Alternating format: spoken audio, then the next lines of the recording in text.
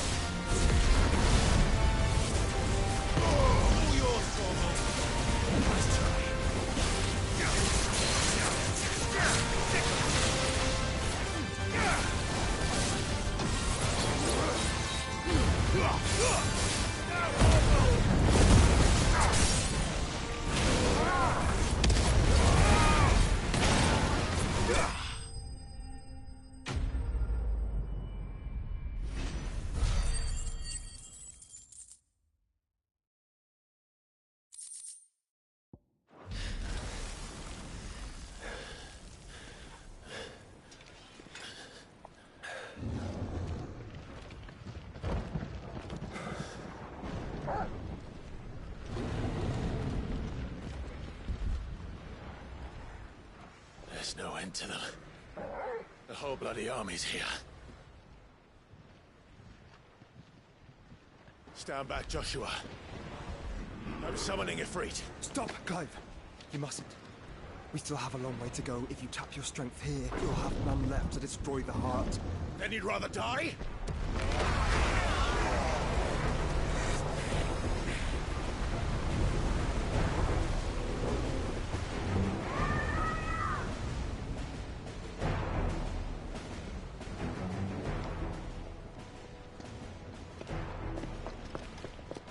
Jill.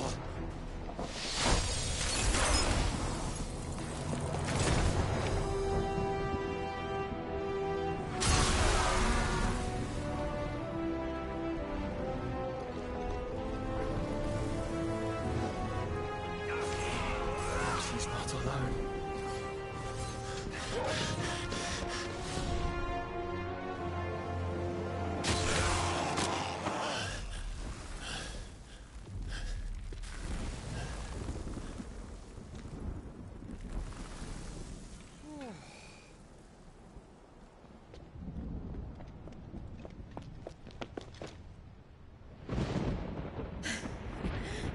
Surprised to see us.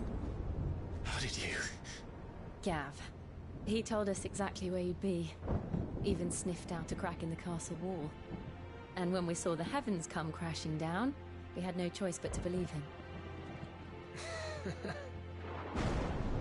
It's been quite a day. To what do we owe this honor? A debt I would see repaid. Prince Dion. It's good to see you well. So, this must be Ifrit. Your uncle bade me give you a message. Listen to your heart, and guide your steel true. Your father would expect no less. That is all. Thank you. For everything, Your Highness. Dion, please. You do realize the only thing we've freed so far is this wall from its foundations, right? Now, if your lord and ladyship's quite finished... Well said, Gav. We have work to do.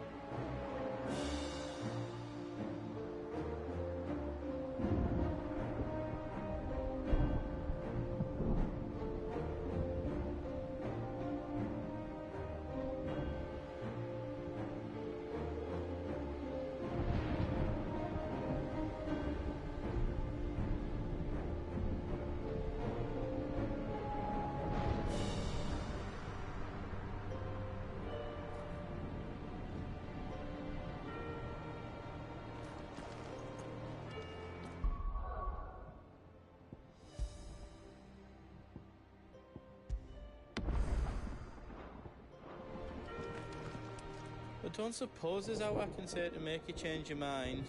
So I'll just tell you to stay safe. Nan won't take kindly to losing her best customer, especially after letting us carry all this stuff all the way to Ash.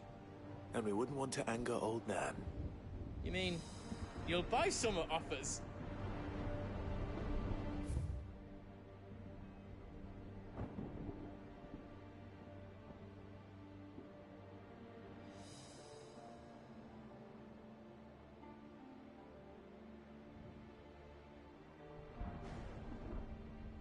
I've got some good stuff for yous.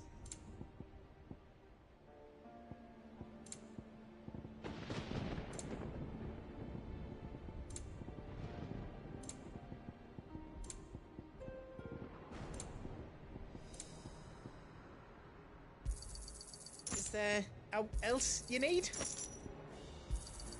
Thank you.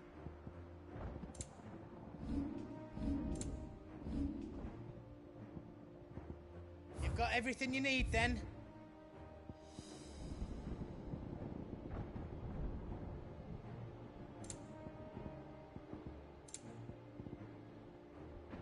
You don't want me to make yours out else?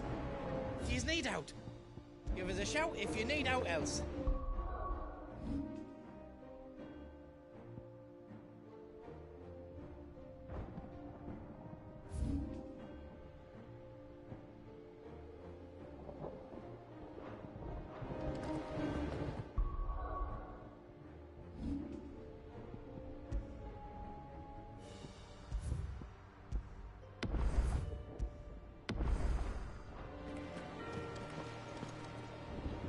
I couldn't have made it this far without you, Torgal.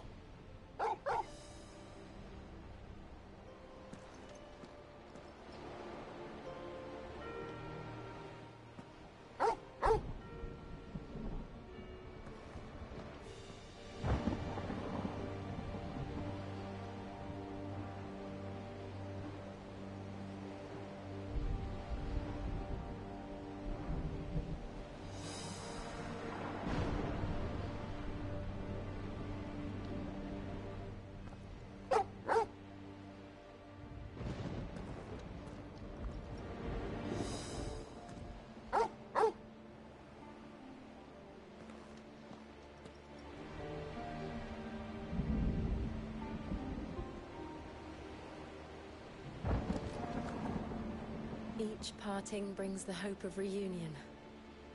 I missed you, Clive. I missed you too.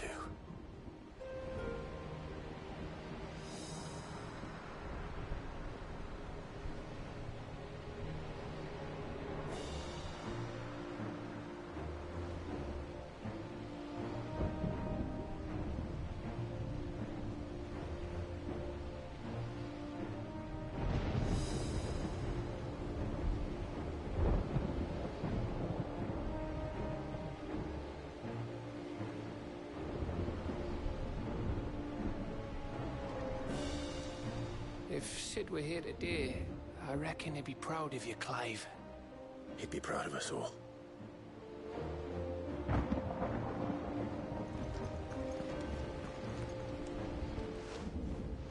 There is still much I would learn of your tale, once this day is done.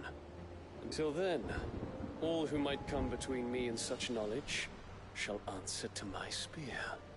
I do not envy them.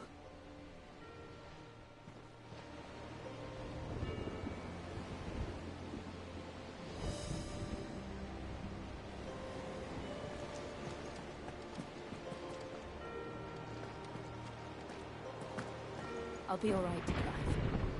You may have Sheila's strength, but I still have her spirit.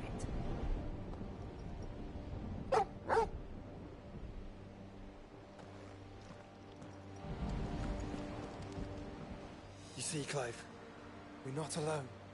If we are to win the day, we must all play our part. And ours. Ours lies beyond those doors.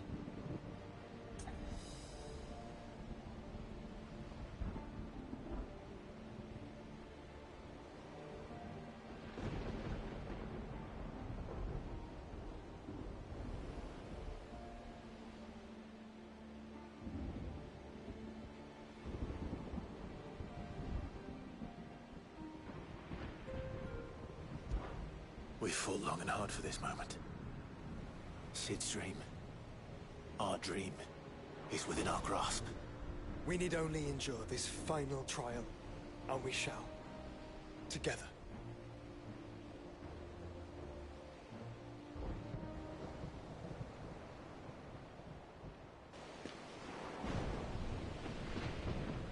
You all know what it is that awaits us beyond this gate. And we shall face it together. Aye.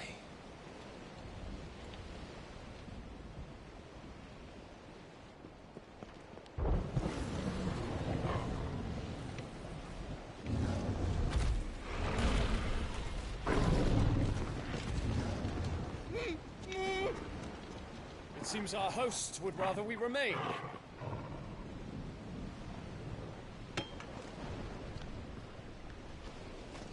I will stay them. We will stay them. Go! Just don't keep us waiting. Thank you.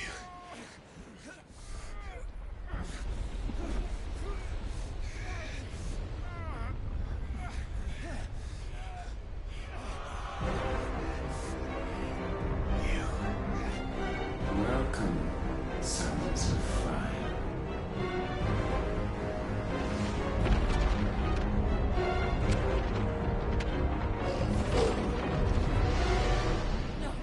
No!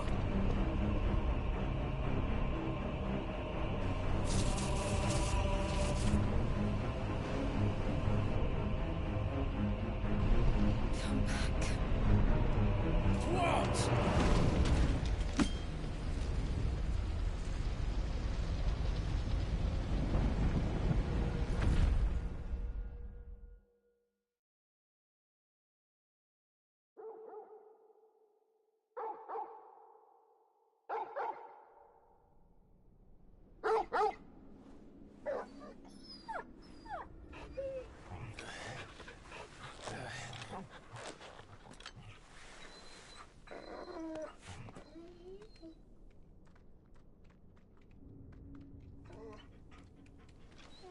Joshua! Joshua! Wake up! Clive, is that you?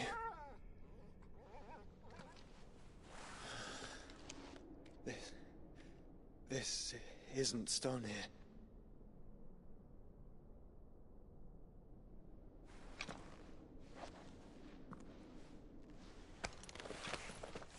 Welcome to our darkness. A rift between worlds wherein your kind might reflect. Show yourself! Grave and many are the sins of man. And we would have you know them, all of them. As fate has seen fit to deliver you home, consider this our welcoming gift.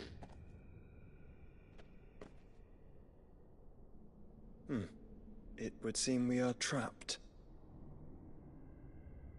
And the only way out is through Ultima. We find him, and we leave.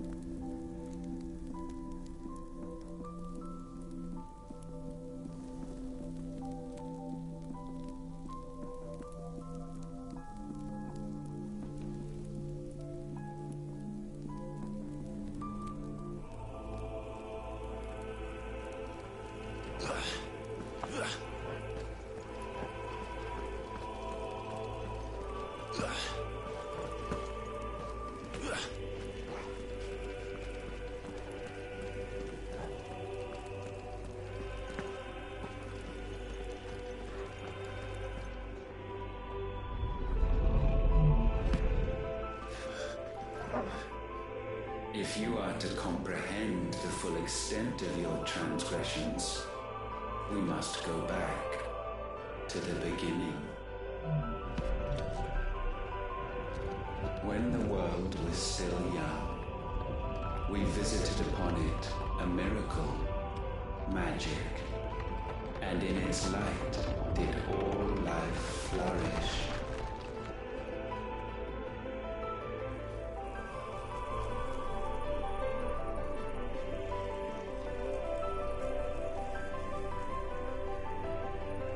Yet the price for this boon would prove heavy. A pall descended upon the land, painting the horizon black as night. Though we labored to forestall its spread, in this one endeavor we stood powerless. And so we fled, that we might endure, that we might discover a means of salvation.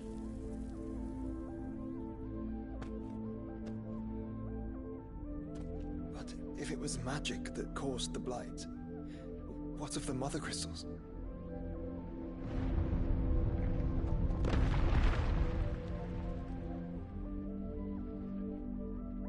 I expect he'll tell us soon enough.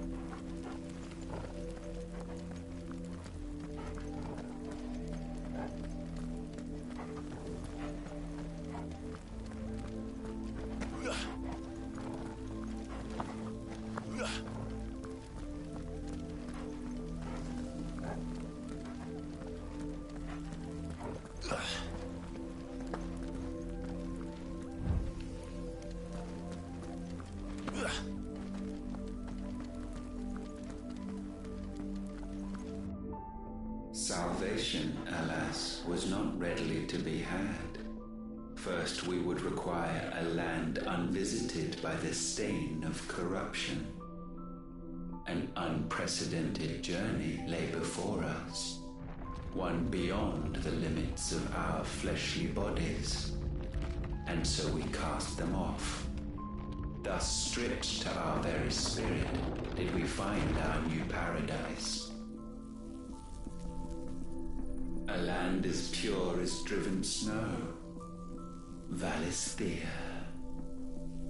There, would the true work begin, for the black crept yet behind us. And soon did we arrive at a solution, the illness having spread to every organ. There was but one escape from this fate, to start afresh. With a new world. The one for which Barnabas labored. A paradise free from the blight where his God awaits. And where, if we only forfeit our wills and abandon everything we hold dear, humanity can join him.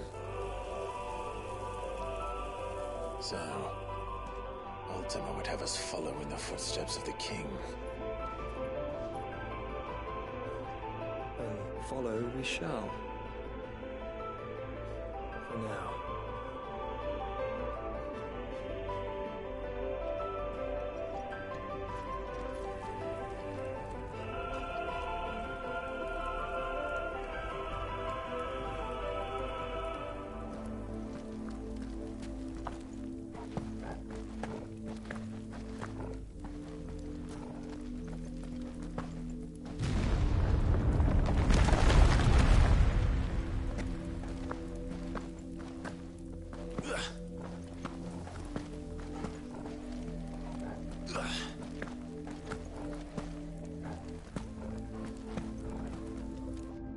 To forge a new world would require not only power, but a constitution strong enough to wield it. Acquiring the first would be simple. Untouched by the blight, Valisthea was replete with ether, and we had only to place jewels in her crown to claim it. Acquiring the second, however, demanded creativity. And so I cast forth the seeds of humanity. You created us. Is that not what gods do? We sowed the seeds for you, Muthos, all that you might one day blossom.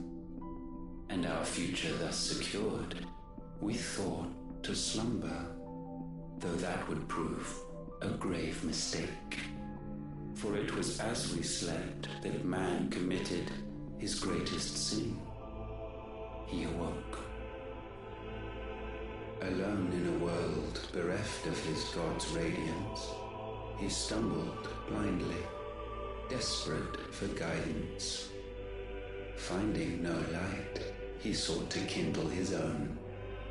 And from that single errant impulse was his will born. Having discovered himself at last, man turned his eyes inward and found he desired evermore that which only magic might afford. So wars were waged and brothers slain for custody over that dwindling resource. And the land, she wept tears of black.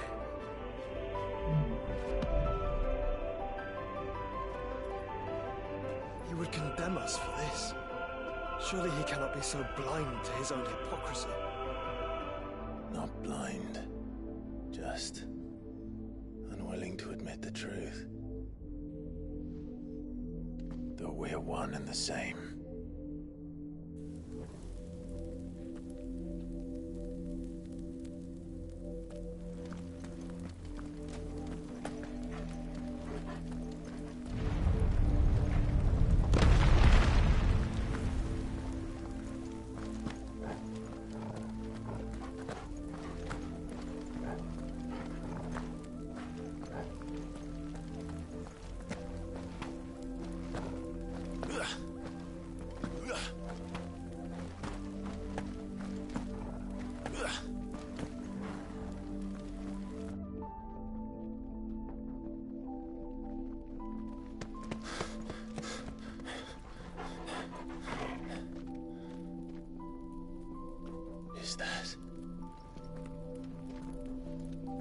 Siegfried, or what's left of him.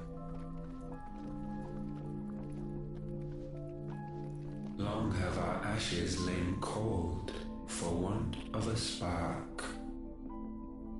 Cast your eyes upon them and see what you must become.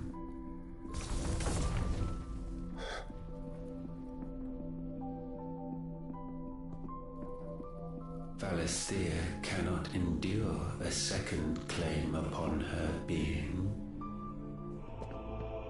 The avarice of man drives her ever closer to destruction, but she may yet be saved by you. It is what you were born to do, why we nursed you and fed you, as your own mother should have. And now that you are fully grown, our Muthos, it is time at last for you to serve your purpose. To right your wrongs. If our sin is wanting to survive, then you are as marked by it as we are. The fault is yours. Our wills were born because you abandoned us. And now, you would have us forfeit them. All for a place in your new paradise. Do you imagine yourselves worthy of one? Mankind has no place in our world. Is this truly so difficult to comprehend? We only ever require you, Muthos, when the time comes to bid this wretched realm farewell. None shall follow, none shall remain. What do you mean, none? This is our world. Once the land's rebirth is complete, humanity will have served its purpose. Why would we continue to suffer that which has caused us so much vexation? Because the land doesn't belong to you. It belongs to us all!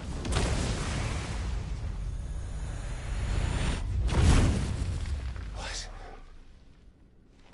That is where you are mistaken. You own nothing but your precious will.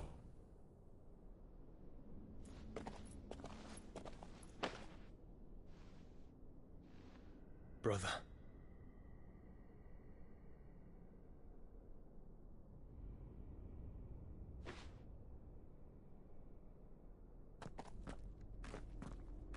I can't do this alone. And you don't have to.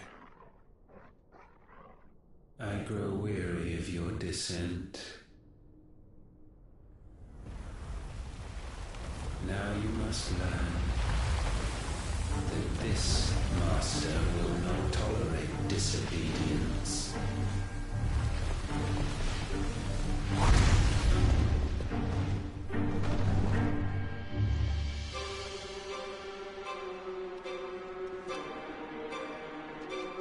My friends, my family. We have all suffered, all fought to survive. This world may be flawed. It may be broken. But it's all we have. And if we can't share it, I see only one other choice. You have to go.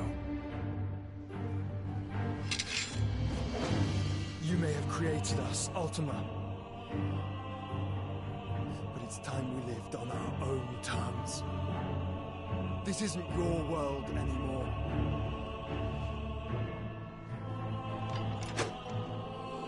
It's ours. Bow down, offenders, hearts disdained.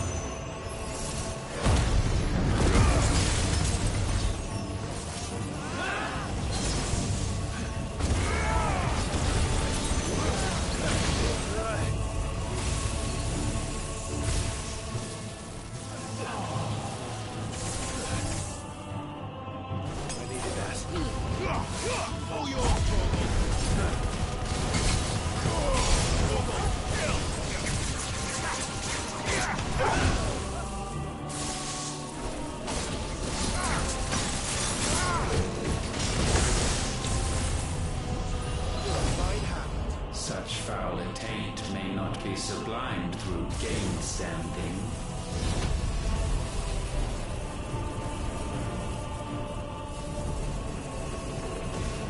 Only with heads hung low is penance paid.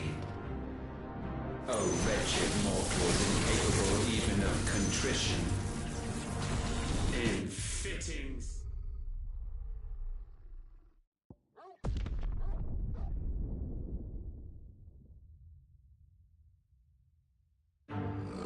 Just the one of you, eh?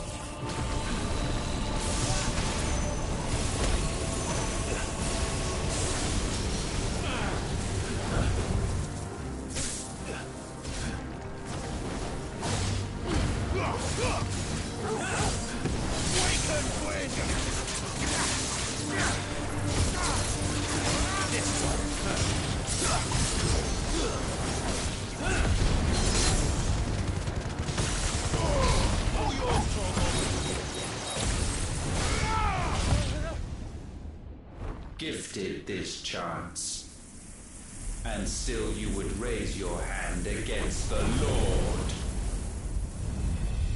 What now? The darkness bends.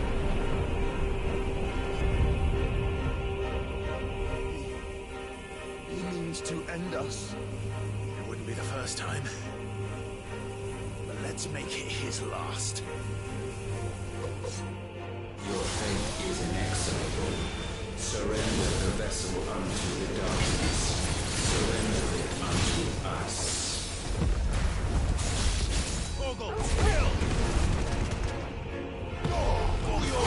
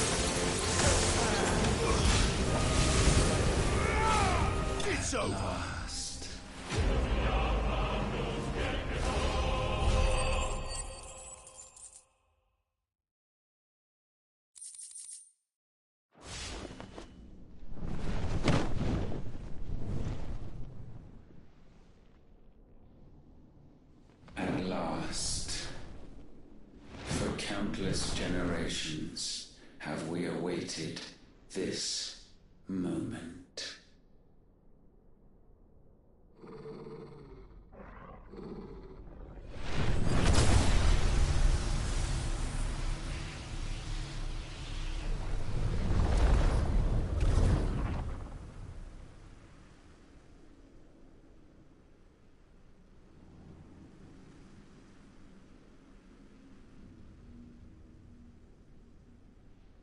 Your struggles have made you strong, yet your soul remains heavy with sin.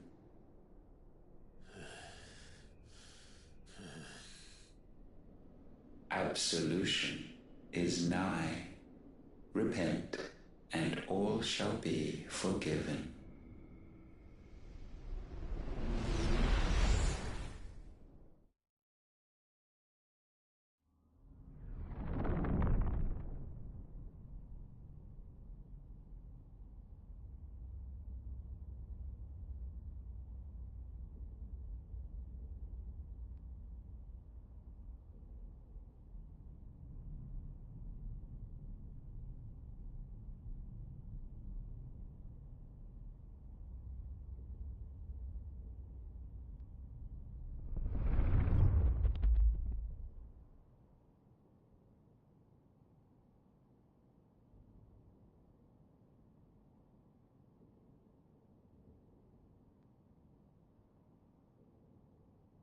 Tell me, Clive, how many lives have you saved since taking my name?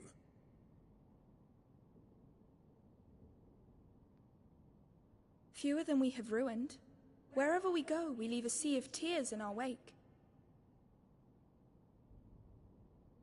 These are the wages of your will, son.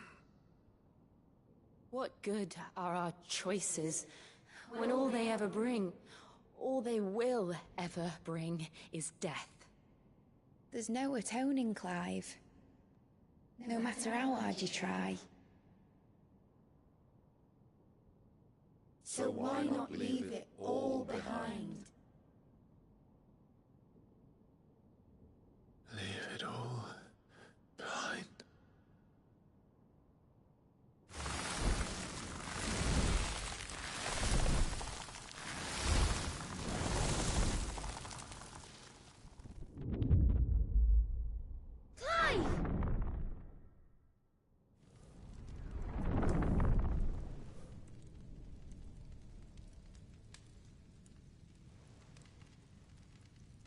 Please, won't somebody save me? Won't anybody love me? I yearn, yet still she is not mine. Have I not given enough? From will is born desire, and it is this which consumes you, rendering you incomplete. Do you not see how the world bends and warps under the weight of your hungering hearts?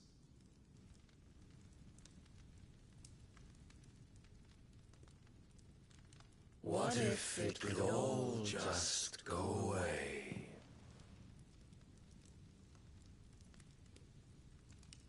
Just go away.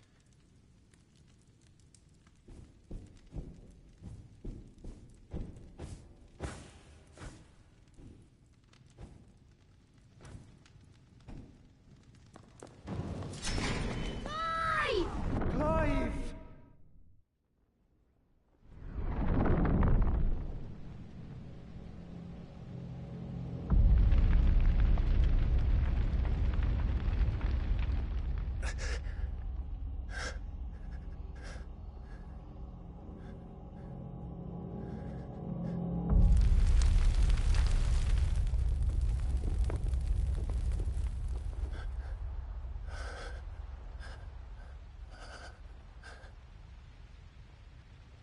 None of this is real.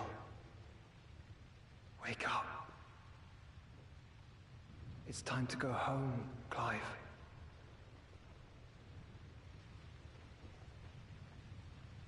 Clive. That's right.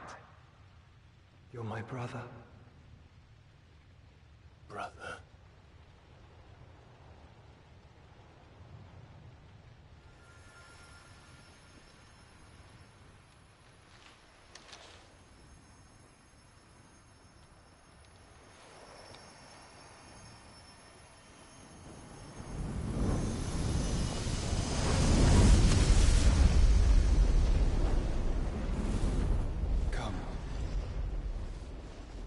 Remember who you are.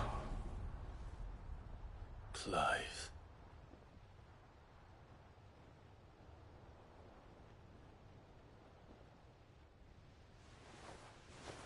Once more, lest you forget.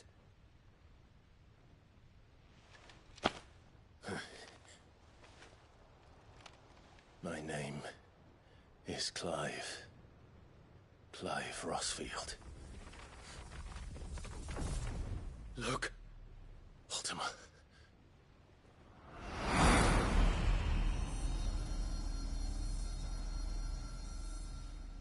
Even here, the light of the vessel's will cannot be quenched. And the Phoenix, his trespass should not have been possible. Not possible unless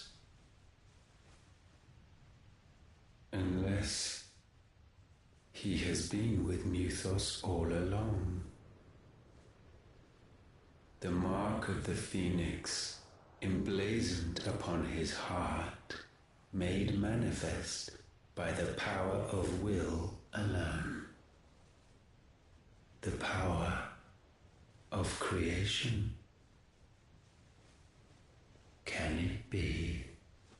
Are their wills truly so potent? Are you still talking?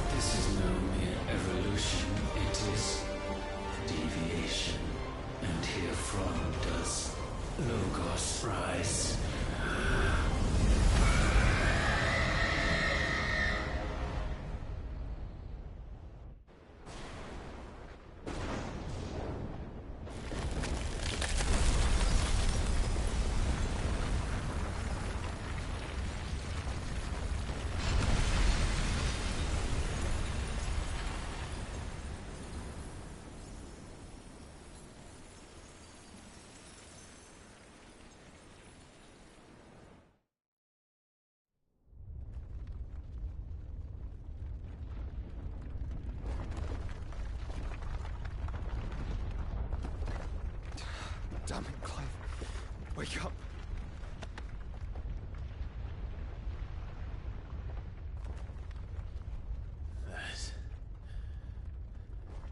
That.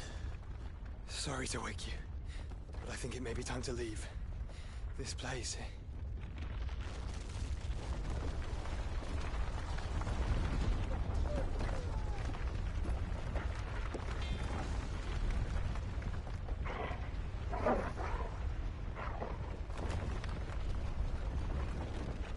Once again does my creation stray from the path laid before it.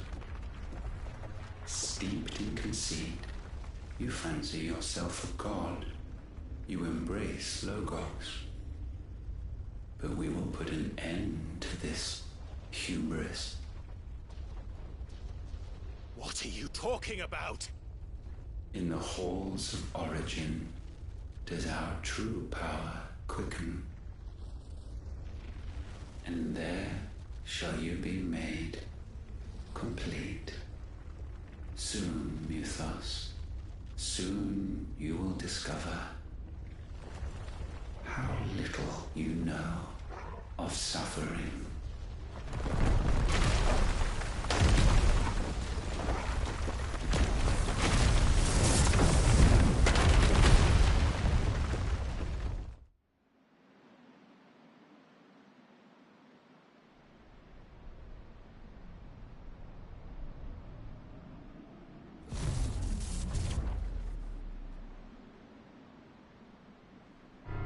And so the crystals are no more. Yet in their silence, a new song rings. Its chorus building, a crescendo as it enters its final movement, stirring those long aslumber to waking.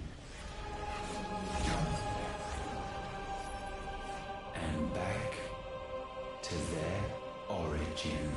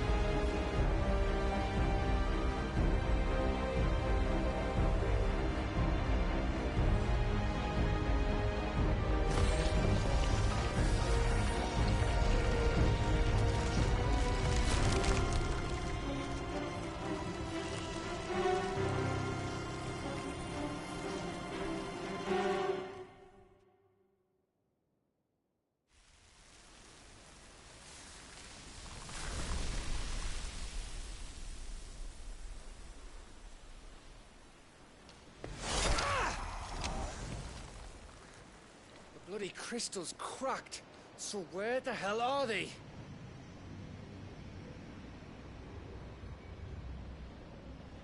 Oh, fuck me.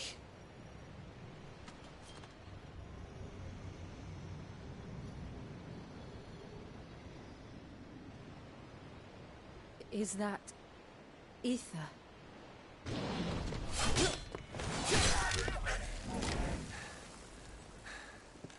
What in good Grieger's name is going on? This is wrong.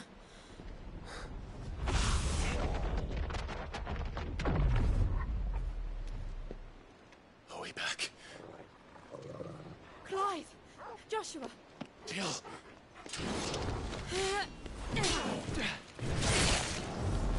Is everyone all right? We're fine. What happened? Too much to explain here. Mate! We're leaving! Now! Everyone, fall back to the ship!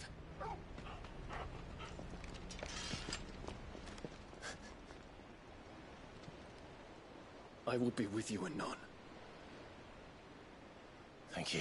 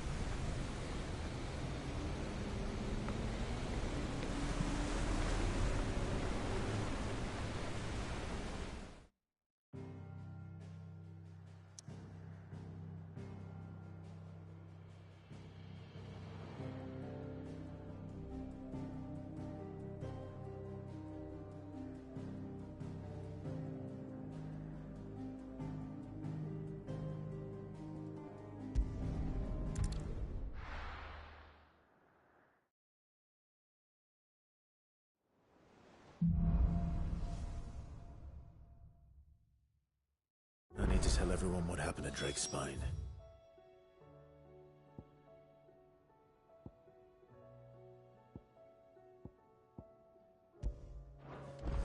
But I'm going to need Otto's help.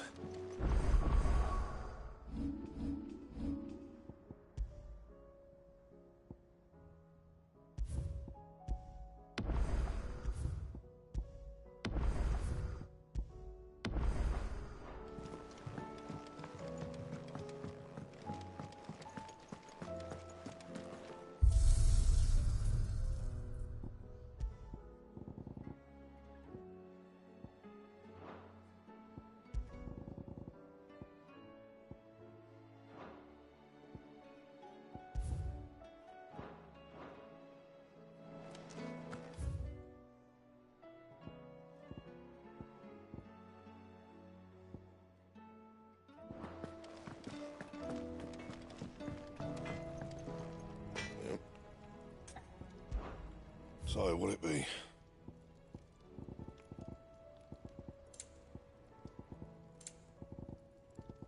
Anything else? First the skies.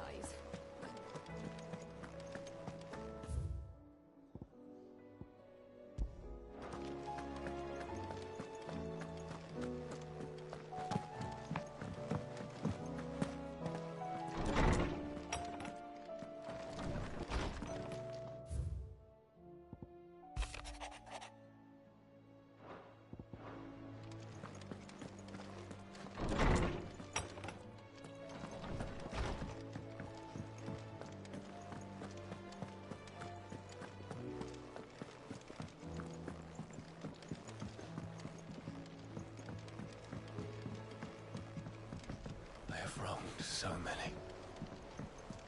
And thousands of lives. I did not deserve.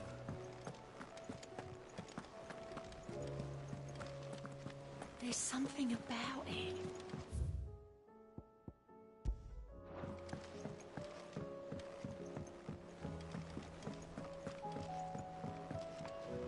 What will it be today? How may I help you today? Here's the latest information I have.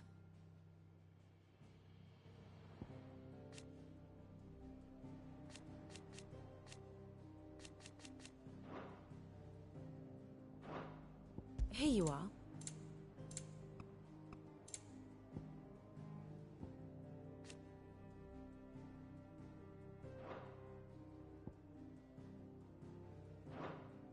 Thus ends today's lesson.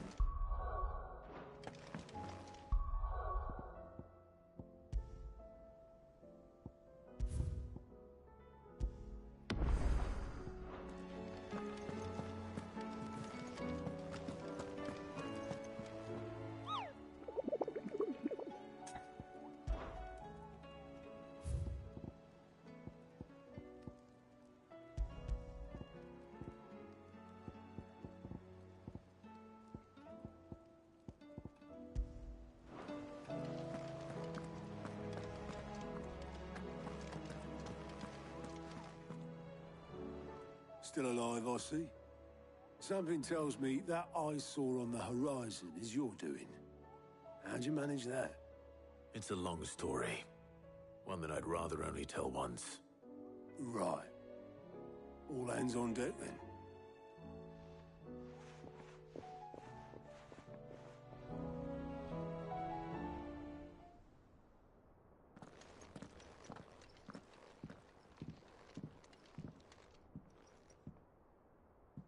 Is this everyone?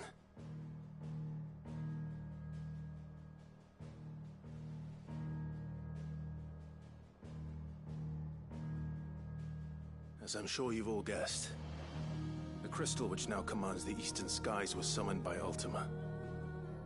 He called it Origin. Though the significance of that name is as yet unclear. What does it matter what it's called? Its emergence tore Twinside asunder and wiped my homeland from the map.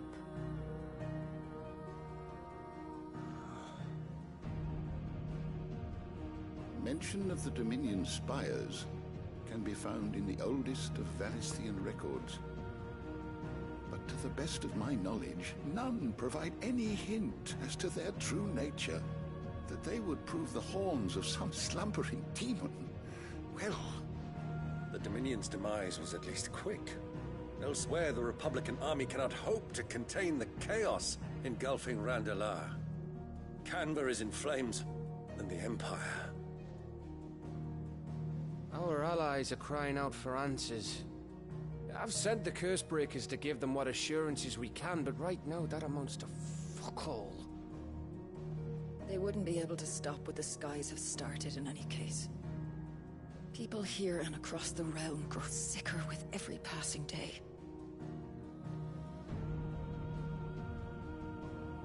Could it be that this new Mother Crystal is like the others? That it draws upon the land's ether?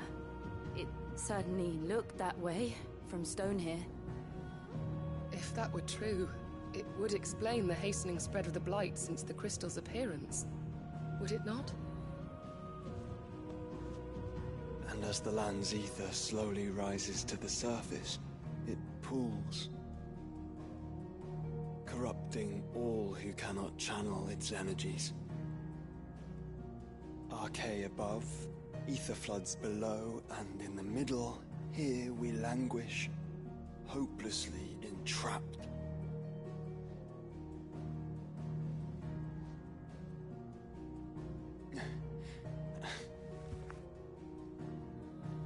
It's all right. When we faced him at Stone here, Ultima told us his true power quickens in the Halls of Origin. Needless to say, we cannot allow that to continue. If we are to stop him, we will have to find a way into the crystal. How are we going to manage that then? It's up in the sky. And fast as she is, the Enterprise can't fly.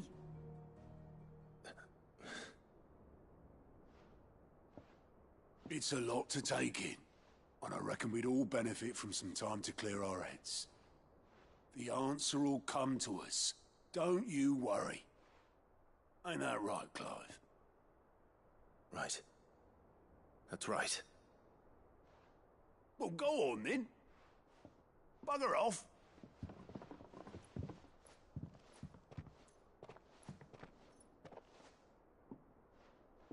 Same goes for you, Clive. You won't solve anything like this. Trust me. Go and get some fresh air, eh? Thank you.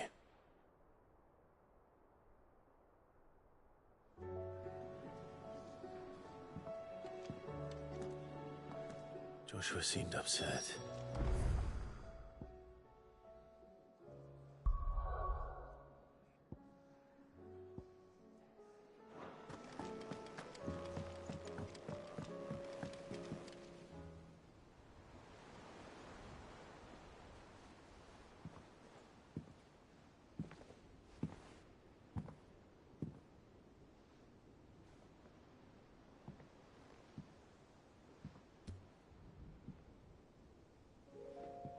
Ultima may have created us, but he doesn't make us who we are. Only we can do that. And if he would have us fight for our survival, so be it. It's what we've been doing all along. Much like Ultima himself, it would seem. His new world being naught but a means to survive. And so, we must contend to decide which of us shall inherit the land. Should Ultima prevail, it will mean death for us all. Of that, we can be certain. But even should he fail, what world awaits us? A withered, godless place, where our newfound freedom will most like prove a chain in itself. Well, that may be. But a chain can always be broken. As long as one has the will to break it. It won't be easy. It may take generations. Centuries of suffering. And that is, if everyone plays their part. But it will happen. And when it does, it will be on our terms. That is the world that awaits us. Indeed. And what better world could one wish for?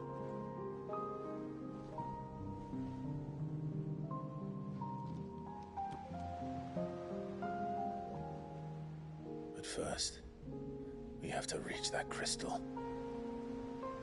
Then it's a good thing I have wings. You can barely stand, let alone fly. And only the Founder knows what horrors await in those skies. You certain about this? Am I certain? I am the Phoenix. I will do what I must. This is our fight. Remember?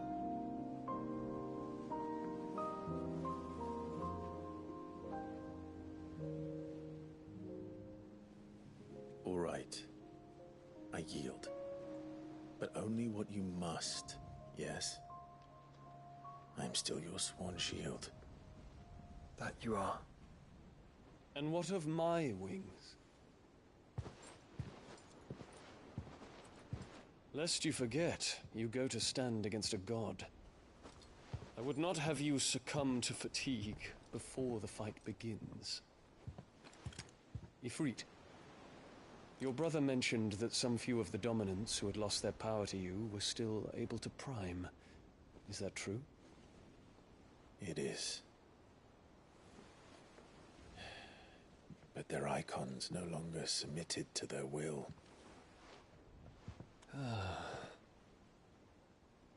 Then mine will have to be stronger. That you both might save your strength for the battle to come. You don't have to do this. If you do, there's a chance you might lose all you have left. And what have I but regret? My life ended in the Dominion. I fear death no more. Besides, I would have words with Ultima. He has much to answer for.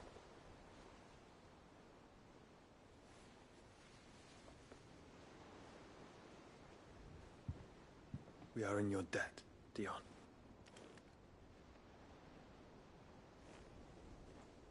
We can speak of debts when this is over.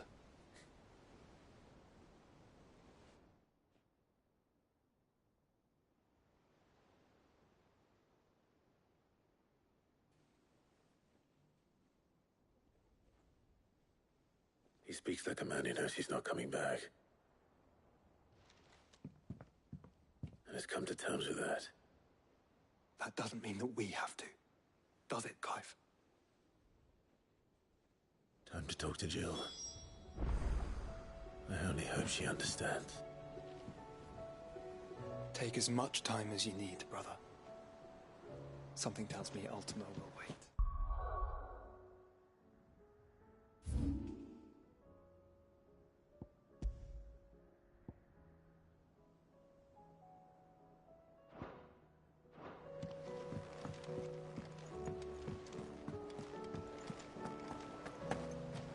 You be careful up there.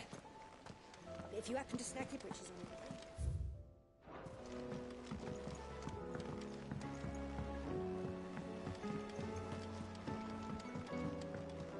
Clive. How may I help you today? Study it well, Clive. Once more? Very well. Thus ends today's lesson. Back again? Then how could it— But are we any— I do so enjoy our little—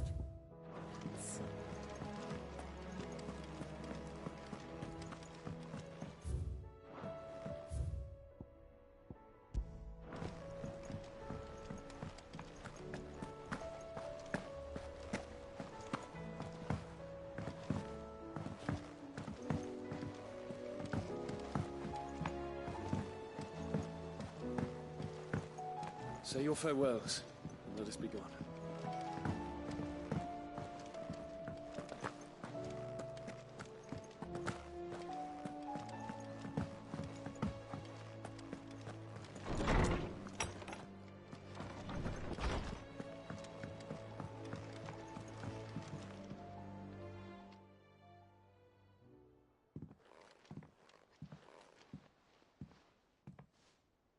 Come to wish on a star.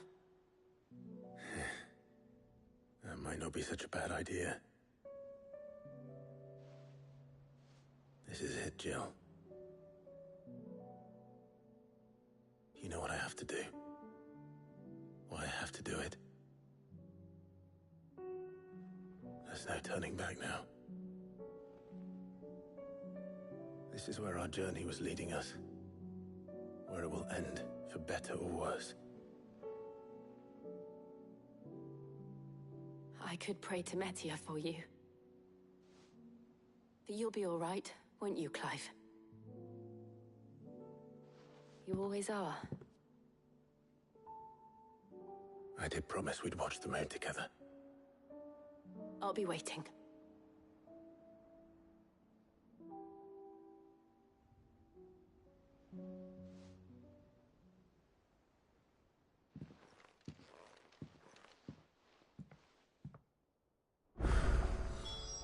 It's almost time.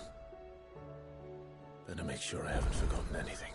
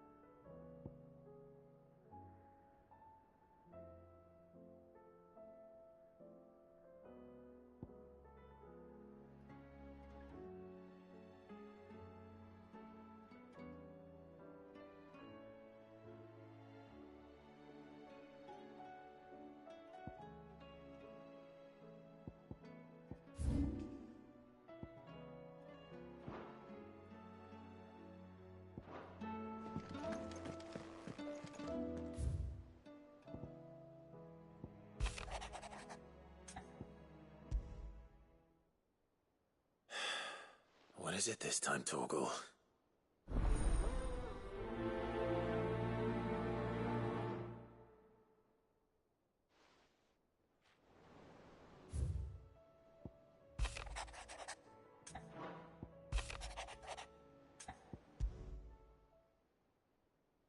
Something tells me this is no mere adventure story.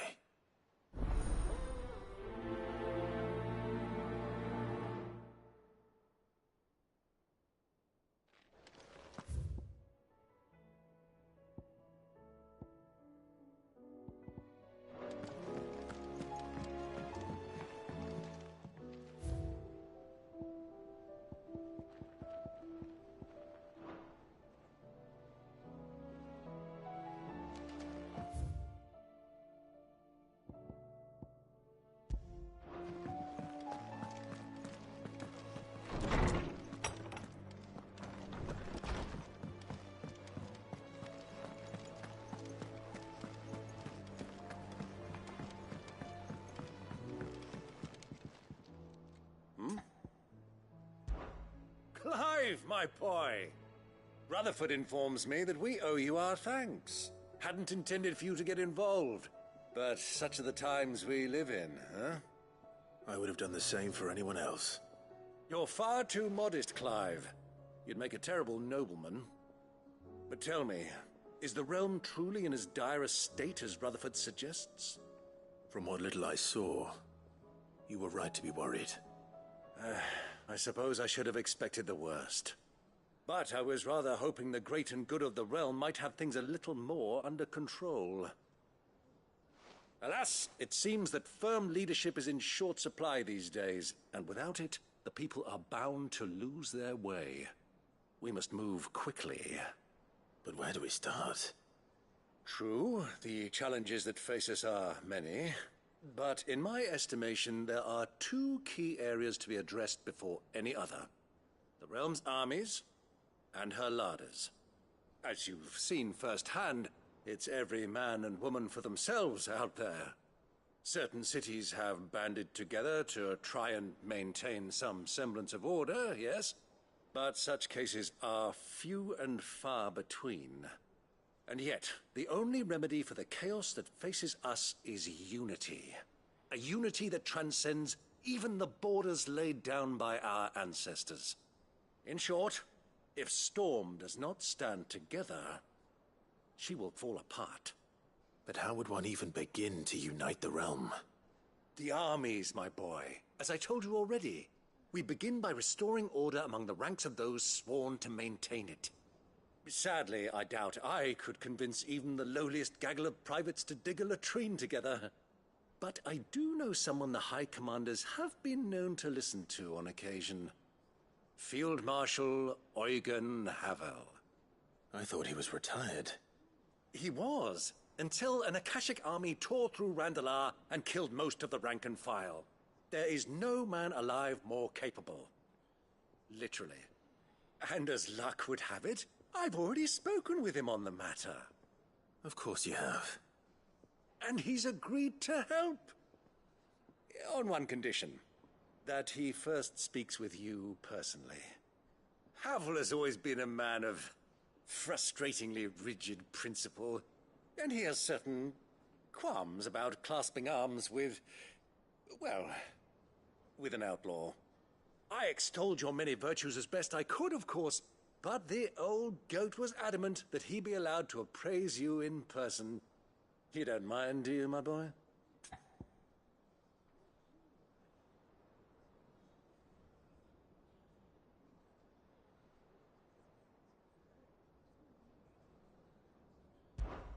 Of course not. As long as chaos reigns, we will never build a better world. I'll do whatever it takes. And if the Field Marshal wishes to speak with me in person, then so be it. That's the spirit. I'll leave for Randalar at once. Would you send a Stolas? Of course. Rutherford is already in the Dalmekian capital. I'll have him tell Havel to expect you forthwith. Excellent. Thank you, Uncle. No. Thank you, Clive.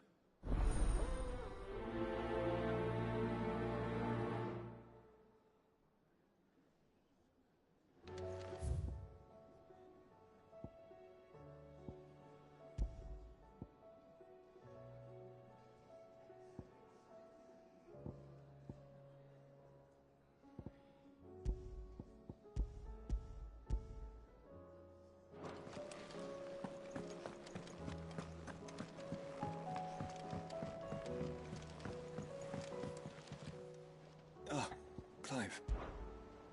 Joshua, what's wrong? And don't say nothing. It's... not nothing. I've received word from Cyril. The Undying have found Father's will. Or something akin to it. His will? How? Where? In the crypt, beneath Rosalith Castle. After Kupka was kind enough to drive out the Imperials, the Undying took the opportunity to recover what relics of the Duchy yet remained. And in the process of doing so, they found a letter from Father. I'm surprised anything survived down there. Cyril asked that I join him in Tabor at my convenience. I have been meaning to go, but... would you join me?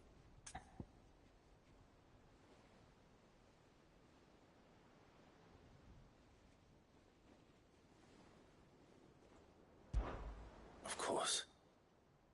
I want to know what's in that letter as much as you do. Very well. I'm ready to leave when you are.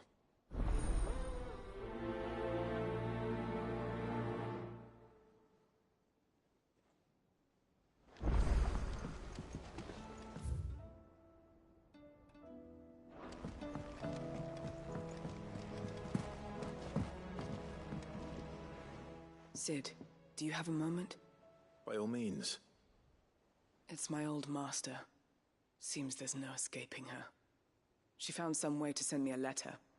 And something else. Records from a Waluda prison. Seems they were keeping a lot of bearers there. How did she come by such a thing? Finding bearers always was her strong point. And it seems the cells of Balmung Dark are full of them. Foreign captives, the masterless. Bearers no one would miss. And even better for her, bearers with no one to look after them. When ether started lapping at the walls, the jailers fled. Leaving the bearers to be liberated by whoever happened to come along next. Sid, I'd like to believe that I've earned your trust by now. And while I'm well aware that you've forbidden Cursebreakers from traveling to Waloed, I can't let those bearers die in their cells. I'd rather risk shipwreck on the Shadow Coast than leave them to starve. We'll be needing the Enterprise if we're going to navigate the Narrow. Does that mean... I'm making an exception, but we travel together. And we stay no longer than we have to. Ash is an inhospitable place at the best of times. We save as many as we can, and we leave. Thank you, Sid. There was a name in the prison register. A name from my past. Chadwick. Another of my former master's protégés. A gifted soldier, and the closest thing I had to family. The thought of him held captive in that place. He must be very important to you. He was. Is. Then we find him. The entrance to the prison lies in the shadow of Ravenwit walls, just beyond the portcullis. We should head there as quickly as we can. I only pray there are still bearers alive to save. As do I, Doris.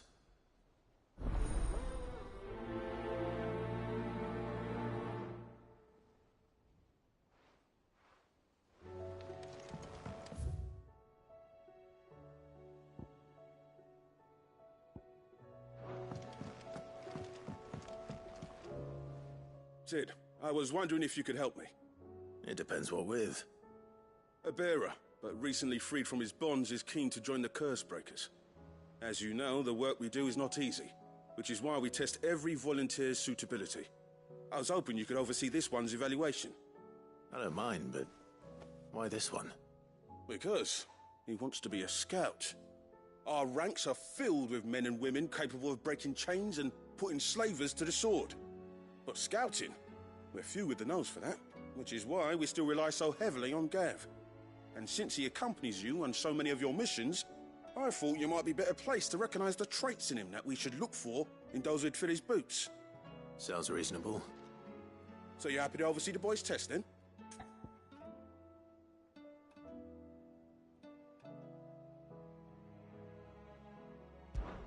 One can never have too many scouts. Truer words, Sid. I'll let the initiate know that you'll be attending his trial, and that he is to proceed directly to Northreach in readiness. No time like the present, eh?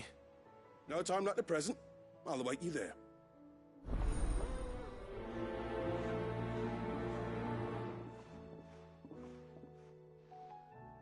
Northreach. I don't suppose they could have chosen somewhere closer. Twinside's hundreds of leagues away.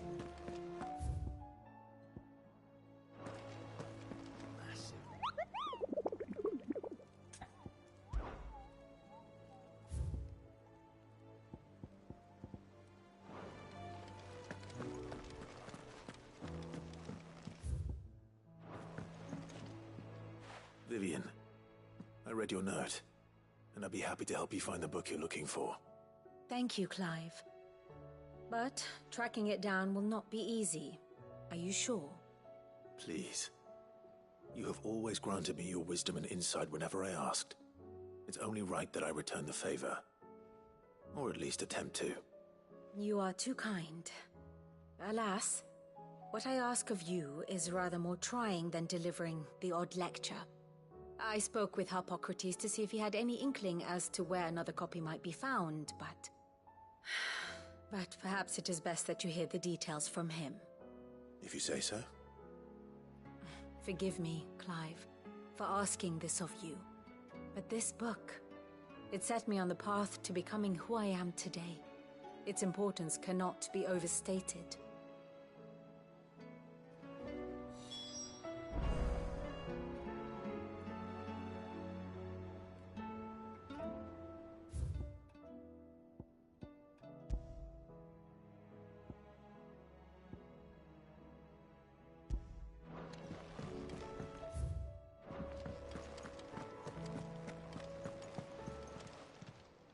Clive!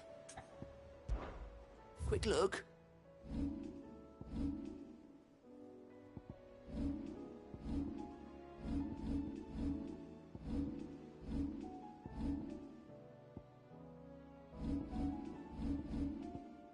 Think you can help?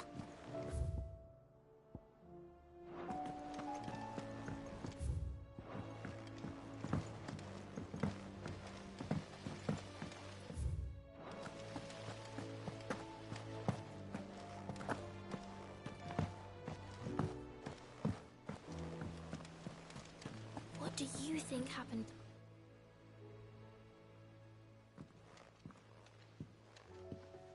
Sid! You have to help us! With what? You didn't take apart another of Mid's contraptions, did you? No? Well, yes. But that's not what we want to talk to you about. It's Miss Midadol. She's been acting strange. Very strange. She's barely ever around. And when she is, she acts like we aren't even there. Her head's in a crowd. In the clouds. That's what I said. In the clouds. Well, she does have a lot on her mind. When did you last see her? Not long ago. Ah, right after she got back from saving you from Stoneir. Then it's probably just about the Enterprise. It did take quite a battering on the way there and back. You didn't break it, did you, Sid? You really should be more careful around Miss Mididol's inventions. Oh, don't listen to her. Even if you did break the Enterprise, you could put it back together, couldn't you? But who's gonna put Miss Mididol back together? She seems really sad. Why don't I go and see if I can cheer her up? You do that? For us? She's in her dungeon. Don't scare him. It's not a real dungeon. Thanks for the warning.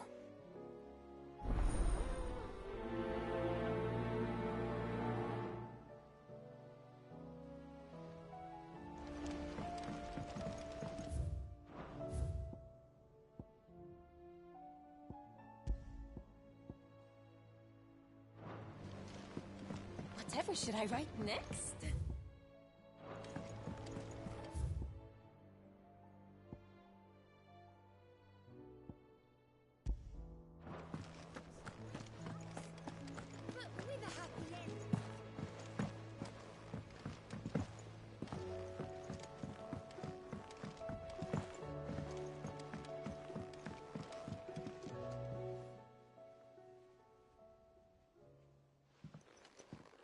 Pining for something, boy.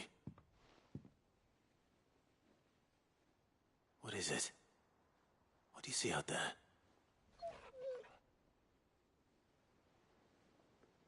I never did ask where you got that anklet of yours. From Sid, that's why. On the day he brought him home. That long ago? And you're only thinking to ask this now? Sid saw that the pup had a habit of gnawing on his leg, since you ask. Clap that there iron on him to keep him from doing it. What was wrong, boy? I'll take like as not. Must have been hard on the poor whelp losing his loving masters at such a young age. Doubly hard in being a frost wolf, torn away from his icons and all. Sid would always tell him, you want that iron gone? You find what it is you're looking for. I reckon what he were looking for was you. I'm sorry, Torgal. Sorry for making you wait so long. Let's get that thing off you.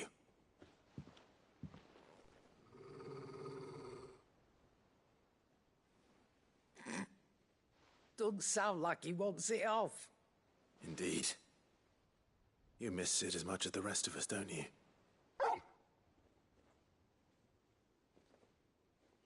You want me to go with you somewhere?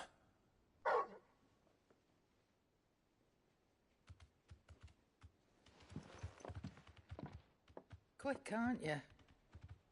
Glad you've been paying attention. Not nearly as much as you have, Lady Karen. Aye, good thing and all. It's not like Gav would have kept him in nuts and rubbed his belly these past 10 summers. Your kindness is appreciated. You've been a good friend to him. Only because he doesn't talk back like the rest of you. Go on now.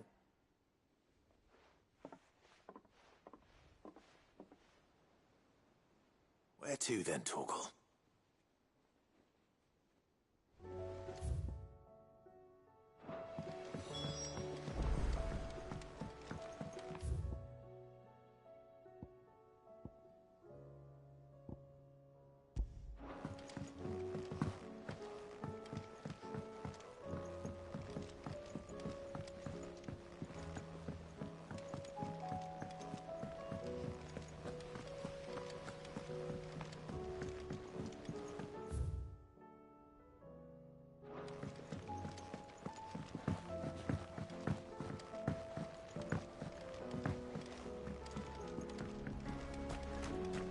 I will not let them be forgotten.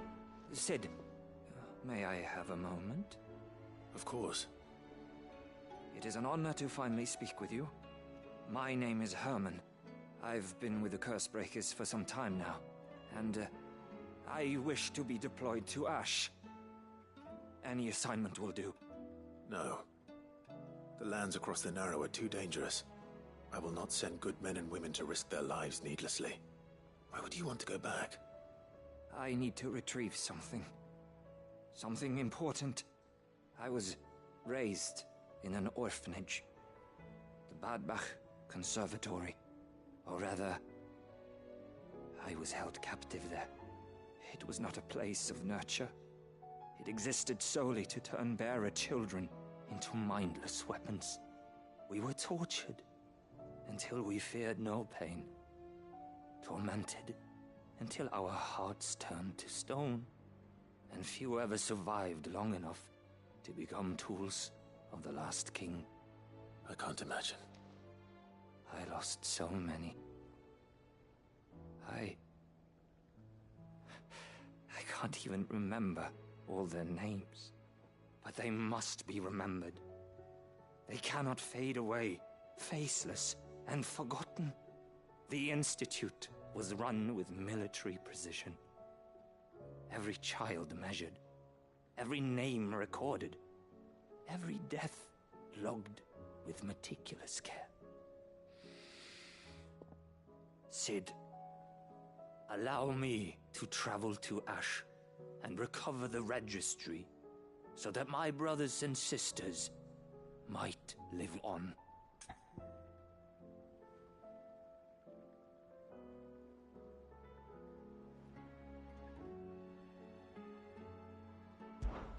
You were a good friend, Herman. But the fact remains that Ash is simply too dangerous. Cid, please. Even should it cost me my life.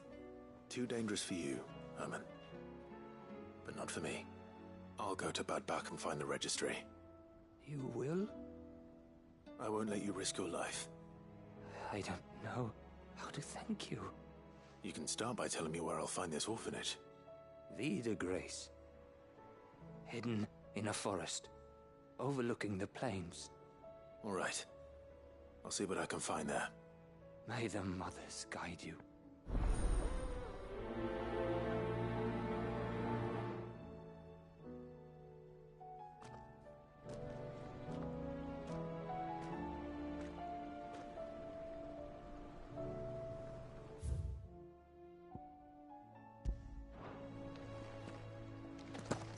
Plains of Vie de Grace have haunted my dream.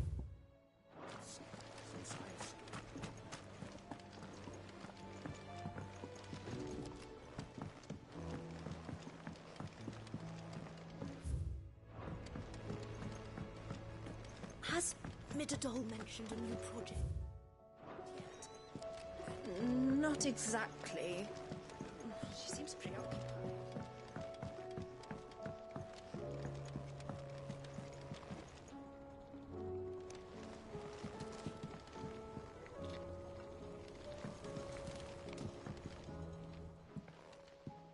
Mid, if you have a... That's it! I knew it! The answer was right here under my arse all along! If this doesn't steer to the skies, nothing will! To the skies? You aren't trying to give the Enterprise wings, are you? What else would I be doing? The children seem to think you're avoiding them. They're worried about you. Is this really so important that you need to shut yourself away from everyone? The Enterprise is already the fastest ship in the realm, and that's with the sea beneath her. But what if she weren't bound to the waves? What if she weren't bound to anything at all? It's not fair. The gods get the skies all to themselves, so I'm gonna do something about it. The Fallen had their chance, but they relied too much on magic. And see where that got them? But not me. I've discovered how to do it without. Well, almost. First, I need to make a prototype. And is that a one-woman job? Are you volunteering? I'll have you know the Enterprise is my baby. But if a godfather's offering to lend a hand, I'd be happy to take it. First, I'll need oil, and not just some old drippings from Miss Molly's spits in the Tub and Crown. Refined stuff, like they make in Ordil. Then I'll need some bone, or shell. Light, strong, preferably no longer attached to the beast it belongs to. If it's beast bones you're after, I'm sure the Cursebreakers will know where you might find some. No, they'll know where you might find some. You're the one who offered to help, remember? I should speak with one of the Cursebreakers before I set off for Old Hill. See if I can't find this bone while I'm there as well.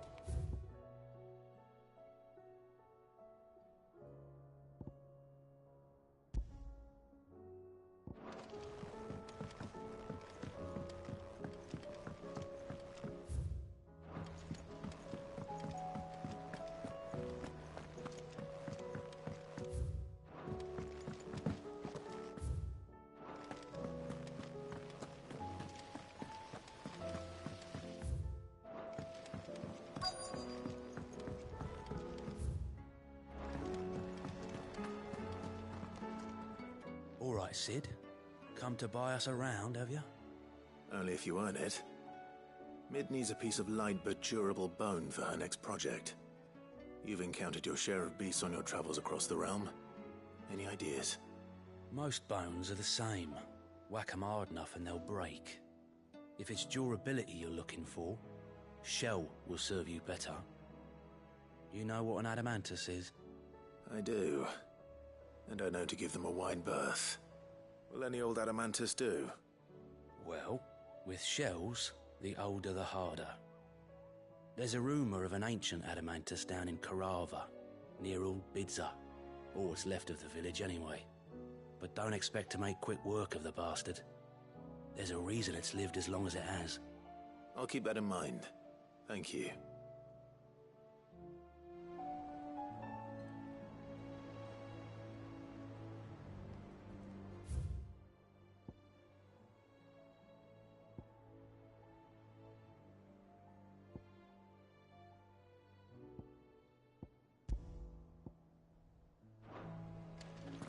Twinside's hundreds of leagues.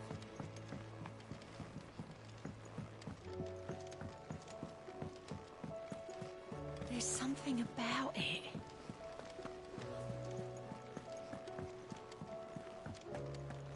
Do you think they'll come back? Of course they will. It's just a...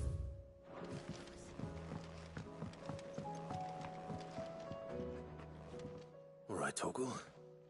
Where are you taking me?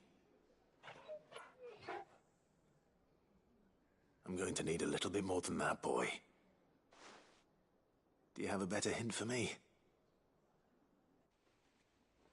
Unless... you've already given me one. Back on the rear deck, you were looking west, toward Rosaria.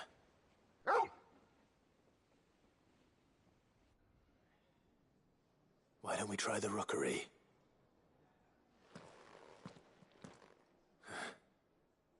I haven't been to the island in almost 20 years.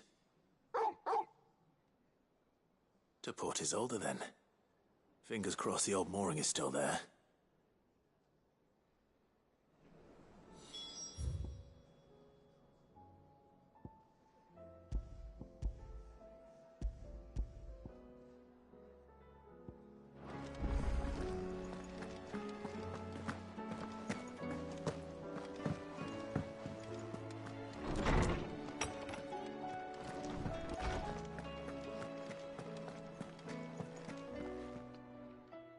Clive, my boy. What a pleasure it is to see you. Hippocrates. There's something I need to ask you. I've been charged with locating a book called From a Distance. Then you seek a rare gem indeed. One whose name I had not thought to hear from your lips. You've been talking to Vivian. Right as always. But she didn't seem keen to tell me very much. I take it she didn't like what you had to say. And yet I gather it did naught to dissuade her.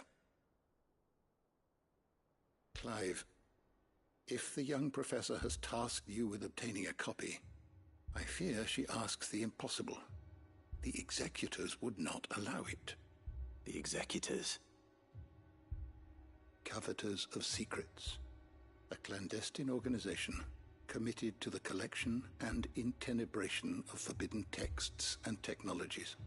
One such text being the tome Vivian seeks, chronicling as it does the true history of the enslavement of bearers. A tale which could overturn the established order were it ever to become widely known. Or, so rumor has it. I've never actually read the thing, or even set eyes on it for that matter. How is it that I haven't heard of this organization? Why, secrecy is the Executor's watchword.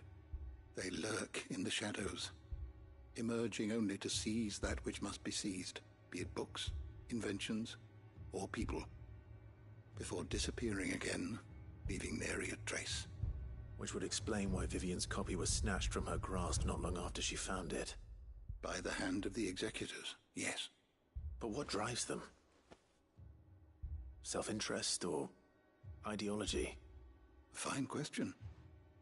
Sadly, all that is known of the Executors can be recounted in a single breath.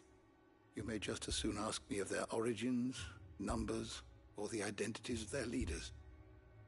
Any answer I give would be pure speculation.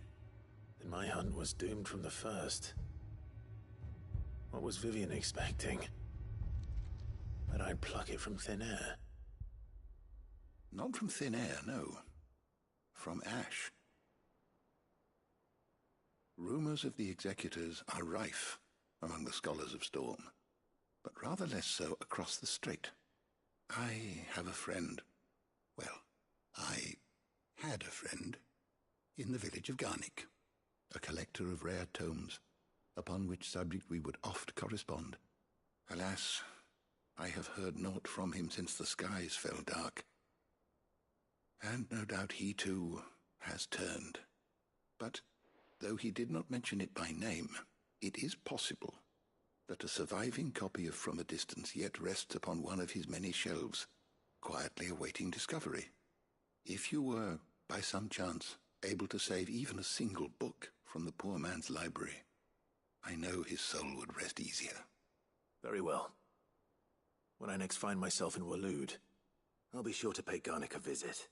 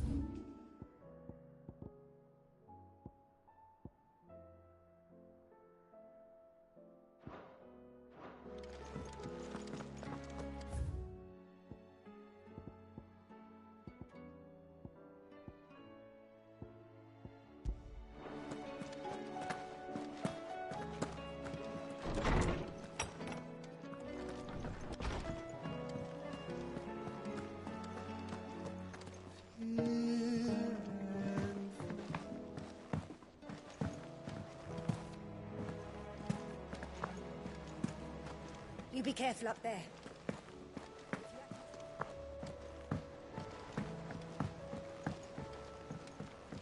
Twinside's hundreds of leagues away. That'd mean the crystal... Fancy a look at the list, do you? Quick look.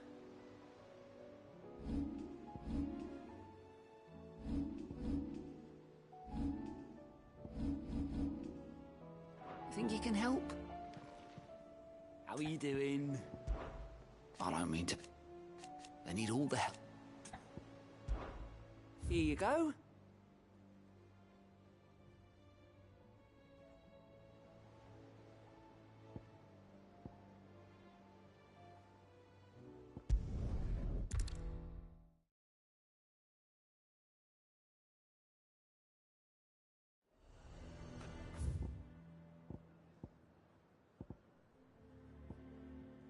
Nazaire might at least have mentioned where in Northreach. Be testing this recruit.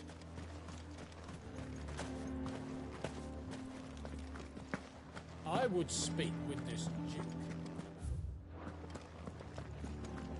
Saw the captain just now.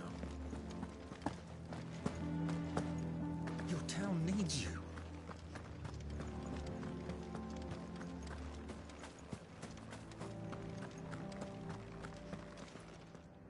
Do you have a moment, Clive? What is it? It's the Duke, unsurprisingly. His Eminence has assumed full control of the garrison and put every able-bodied man to work on the fortifications.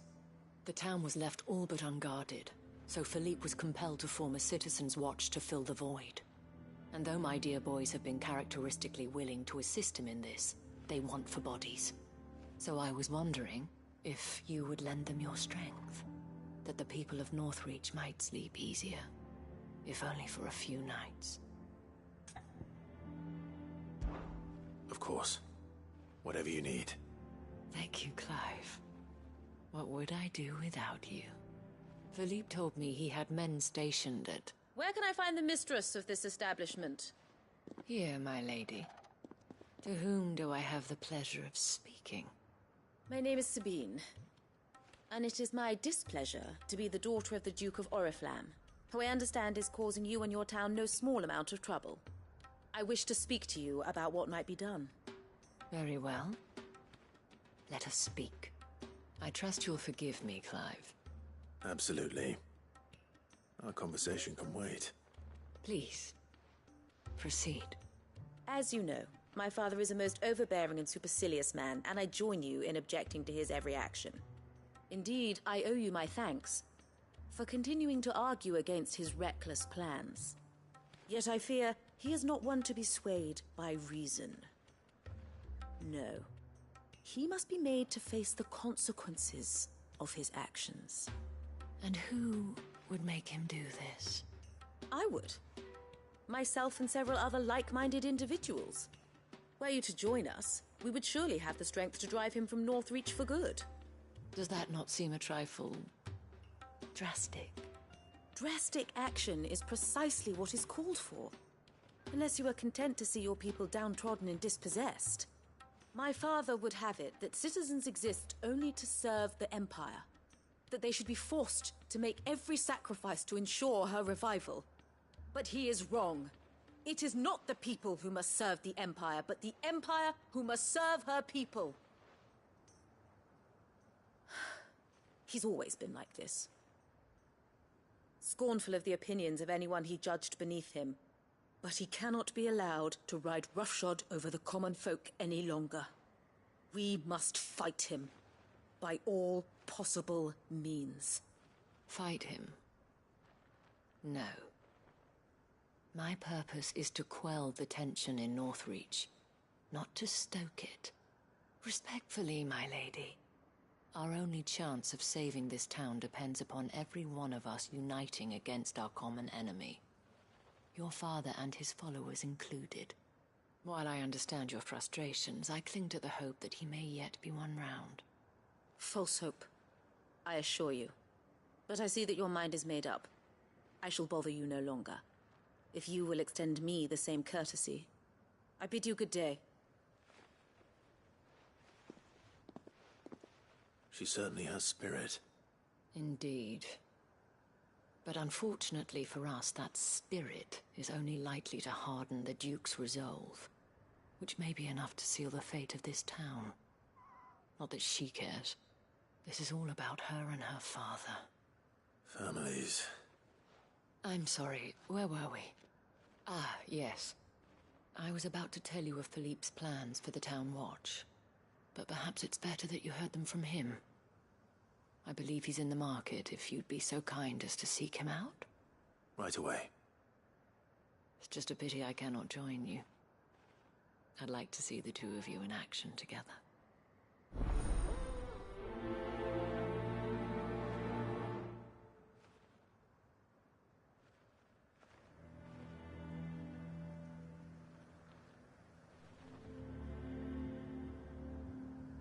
The task of organizing the town watch.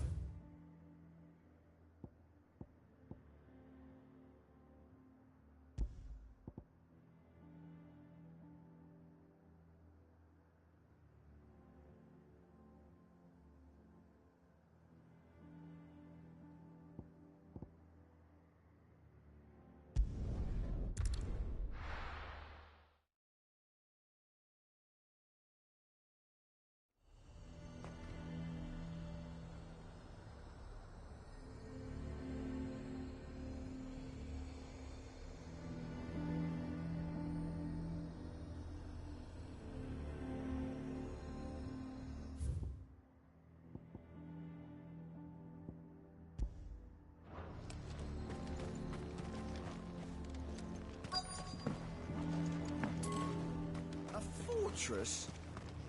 And who'll pay for that?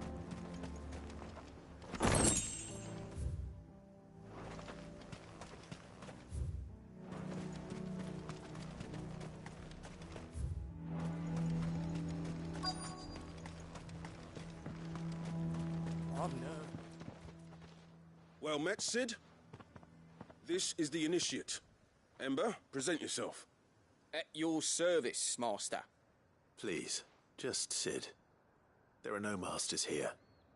Your life is your own. Oh, of course.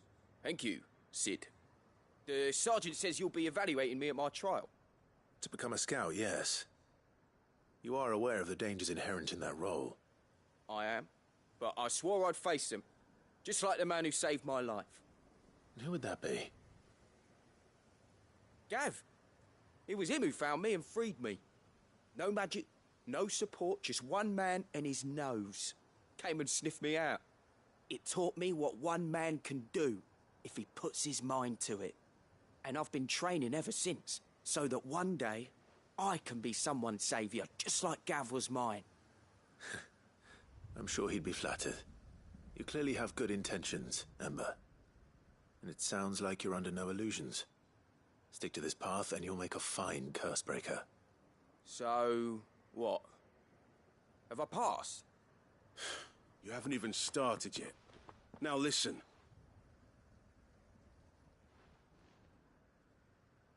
Not far from here is an Imperial lookout, Eastwatch. The guards there record all their sightings in a logbook. You are to find it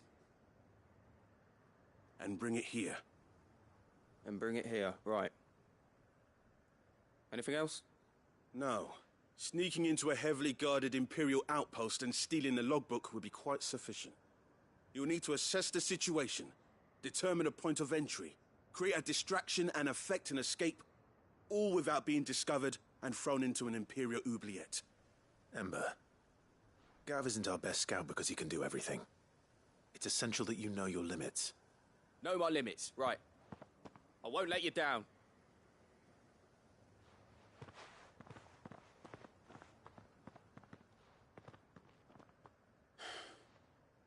It shouldn't be as dangerous as I made out.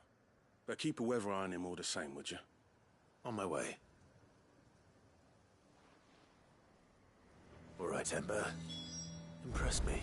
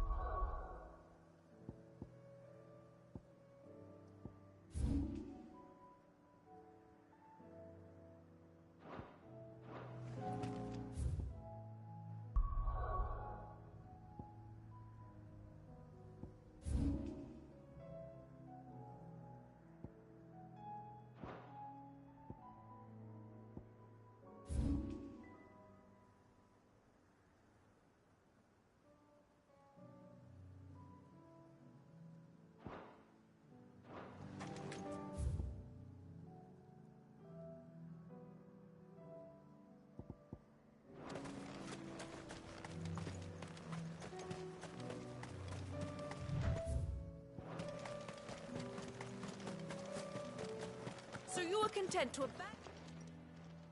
Please, I beseech you. If you are a true son of Northreach, you must fight to defend your home. That's exactly what I am doing, milady. Or trying to, at least. The land is crawling with fiends, and someone has to keep watch. Even when our true enemy is hiding in the garrison? Fine. You're not the only able-bodied man in Northreach. Thank you so much for your help.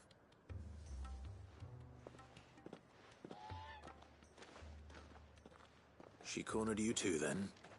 Could hardly get a word in edgeways. Like father, like daughter, eh? She made an uninvited appearance at the Vale earlier, hoping to convince the Dame to join her in fomenting rebellion. I bet that went well. Her ladyship seems to have a way with people. Anyway, what brings you here? Our mutual friend thought you might welcome some help. Oh, she did she? Right as always. In fact, you're just the man. We've had some reports, you see. Sightings of, you know what. They're back. Seems that way. All over, too. We haven't been able to confirm anything yet, but if you're willing, you could go and see what's what. Right. Where should I look? You know Grieger's Weep? One of the sightings places them somewhere on its shores. I'm on my way. Thank you, Clive. I'll look into one of the other sightings. Let's rendezvous back here later.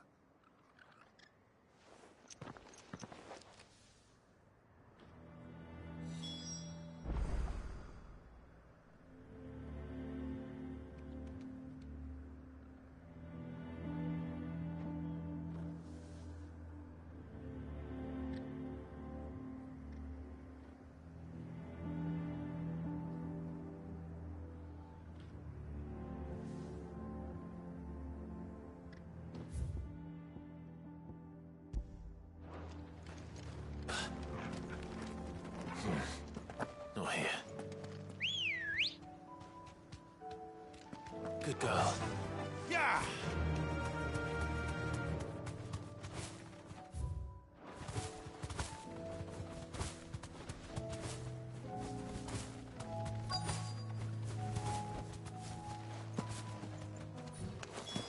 Damn it.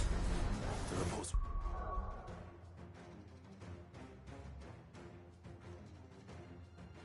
True. I need to stop them before they get to the town.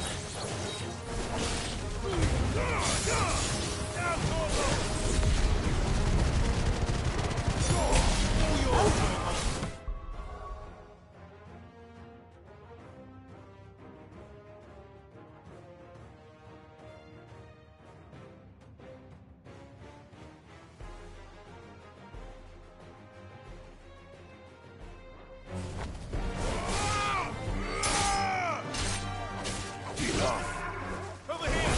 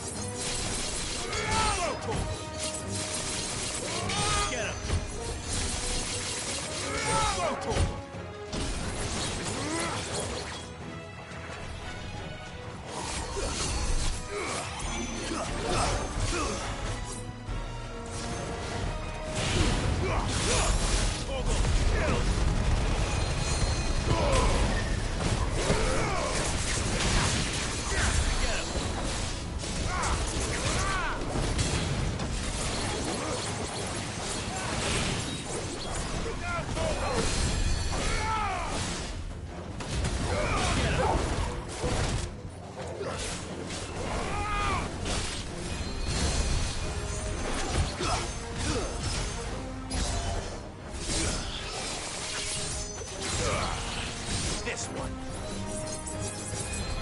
Attack! Get him! Go for it! Kill!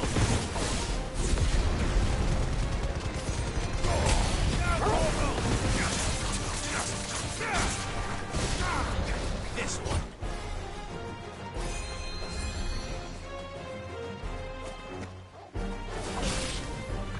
Over here! All yours, Torgal!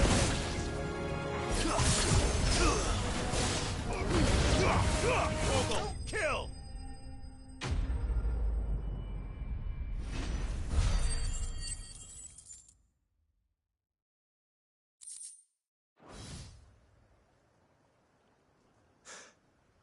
Call that a test, Ultima?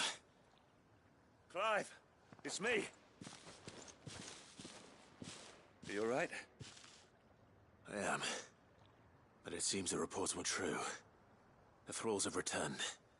I dispatched the few that I found, though. Well, that's something, I suppose. But what were they doing south of town?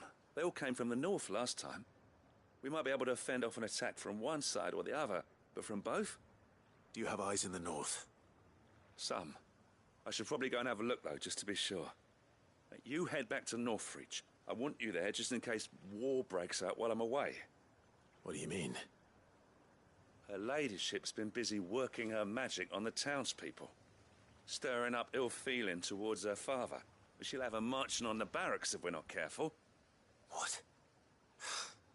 This is exactly what the Dane was afraid of. I'll do what I can to calm things down. Be careful out there, all right? Don't worry, I'm not like you. One sniff of those things and I'm running back to town screaming blue murder.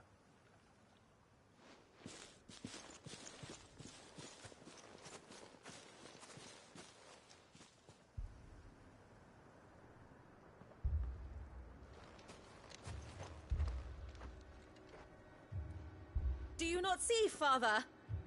The people of Northreach have given enough, and only a fool would ask for more. Listen to me, Sabine. Where would our people be without their country, hmm? The Empire is their sword and their shield. It is she that ensures they can live without fear. And now she teeters on the brink. Without their sword, how will the people fight? Without their shield, how will they protect their kin? Can the unarmed stand against the advancing hordes? No. But there is yet hope. A new shield, a new sword. A new empire. We can rebuild Sandbreck, just as Great Grieger wills it. Perhaps we could, Father. But we don't want to. Not if it is built on the broken backs of the people. Please, let us not quarrel in the street. You must see that no good will come of this. Our fight is not with each other, but with the threat that draws ever closer to our gates. A threat that your sword has yet to rid us of, Your Eminence. You will hold your tongue, whore!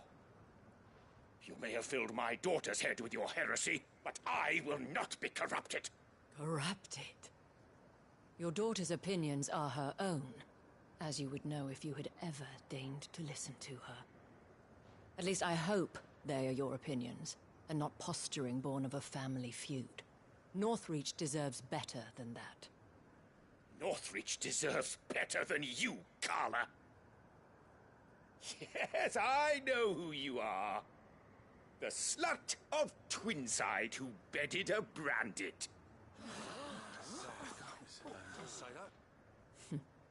Jealous, are you? That a woman might choose a bearer over a pious man of Grieger. Clive! I met a swarm of thralls coming south from Oriflamme. Hundreds of them. Too many to count. Oh, fuck. No. Work on the fortifications has scarcely begun. We will retreat to Caer Norvent and there make our stand. Did you hear me? That was an order! While this is but a heartfelt plea, let us make our stand here and protect our homes. Protect those that we love. Together, for Northreach!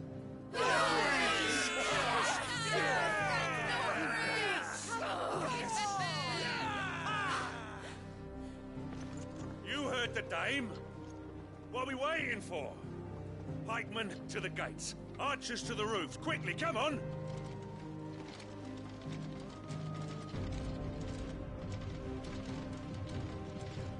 But she is but a common... whore, yes. And we'd follow her to the gates of hell.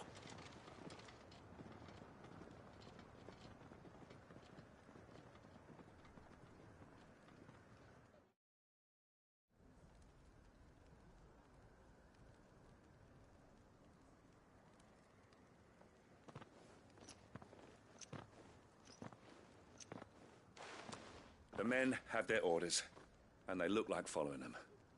I got them spaced out at regular intervals. Whichever direction the thralls strike from, there'll be someone there to meet them. Thank you, Philippe. Rest assured the people will play their part. The herbalist has donated her stock of medicines to me.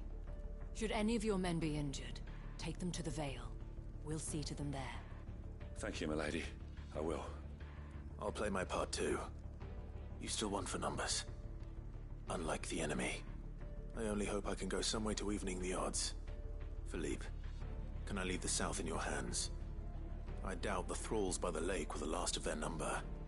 Of course. I'll lead a party down that way so we don't get taken by surprise. What about you? I'll make my way up the road to Oriflamme. I fought a few of these things. And while I can't promise to hold them all back, I should be able to thin the herd. All right. But take care. Thank you. Both of you. You can thank us when it's over.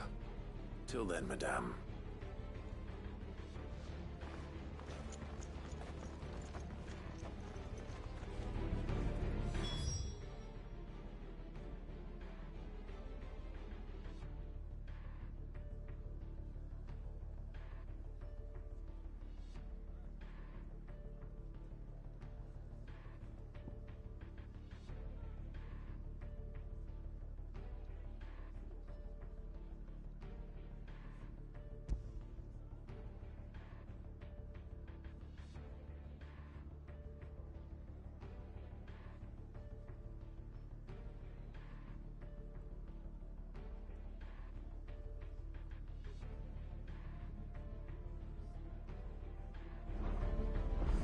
Captain said to bring our wounded here.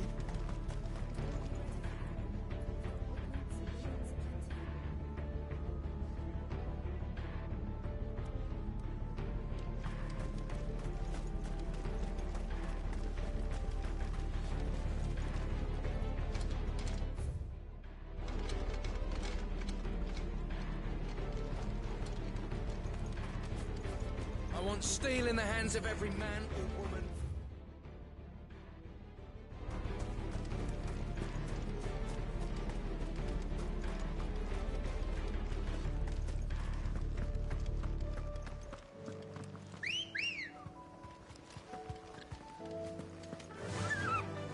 Fly, Ambrosia.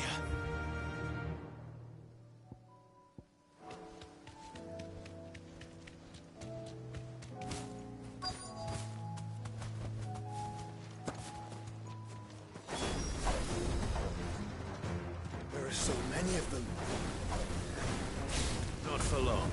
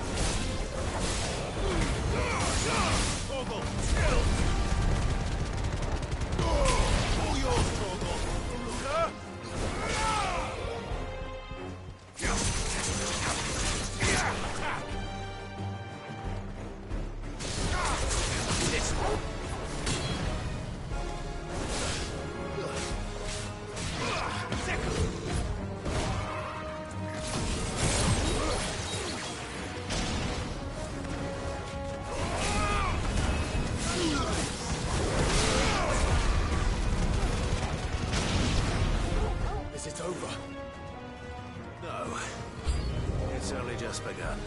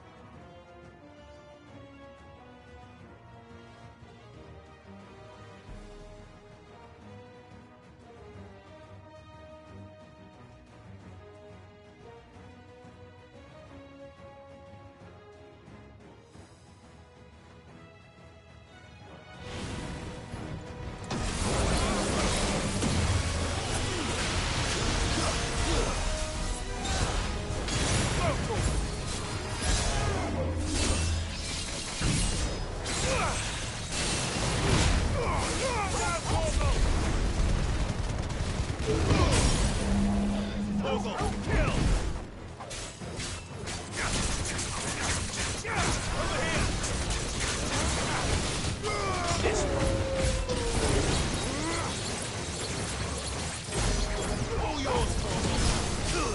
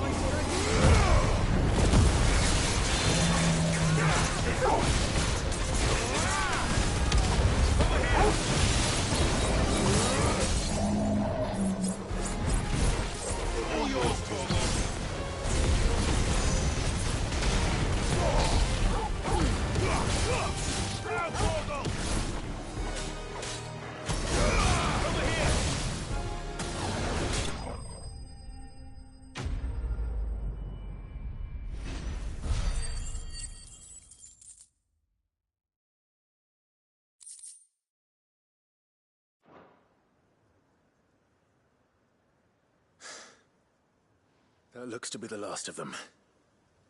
I wonder how the others fared. Better hurry back to town.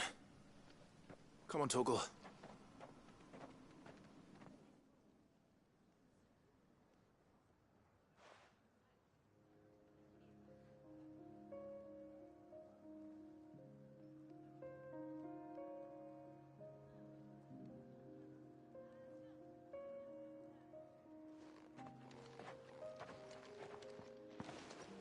Clive, it's good to see you. And you. The road to Oriflamme is clear. How did you and your men fare? Well, we ended up fighting for our lives down by the lake. Took a few nicks, but nothing the girls of the Vale can't put right. Glad to hear it. Well, it seems we've survived. For the time being, at least. I thank you both for answering the call. You were right. And I was wrong. About everything. I had thought that the only way to unite the people was under the banner of Empire. That without a strong hand to guide them, they would drift apart. To be borne hither and yon by the eddying currents of fate. But you brought them together. Not by force, nor by the exercise of goddess-given authority, but by simply being one of them. By knowing what they feel, because you feel it yourself. Our purpose was ever the same, Your Eminence. You were merely distracted by a loftier vision of empire and glory, while our eyes beheld matters closer to home. You have the right of it again. As did you, Sabine. His radiance said it himself. Sanbreque is naught without her citizens. I forgot that. And I am sorry. I'm sorry too, Father. I should never have taken things so far. I only wanted you to understand how the people felt. How I felt. But my anger got the better of me. Do not blame yourself, my dear. This was my doing. I should have listened to you.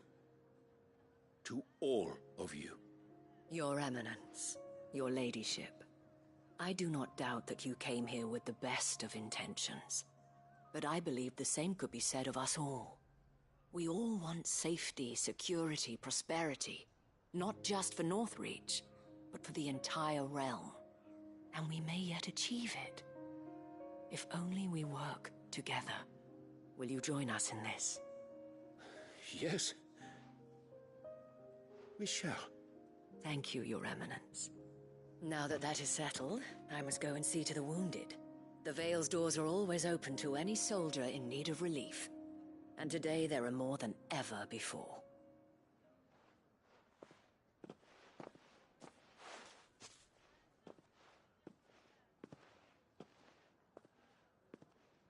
Madame Isabel is a rare soul indeed. in these dark times, I see that it is not men like me who should lead the realm, but women like her. You're right. If only I'd listened to her when I had the chance. Forgive me for saying so, milady, but you still do.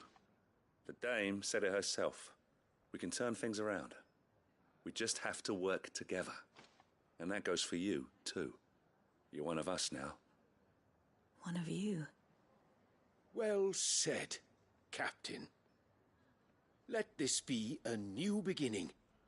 Not only for Sanbreque, but for us. Well, since there's nothing more to be done here, I should see if Isabel needs any help moving the wounded.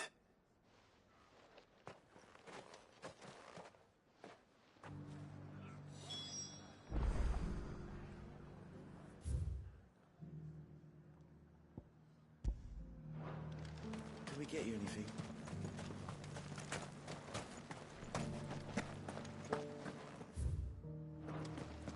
There's no need to worry any longer.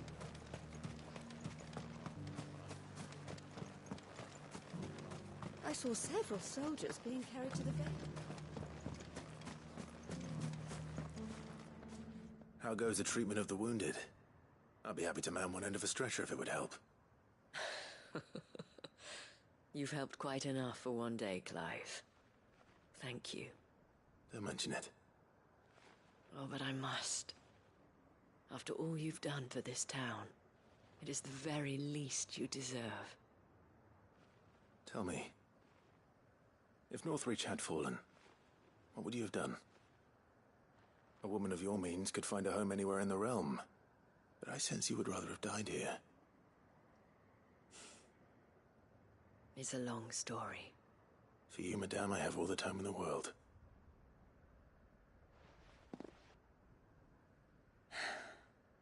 Very well.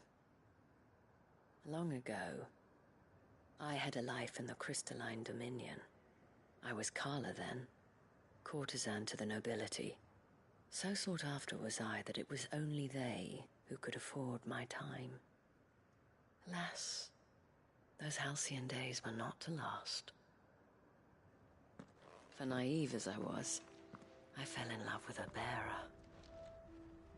He was my master's guard, the gentlest man I have ever known.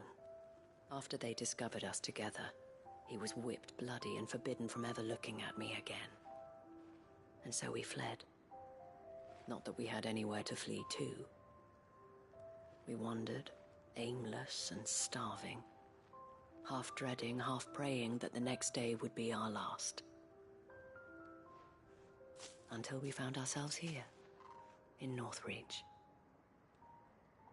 It was the Vale that took us in, that fed us, clothed us, and healed our hurts. Those that could be healed, at least. My love was already too far gone. He passed away. He did. Not long after we arrived. But at least we were able to share a few moments of peace before the end. It was the greatest gift I have ever received. But the generosity of this town and her people did not end there. The men and women of the Vale supported me through my grief. Shared in it, though I was still a stranger to them. They treated me like a sister. And so I swore that I would always do the same. That I would return the kindness that Northreach showed me. That I would repay my debt to the Vale.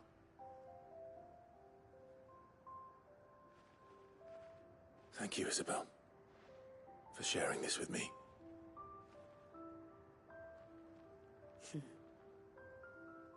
You're a lot like him, you know. Perhaps that is why I have such a soft spot for you. Never stop fighting, Clive. And I shan't either. I know that it will not be easy to keep Northreach together. But our efforts will be rewarded. Just look at us now. The people, the soldiers, even the Duke of Oriflamme and his daughter, all united in defense of this town that we have come to call our home. And what of you? Can we count on your support too? Always.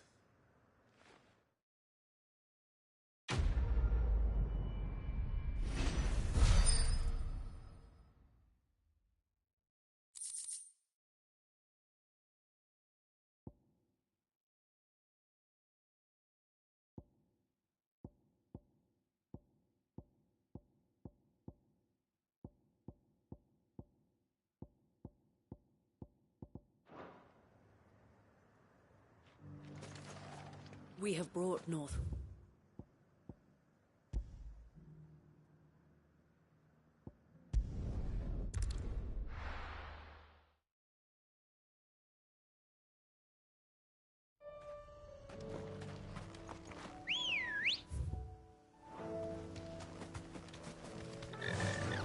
Fly, Ambrosia.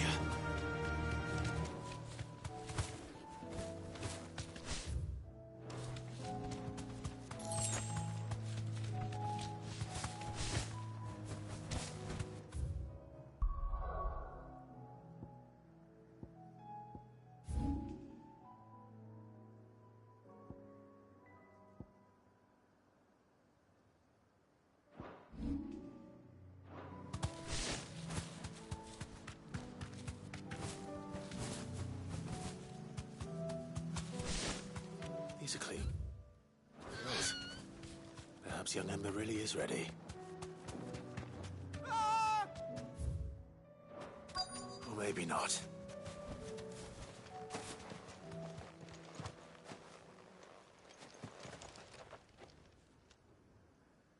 Damn it. Ember, draw your sword! I can't!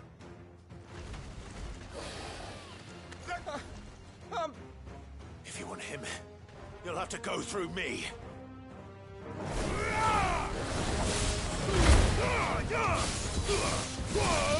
All yours, Torgal. Get him.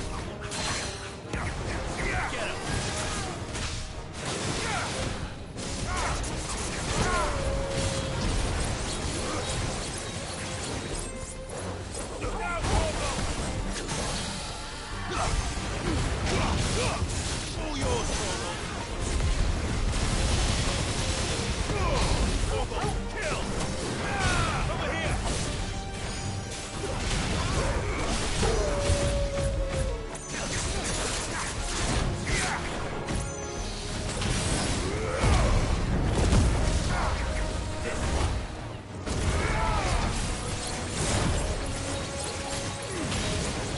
All yours, Torgal. Torgal, kill!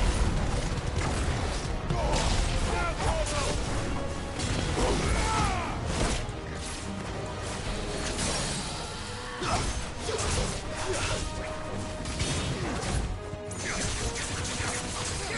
Over here! Get him!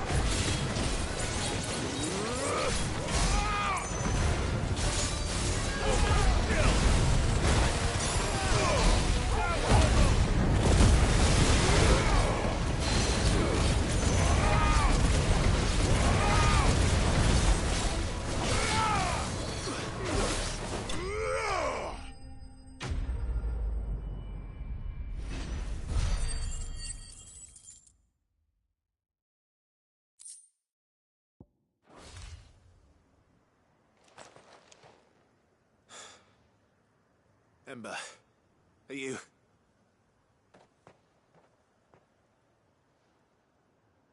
Gone. Of course. Scouts really are a rare breed. Back to Northreach it is then.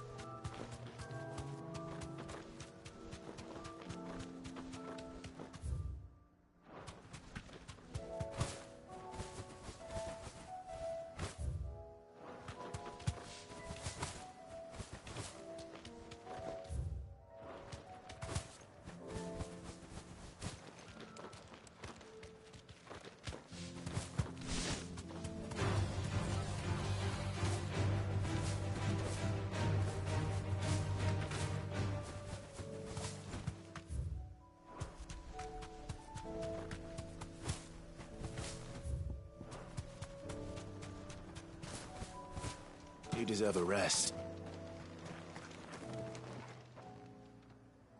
I didn't expect you back so soon. Where is Ember? How did he fare? I thought I'd find him with you. He must have fled. I followed him to Eastwatch, where I found him being set upon by a wild Avis. He was just standing there. Didn't even draw his sword. I had to step in and take care of things. But by the time I had, he was nowhere to be seen. I assumed he'd set off in your direction, but apparently not. I'm sorry, Sid.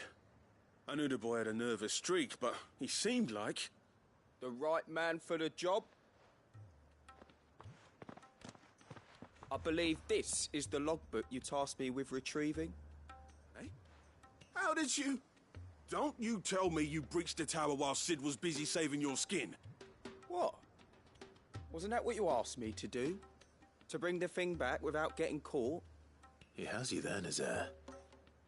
And he did it all on his own. But Sid, he did what he thought was best. And now I have to decide whether I agree. Of course. We'll await your evaluation back at the hideaway. Don't you leave my sight. Yes, Sergeant.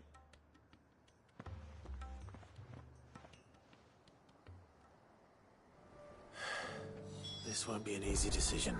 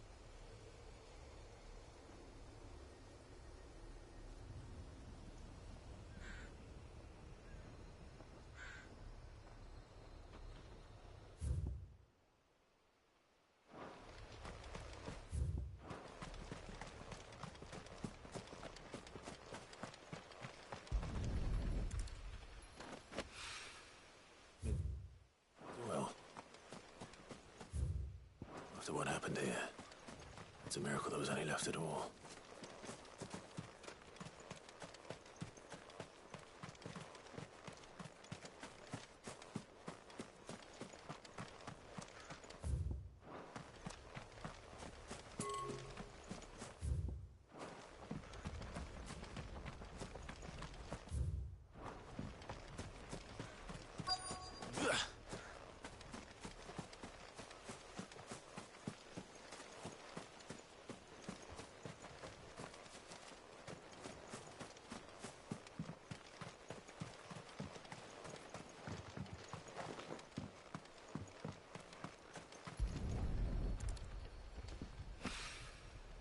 This should be enough.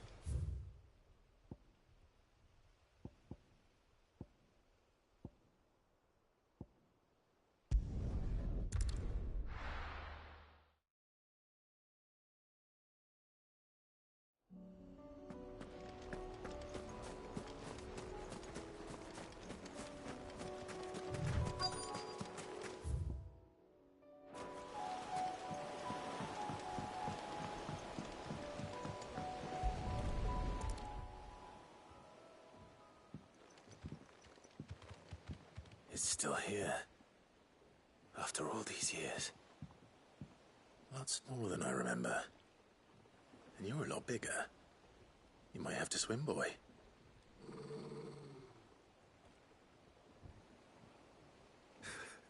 I wasn't being serious. You two go on without me.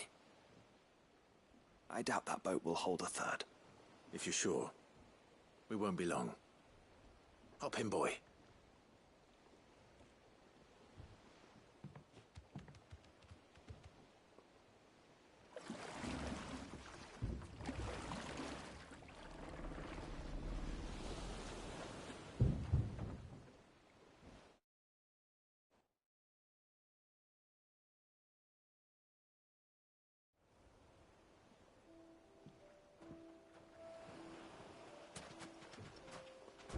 This hasn't changed at all.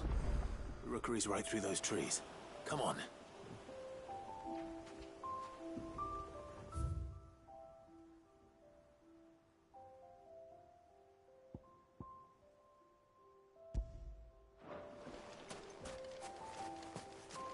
Race you there?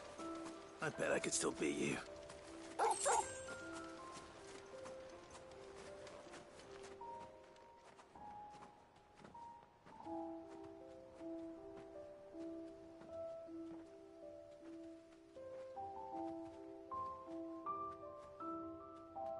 Here we are. This was our hideaway. Wasn't it, Torgal?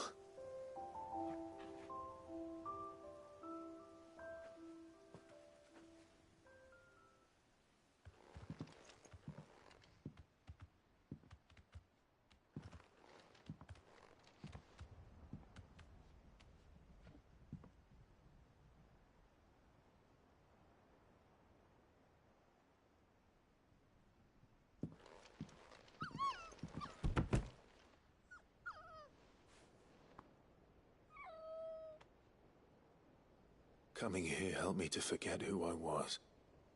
Or wasn't. Prince, shield.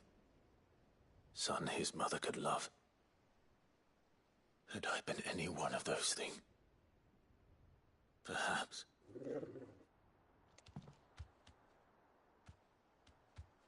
What is it, boy?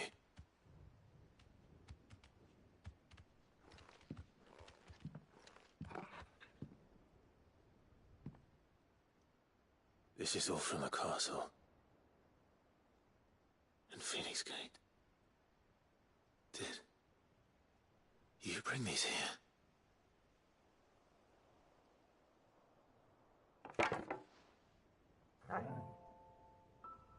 My sparring sword.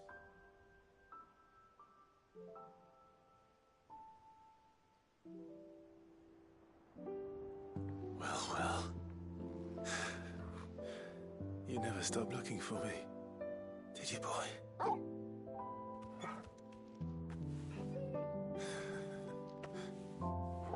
Thank you, Torgal. For never giving up. For never forgetting.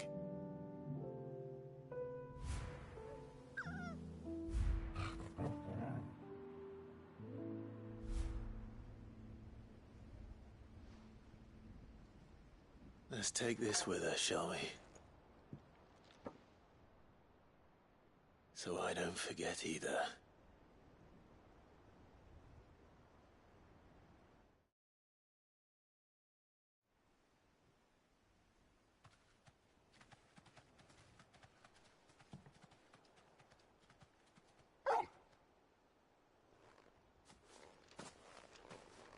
That's not the way back to the boat, Torgal. All right. I'm coming.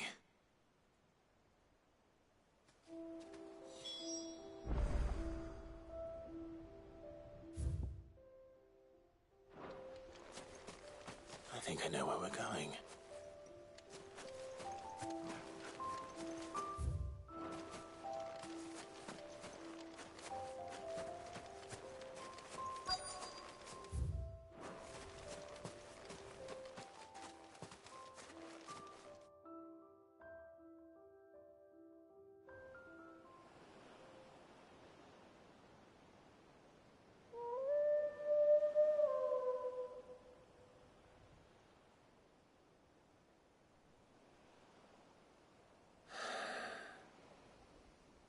People always talk about the importance of putting the past behind you. But without it, we wouldn't be who we are today. And we certainly couldn't steer our way to a better tomorrow. Come on, Torgal. Let's go home.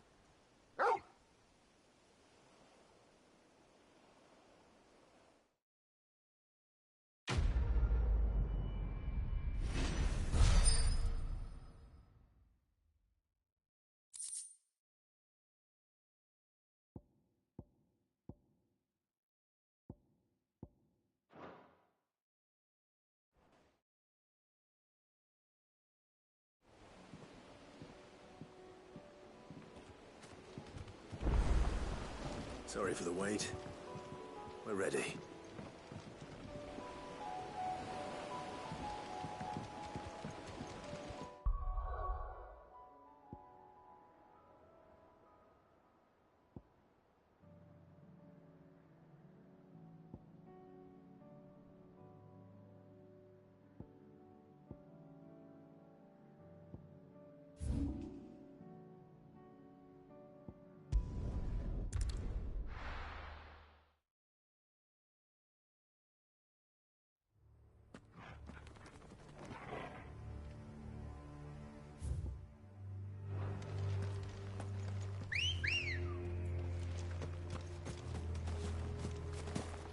Ready, go?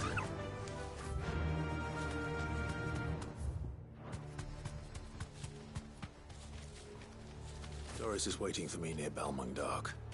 The longer she's out in the open, the more likely she is to be found by a Kashik. I need... hurry.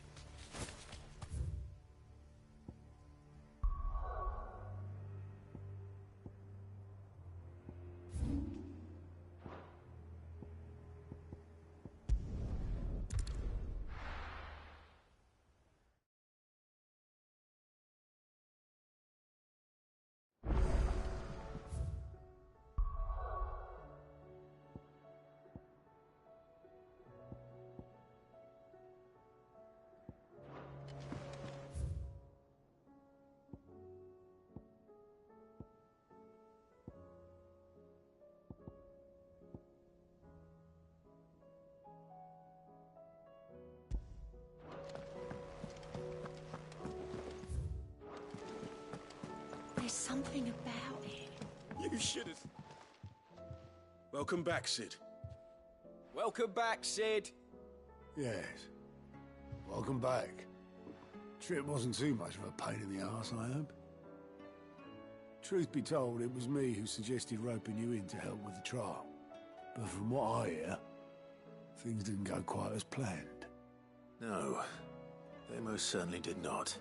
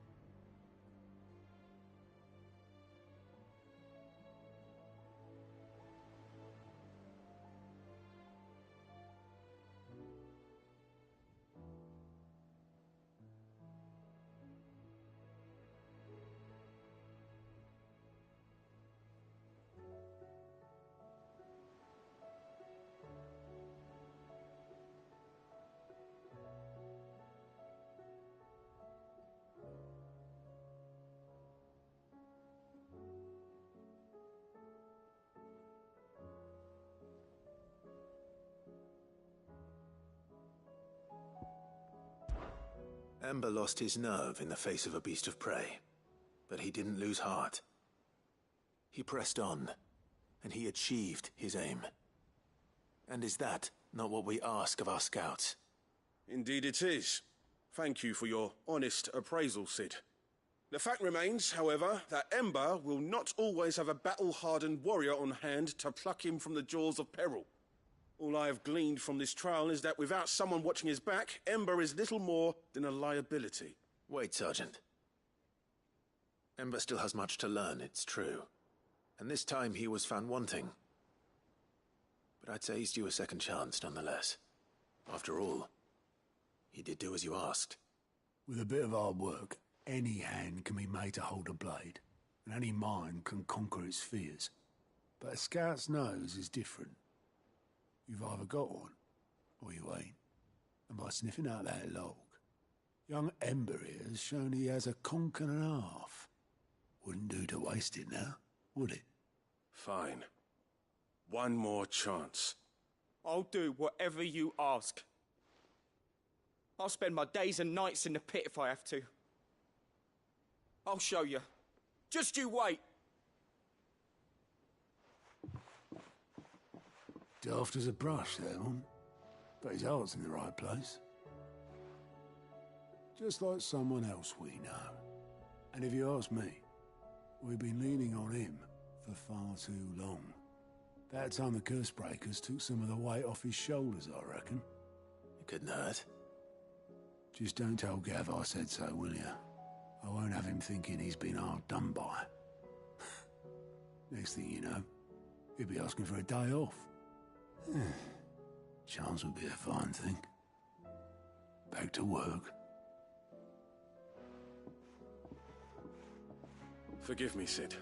This did not play out as I expected. Things rarely do these days. But that's why we need men like Ember more than ever. Men who can make the best out of a bad situation. Remember that. I will, Sid. Thank you.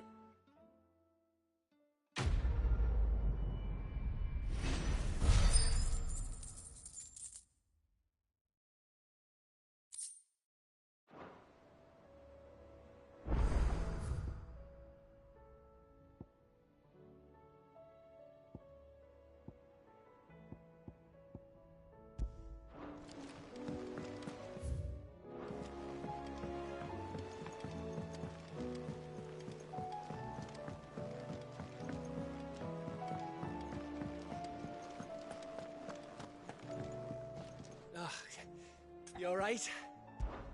Something troubling you? No more than usual. It's just... Etta's baby will be coming soon, and I wanted to make something for it. I'm sure she'd like that. Back in the north, families would always make gifts when a bairn was on the way.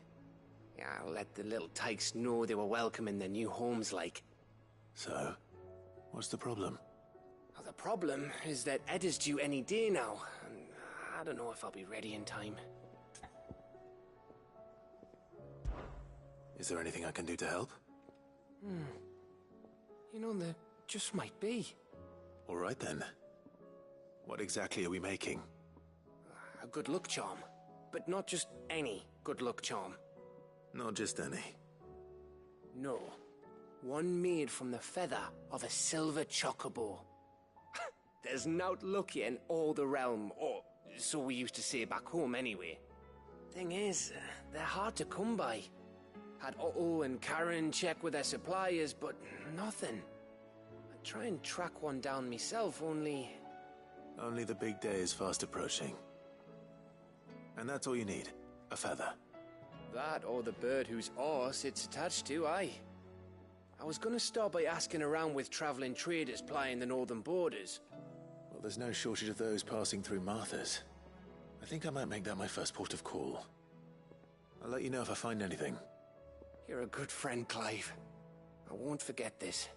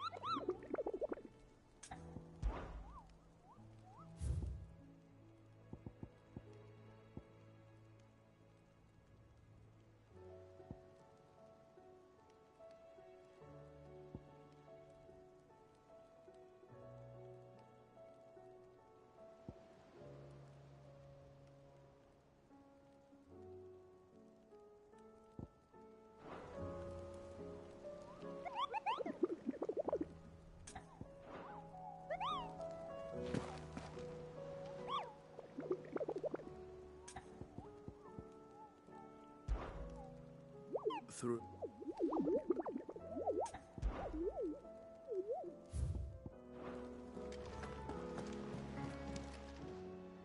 Welcome to the Patron's Whisper. Is everything we've received and everything promised? Here you are. Come again. I may have more for you. How may I help you today, Clive? Come to claim your just desserts? Come again. I may have...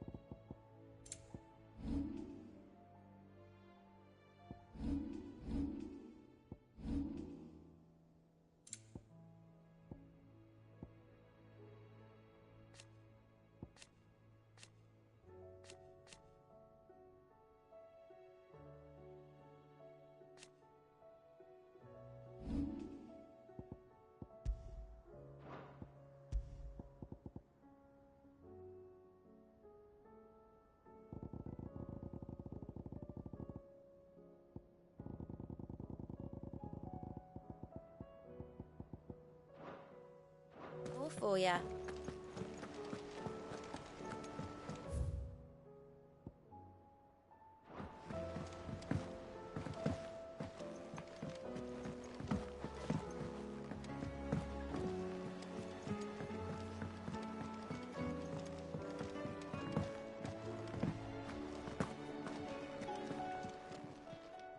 Aye, it's a dangerous world out there.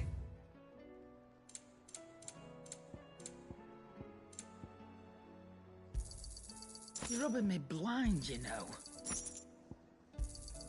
You'll not find a better price than that.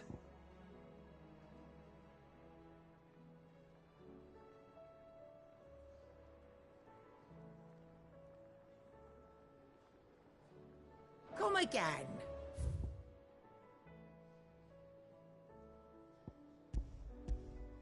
Or don't. I'm not much.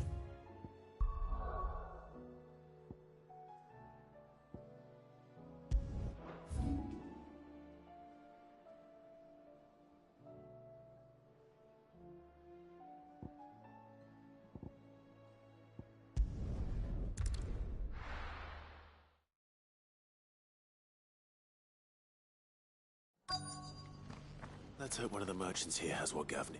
Excuse me. I'm looking for something. Oh, well, then I'm your man. A silver chocobo feather. Oh, or maybe not. Though you're not the first to mention the bird around here. There was a man stopped by the rest not long ago, claiming he was attacked by a silver chocobo. Near some gutted hovel, not far from Eastpool. Most took him for a braggart and a liar, but who knows? Perhaps there was some truth to his tale. We'll see.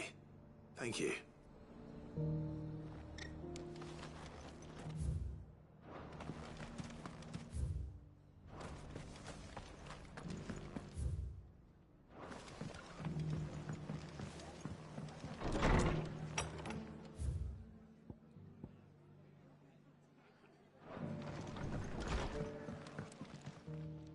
You look like you could do with a drink. Give the others my regards.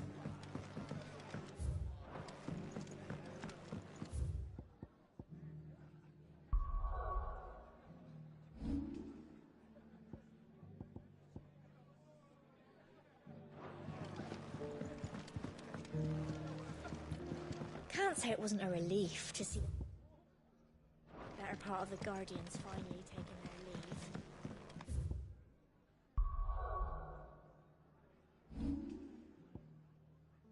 Really had room to breathe. What with the nurse and all the others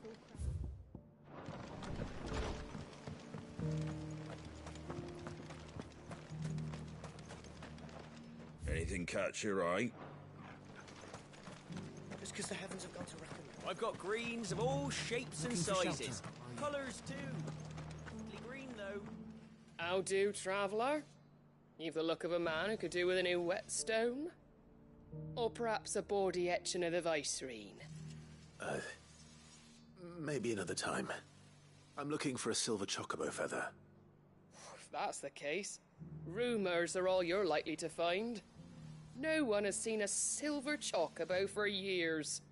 Word is they were all hunted for their feathers. Some northern nonsense about bringing good luck. Didn't bring them much, nor their bows.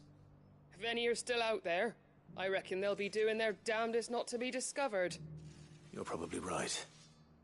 Thank you anyway. The hills around the rest are crawling with wild chocobos. If you're not too picky about the colour of their plume.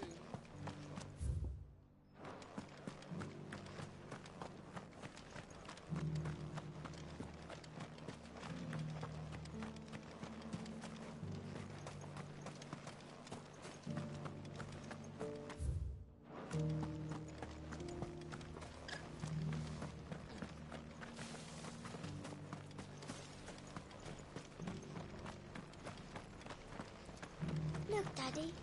Shining so brightly.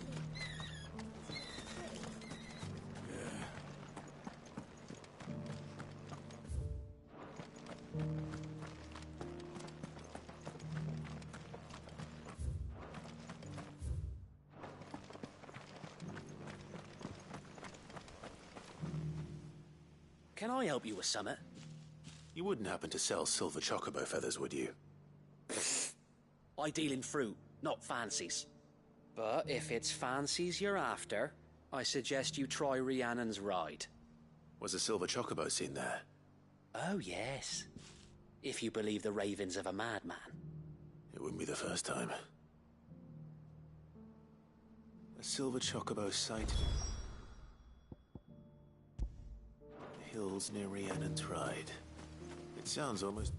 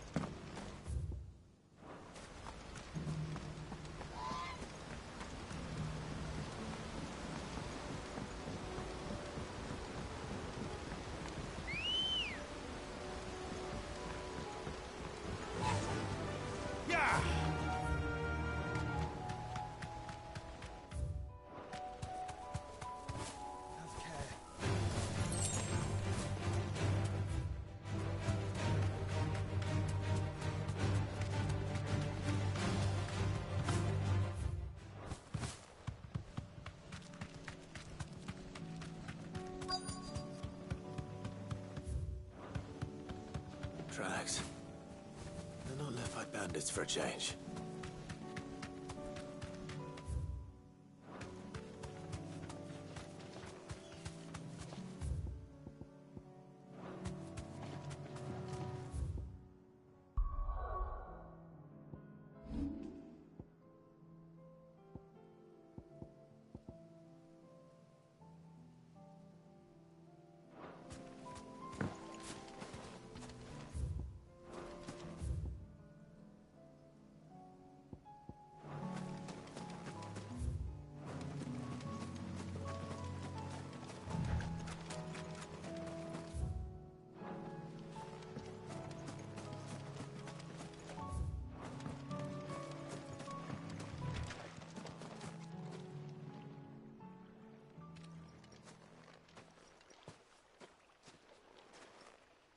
More tracks.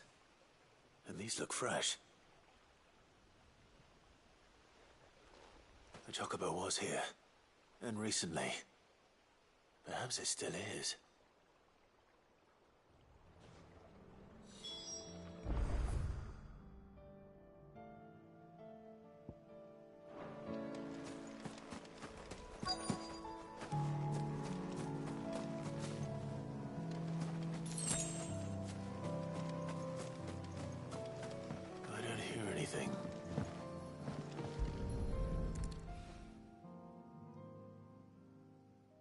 be damned.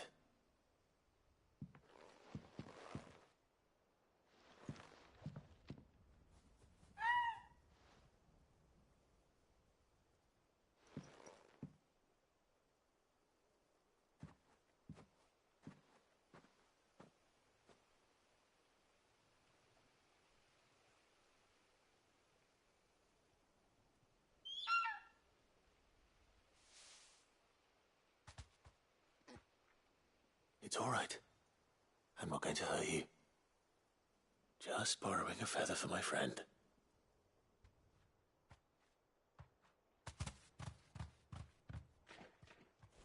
Thank you. Let's get this back to Geth before they change their minds.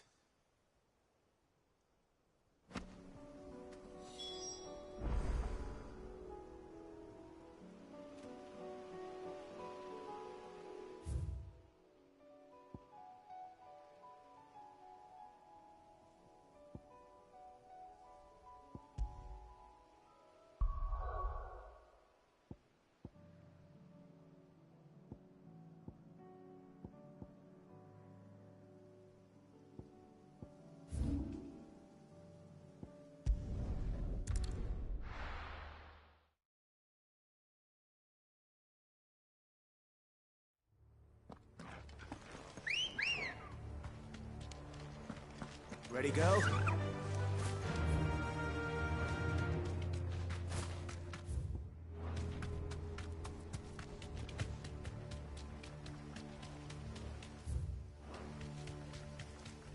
Caution, brother.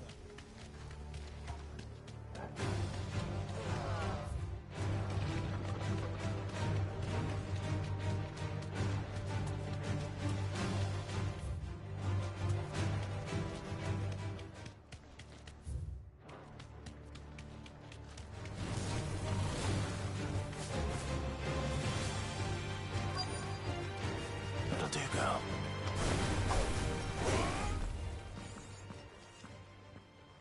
There were no guards, I take it. None manning the gates, no. It's a different story inside, though. The corridors are crawling with Akashic.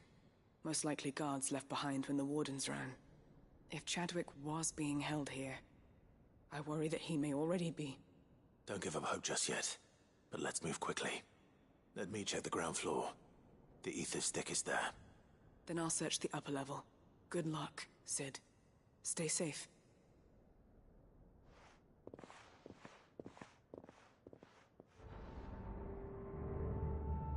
Just how bad are the floods inside the walls?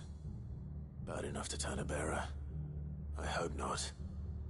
We're risking a lot just being here. Better keep my eyes open for signs of life.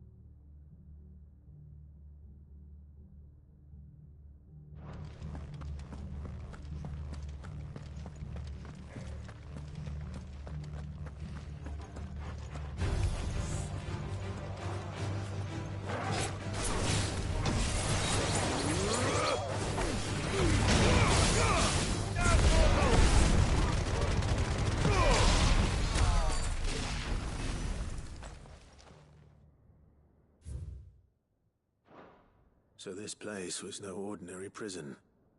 And I doubt they'll have taken the creature with them when they fled.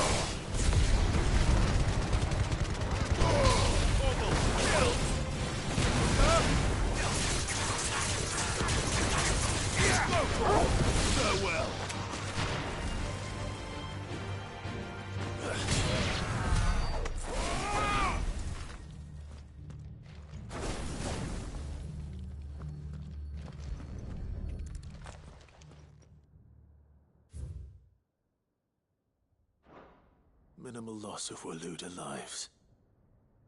And what happens when they run out of bearers? Even the Imperials take better care of their branded than that.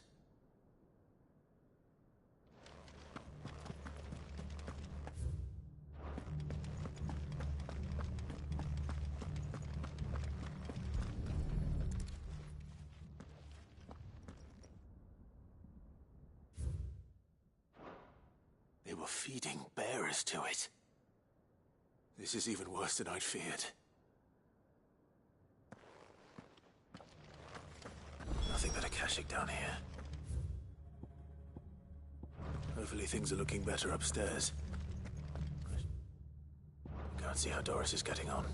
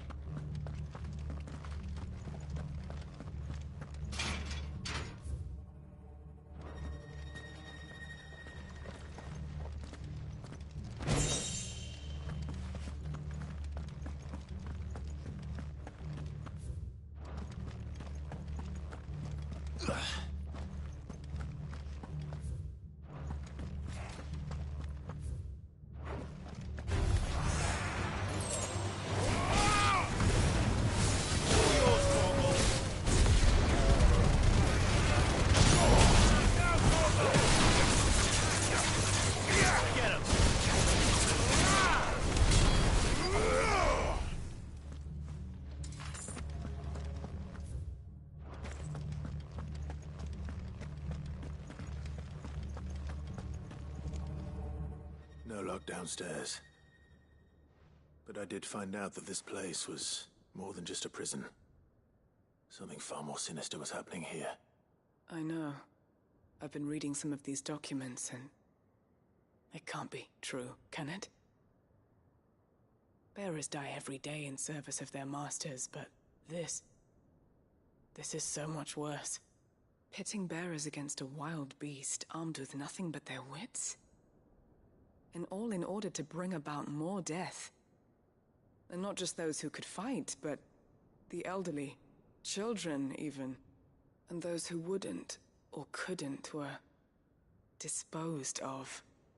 Whatever that means. I'm afraid it means they were fed to the monstrosity they kept here. Then we're too late. And I was a fool to bring you here. Don't say that. Did you find anything else? A key. But it doesn't fit any of the locks on this floor. Perhaps it will fit one of the doors downstairs. There's a corridor I haven't searched yet. Finish up here, then come and find me when you're ready. All right.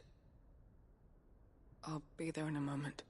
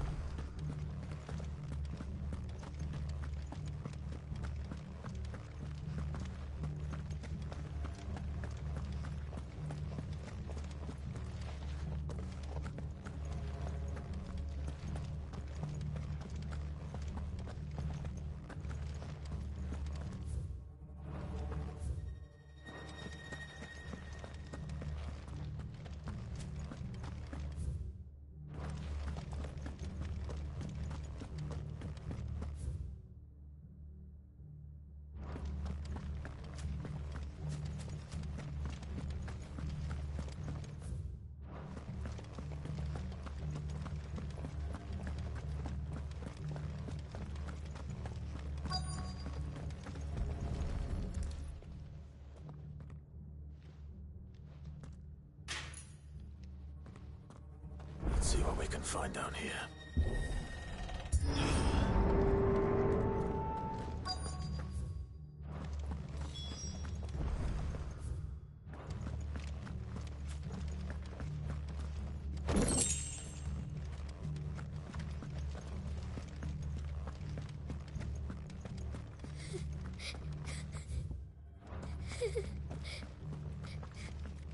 A survivor.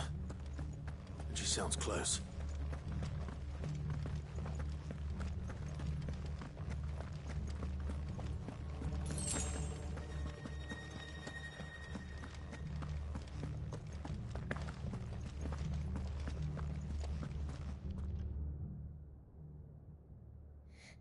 Who are you? There's no need to be afraid. Are you alone? Are there any other survivors? Some of the guards. They're still here. But something's wrong with them. Everyone else was eaten by the monster. Of course there were. Thank the Founder. It was worth our coming. But I'd rather we didn't linger. Are you ready? Ready when you are. You poor thing. He must have been terrified. Did Chadwick send you? What? He fought the monster. Distracted it so I could run away. He must have sent you. He promised to free the others too. Where is he? He opened your cell, didn't he? He wouldn't be here otherwise. Chadwick.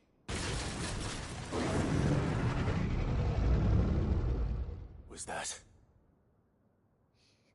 Monster's back! Chadwick, help! We have to get out of here. Doris, keep the girl safe. All right. You put that bearer-eating bastard in the ground. I'll look after the girl. You teach that thing a lesson. You're safe now. It's out there waiting for me. I can't let it live.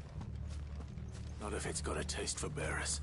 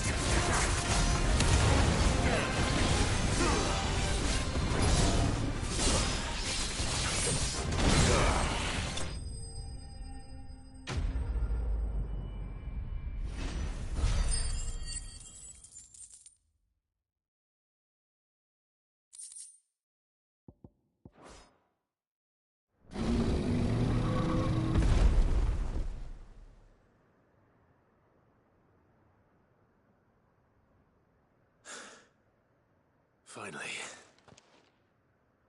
Sid, are you hurt? I'm fine. I think.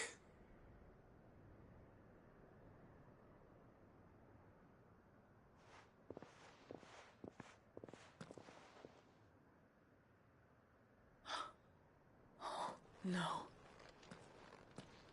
What is it? A diary. I gave it to Chadwick before we went our separate ways. He was here. Do you think that creature? I'm sure he fought bravely to the last. The girl is safe thanks to him. Chadwick. You fool. Come on. We have to get her back to the hideaway. We don't want his sacrifice to have been in vain. No. Of course not. I'll see that she's looked after from now on. It's the least I can do.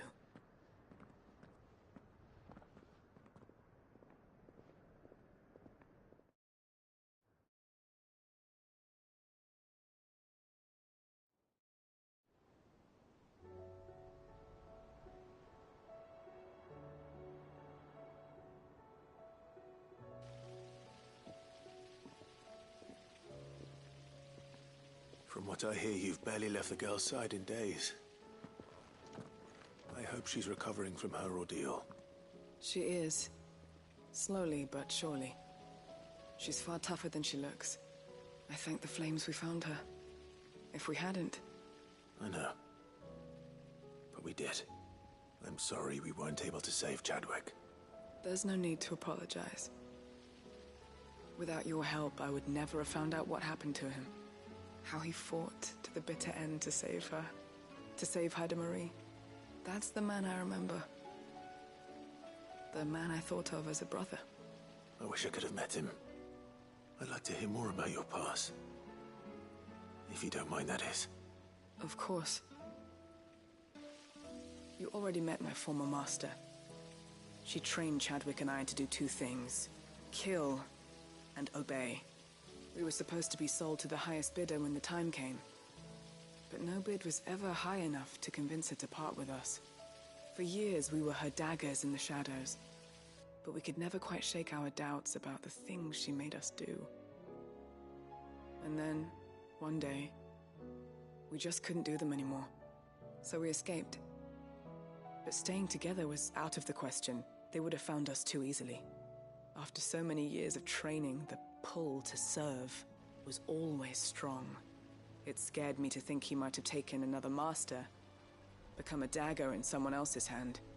But even in captivity, the battles he fought were his own. And he died not as someone's tool, but as a hero. Haida Marie is proof of that. Bearers can cast off their shackles. And the Cursebreakers will show them how. I'll fight until my dying breath to see it done. For Chadwick, and for all of us. Thank you, Doris. We'll be counting on you.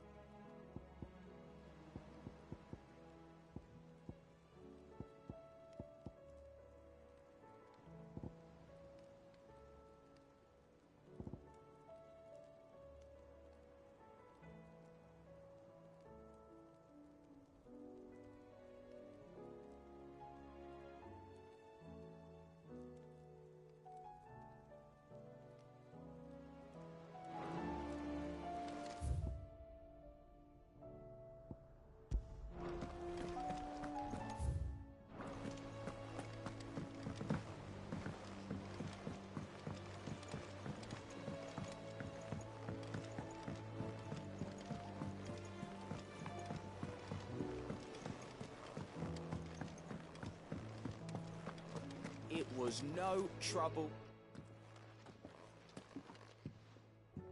Clive, you're back. How'd you get on?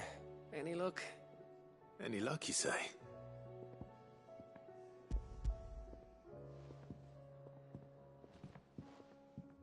Crystal's crack.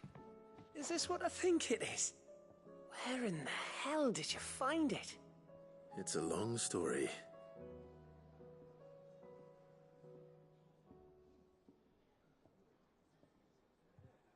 Right there on the road to Eastpool. Who'd have thought it? Everything up there's been abandoned for years. The empty cabin made for the perfect shelter. Though I fear my presence may have forced the poor creatures to look elsewhere. Don't blame yourself, Clive. The Blight's right on Eastpool's doorstep. They'd have had to move on before long, even if you hadn't have turned up. They'll find a new home. Trust me. After all, that's what us endangered animals do. Anyway, what matters is, you managed to nick us one of their quills before they could run off. And now all that's left is to fix it to the carving. I didn't know you could carve. Reckon there's a lot you don't know about me. Like the fact I'm as good with a whittling knife as I am with a sword. And that bone Ember gave me's a dream to work with. What did you say it was from again? An Avis? But it weren't your Avis, Sid. I slew one of my own at last. So all those long nights in the pit finally bore fruit. I'm proud of you, Ember. Don't speak too soon. I ain't done my trial yet. There we go.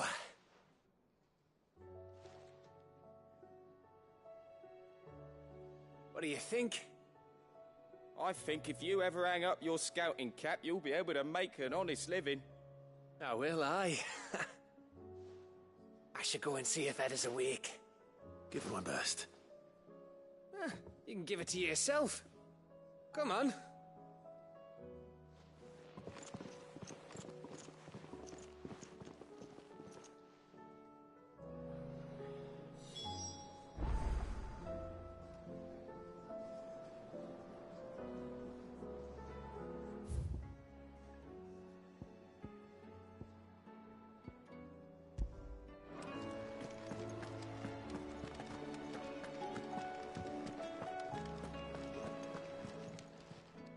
Still alive, are ya?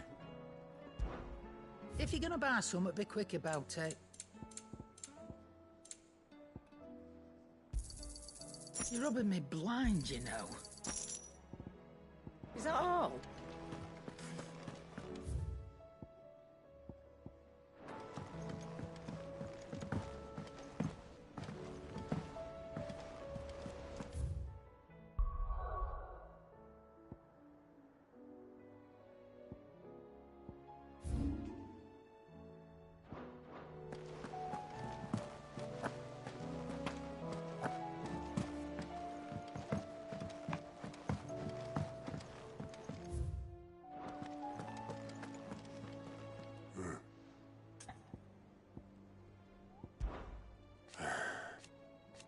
No. Is that right? Might be time to...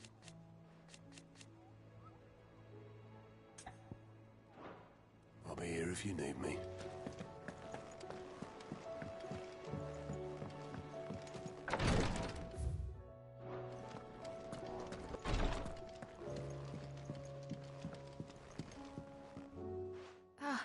Me lords. How are you feeling? Well, thank you. Is something wrong? Wrong? No, nothing like that. What it is... Go on, please.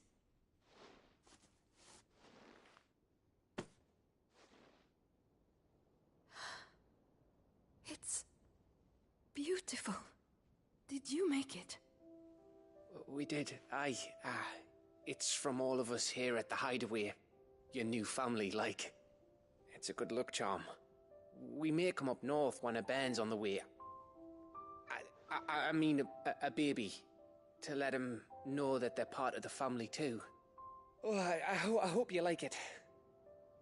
I don't know what to say.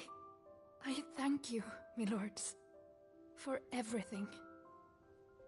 If there's anything you need, just let us know. I will. Clive, fancy a swift off? I'm thirsty. I could be convinced.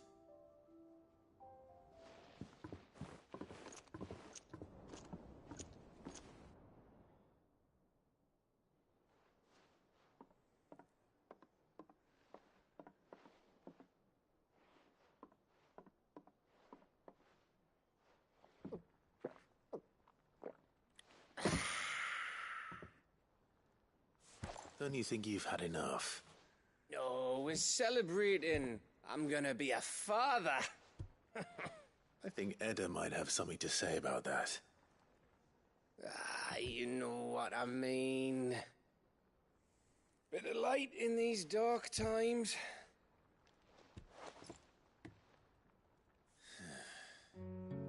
Wasn't long after me 10th name day, my mum told us she was with child again.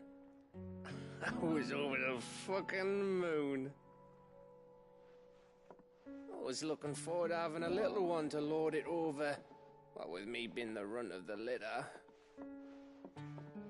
Thought I'd finally have a chance to prove to the world that I could be a big brother. Imperials came the day she went into labour. Had myself a baby sister, and then I didn't. My whole family gone in a blink, while I hid in the cellar like the spineless little arsehole I was. Great brother I turned out to be.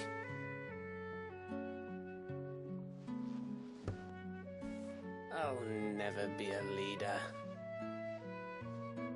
And I'll never be a hero. I'm just a daft little dog who comes running when his master calls. I'll never be like you, or Sid, or Jill, or even Torgal. Have you finished? Maybe.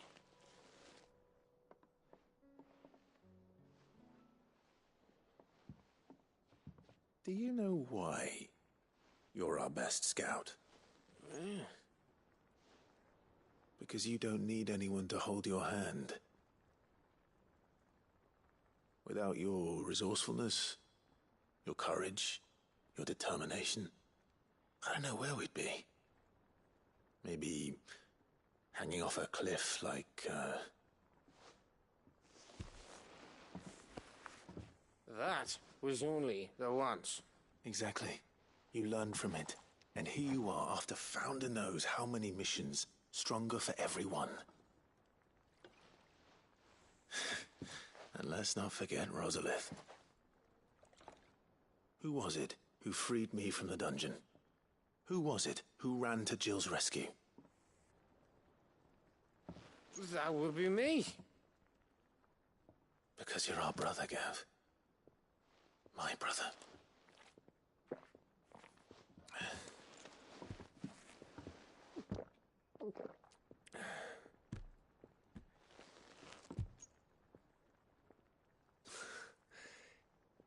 Your brother.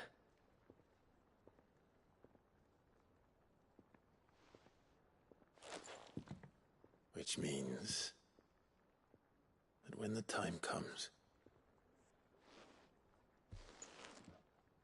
I get your room. And your sword.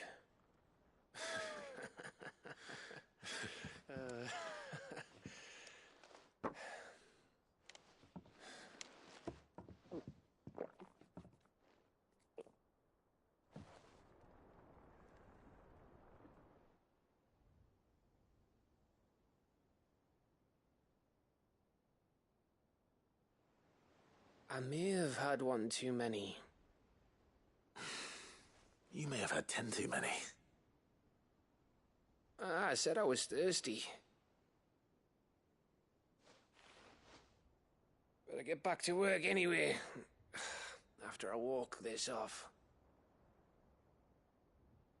Clive? What is it? Thanks for, you know.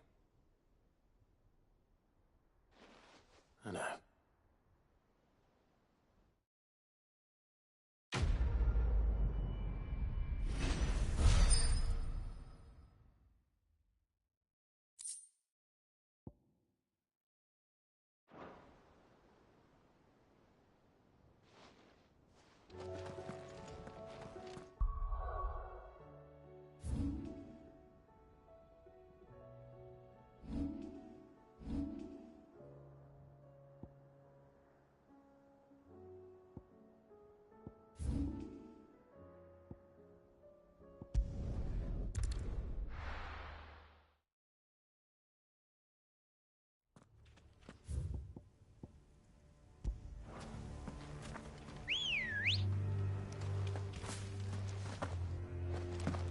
Come on. Yeah!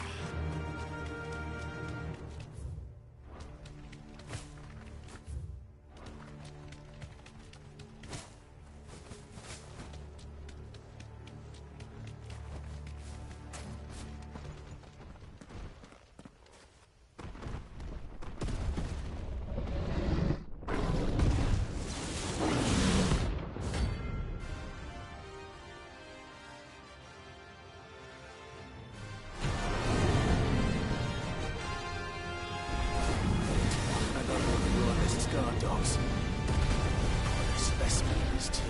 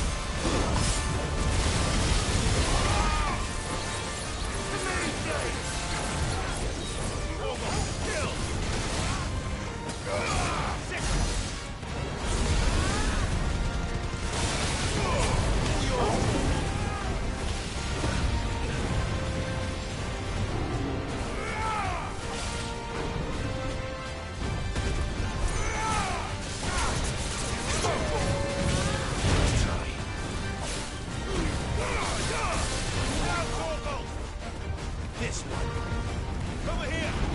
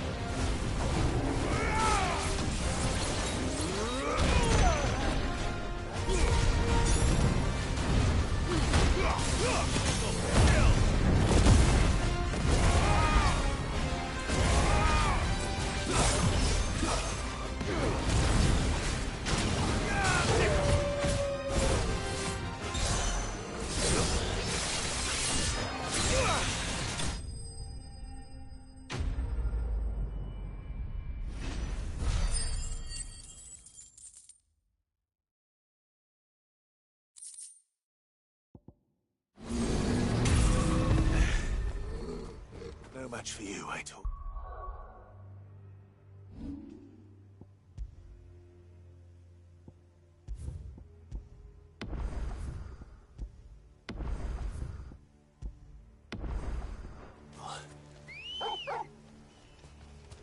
Let's go.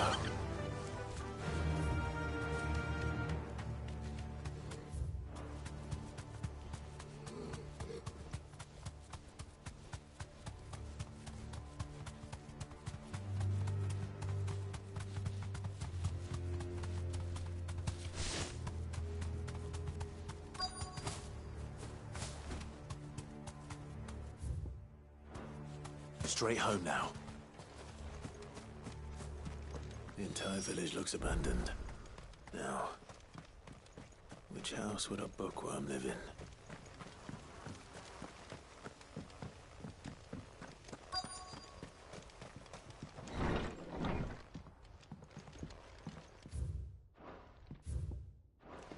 This is a Royal Army logbook.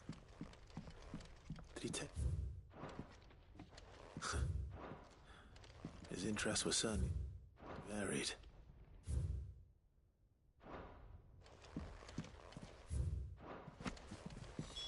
This is it. But if what it says is true, I need to get this back to the hideaway.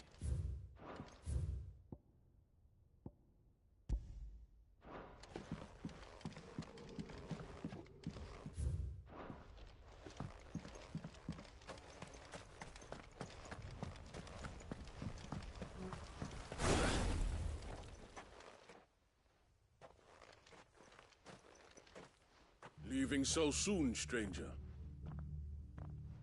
We've been watching you. From a distance, so to speak. Subtle. I know who you are. Then we need not waste time on introductions. Hand me the book. Leave it in our care and return to your life. Your care? Do you mean to burn it, or bury it? That is not my decision to make. But by one means or another, its contents shall be removed from the common record. Then I'll have to politely refuse. I won't let you erase our history. Then we find ourselves at an impasse. Very well. The book can just as easily be pried from your dead hand.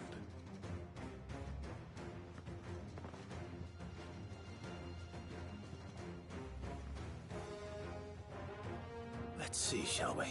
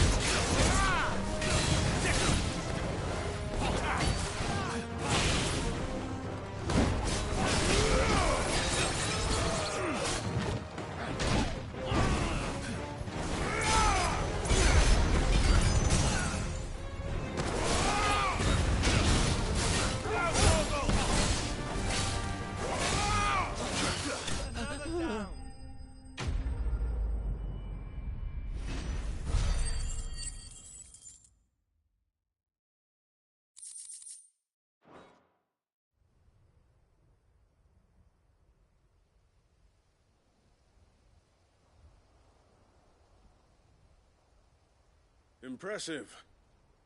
But we have other means. We shall claim the book yet. Why do you want it so badly anyway? It lays out in no uncertain terms the vanity and avarice of mankind. It tells the shameful history of the persecution and oppression of a gifted few by a giftless many. Would you say that this interpretation was correct? I don't know. You don't know. Your sword may be sharp, but your wits are dull. So let me answer for you. There is no correct interpretation of history. That a series of events took place may be proved beyond a doubt.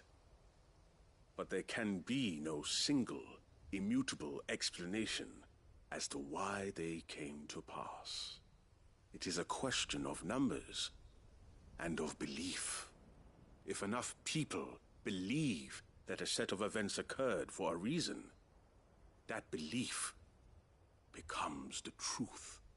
So you're trying to control the truth? We are trying to protect people from themselves, from knowledge that would bring them naught but pain. That is all. You may keep the book, for now. The world is small. We shall meet again. Until then.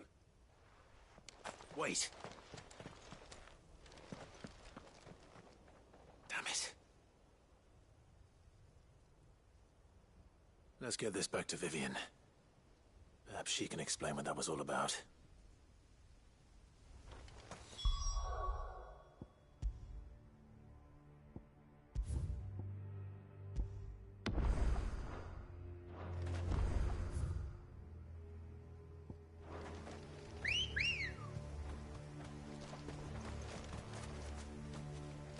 Come on.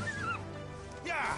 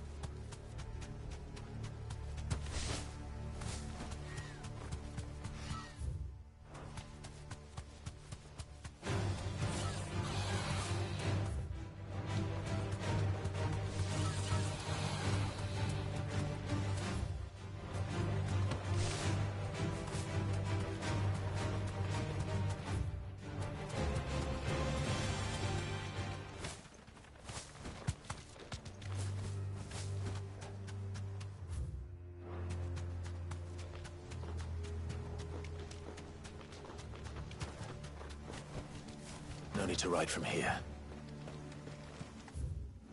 This must be the orphanage. Hopefully the registry is still here.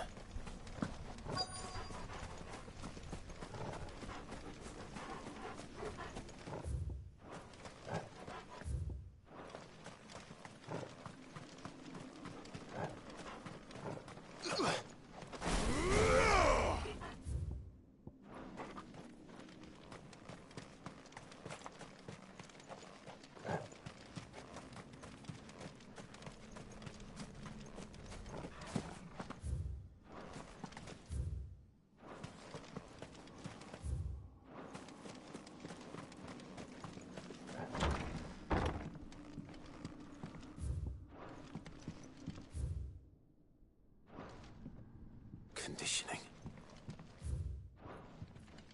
Disposed of.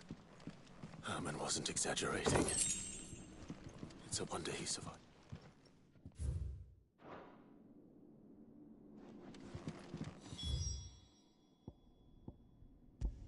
This reads like a suicide note. Did the director go through with his plan? There's only one way to find out.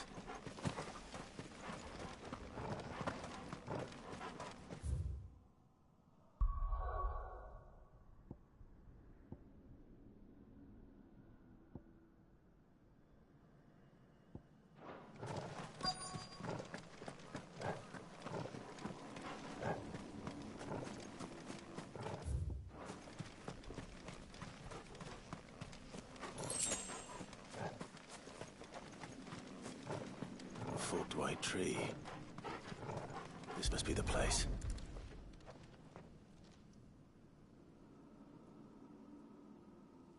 Could he really be buried here? There's something hidden among the roots. Let's see.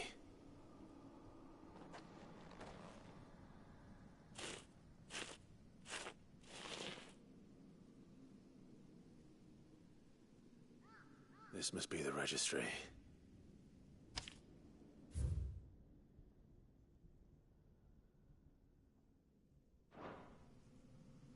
So many names. This place was a slaughterhouse. But where is the architect of all this misery?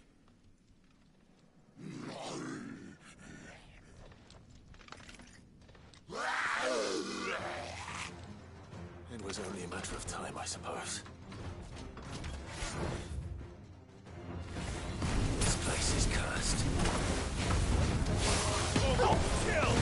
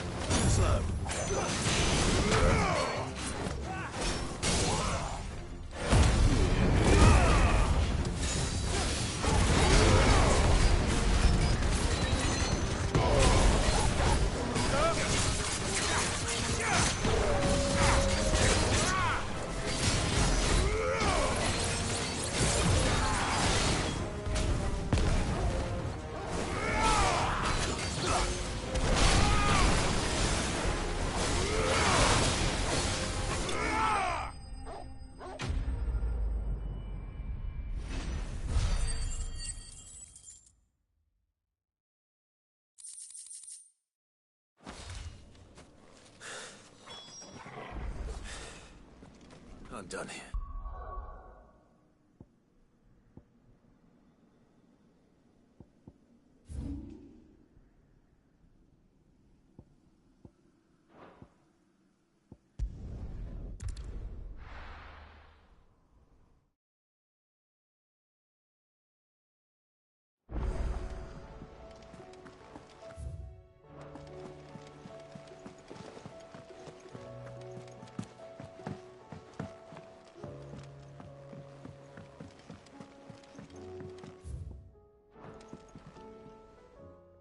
Vivian. I found it. The book you lost.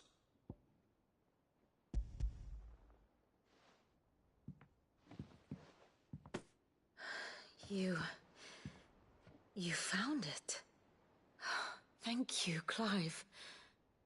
Even though I asked this of you, I was not entirely sure it would be possible. I feared the executors had seized every copy. I met with one of these executors, and I convinced him to let me keep it. He told me something That the truth is just a matter of collective belief. And that if enough people believe a lie, that lie becomes the truth. It does. But it also means that the truth is not immutable. That it can be changed. Provided that those who wish to change it can convince enough people that their perspective is the correct one. As the sad history of the bearers proves. You said that the book inspired you to become a scholar. It did. Or its author, rather. She was a heretic, you see. A firebrand and a dissenter. A gallows stood ready for her in every corner of the realm. And by shunning society, or perhaps being shunned by it, she stumbled upon a truth so potent that an entire realm trembled at the prospect of its utterance. I, too, have always felt somehow set apart from the world of men. A stranger to my own species. She taught me that my solitude was not a curse, but a gift. And that, though my journey to the truth might be a lonely one, what I found at my destination would be more than worth the cost. Do you still feel that way? That you're not one of us? Honestly, I'm not entirely sure anymore. Since coming to the hideaway, I find my thinking somewhat clouded. Perhaps the result of studying mankind from a rather closer perspective than I had intended. But the more I study, the more I find value in this perspective. In looking not from the outside, but from within. So if you'll permit me, I'd like to continue my work here. Remember, Clive, when enough people believe, belief begets truth. Give the men and women of this benighted world the gift of truth. Make them believe in you, as I do. I'll try, Vivian. I'll try.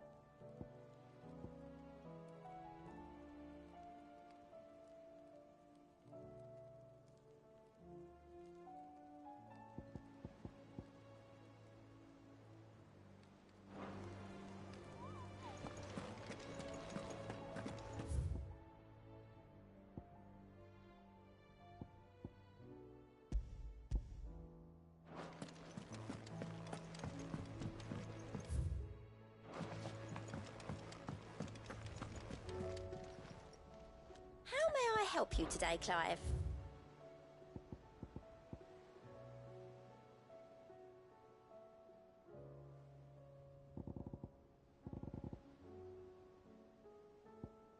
All done?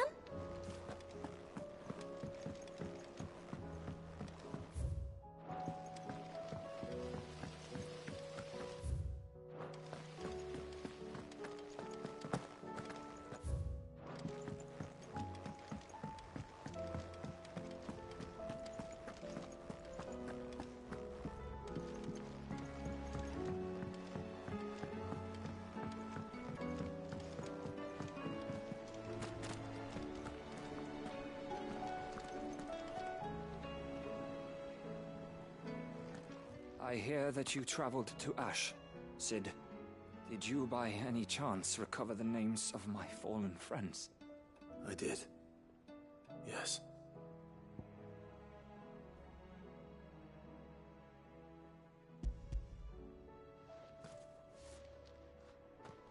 If I may? The bearer registry.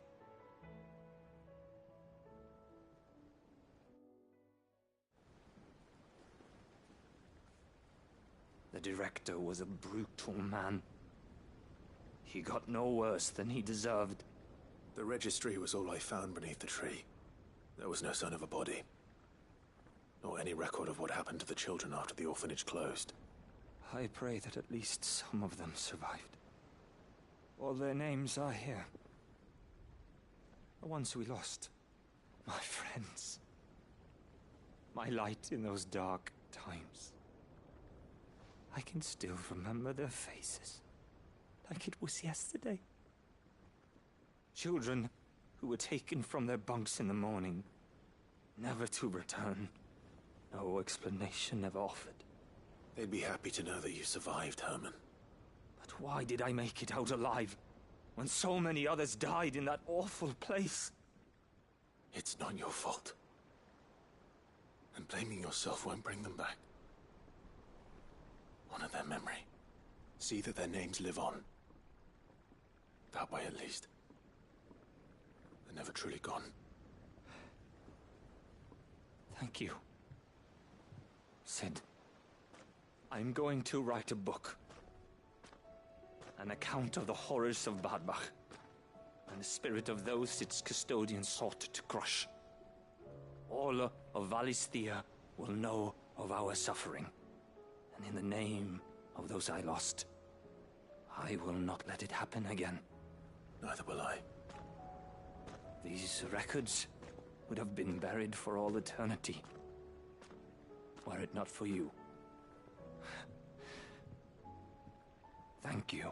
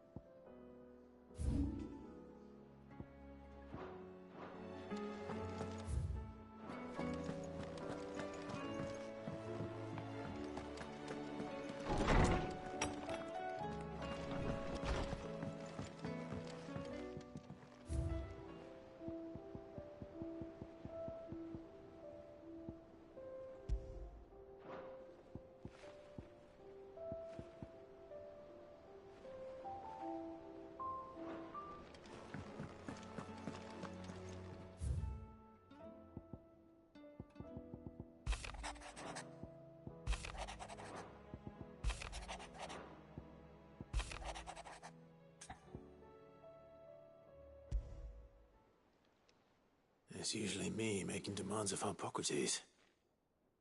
I wonder what this is about.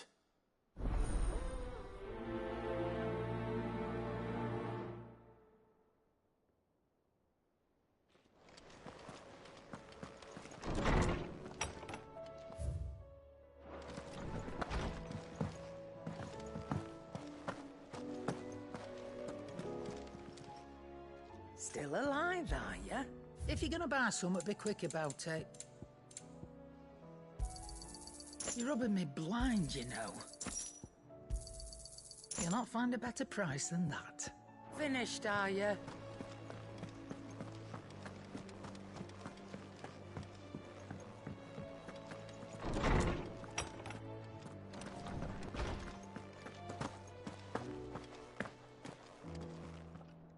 Lawsman Harpocrates. I received your note. Ah, yes. I expect you're wondering what this is all about. You spoke of making amends with Dion, but I can't imagine what for. Then I should begin by telling you that I was once his tutor.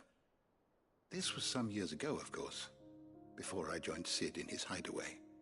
At that time, I was counted among the foremost scholars of Oriflamme, and was accordingly invited to the palace to supervise the young prince's education, all to ensure that the future emperor had a firm grounding in, well, everything an emperor should. History, religion, commerce, government. Alas, our time together was cut short when Dion left to join the Dragoons, his studies no longer being deemed necessary. I had not expected to meet with him again, least of all here. Have you spoken with him? No, I have yet to find the right moment. His Highness always seems so preoccupied, especially when alone. I would not wish to disturb his ruminations with idle words of greeting. Not when I know he dwells upon the evil Ultima had him commit in the Dominion. The guilt weighs heavily on him, I know. But as you say, that was Ultima's doing. Surely you can't blame yourself. When I first met him, it was not guilt, but his people's expectations that weighed heavily upon him. And I did nothing to ease that burden. He bore it alone, until the day he could not bear it any longer. It is one of my greatest regrets that I only ever offered him my wisdom, when what he truly needed was friendship. The blame for Dion's transgressions lies not only on his shoulders, but on mine. I see. I'm ready to help you in any way that I can. Then I beg that you bring me a wild wyvern tail.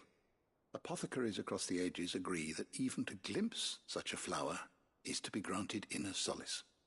Fabulists and fraudsters all, of course. But there is oft a seed of truth to be found where even the most outlandish opinions align. Well, it can't hurt to try. Where can I find this flower? And how will I know it? You have seen cultivated wyvern tails before, I trust. The lily-white blossoms from whose roots the poisonous ink for the brand is distilled. Well, those which grow in the wild differ only in their purple hue. The harsher the environment in which they are raised, the deeper the color. There is a waterfall in Rickmal's roost across the strait, where the flowers once grew in abundance. Whether they still survive there, I know not. But try as I might, I can find no likelier location. It's all right. I'll find you a wyvern tail one way or another. Thank you, Clive. And please, be safe.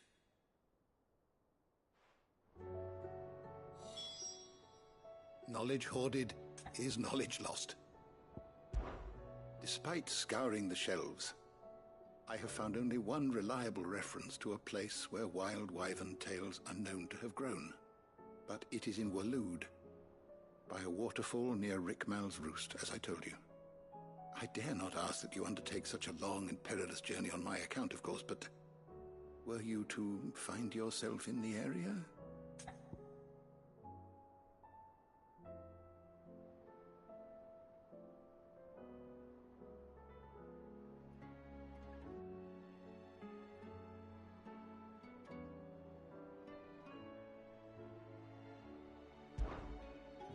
I have a few new notes that might interest you.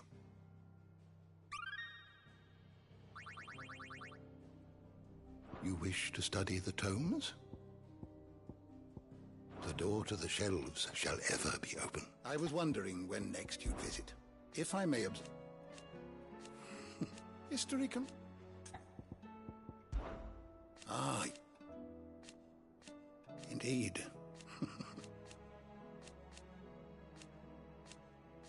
Then, fare thee well, my friend.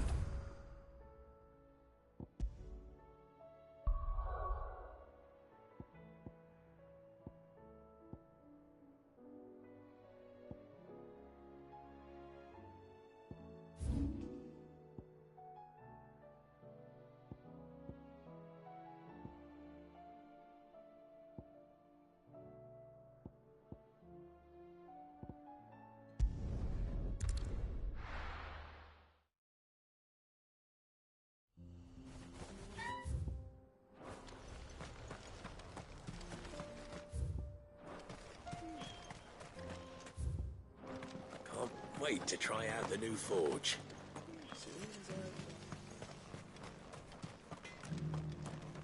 Good day.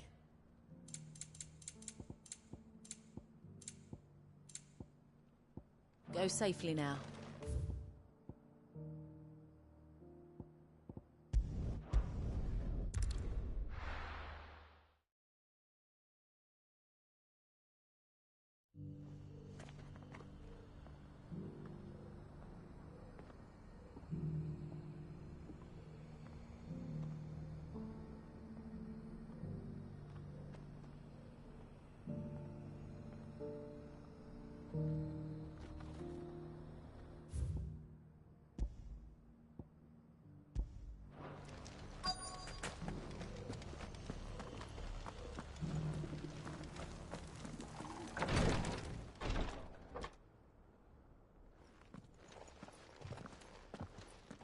Your Grace, my lord, I trust your journey was not overly onerous. Cyril, you found a letter from Father? Yes, I have it here.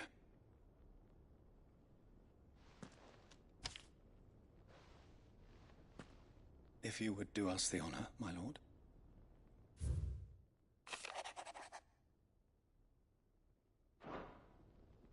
An inheritance.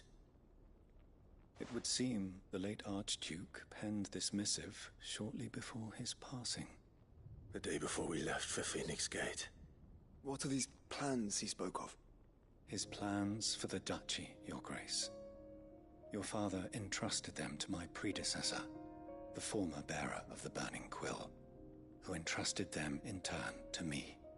The complete emancipation of bearers is their stated aim.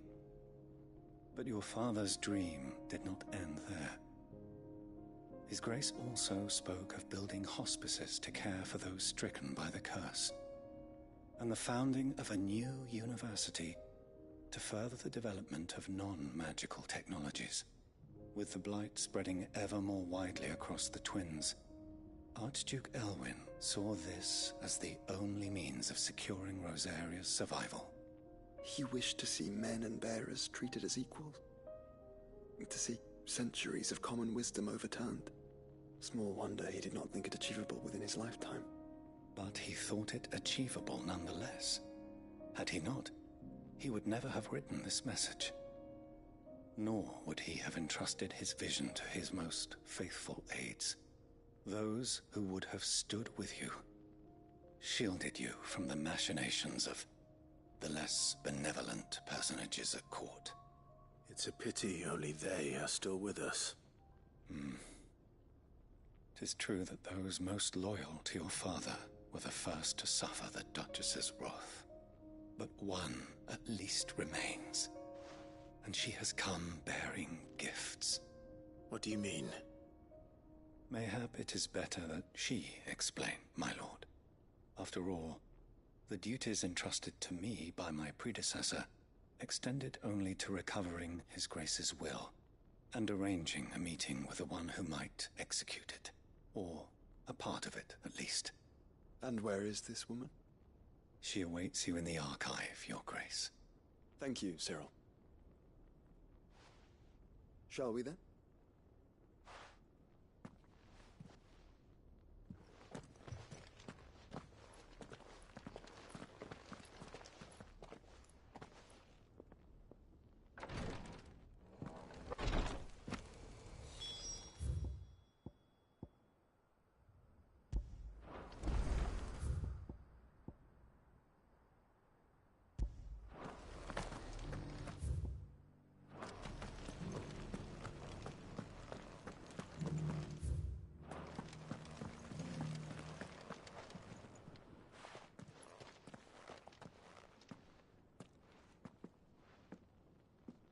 My lord, your grace.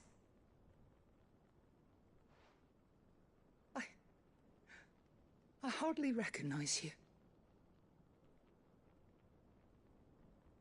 I am Goditha, retainer of House Rosfield, loyal servant to the Phoenix and his shields.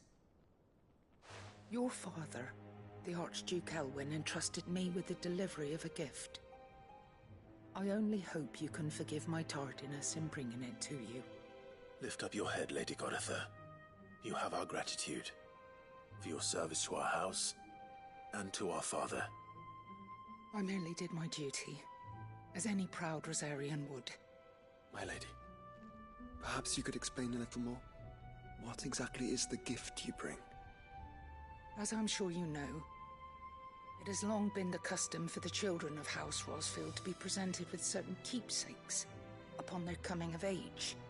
Indeed it has. Our father often spoke of the day when our turn would come. And had he lived to see it, he would have presented you with the treasures I bear. Matching armbands for you both. Alas, he did not live.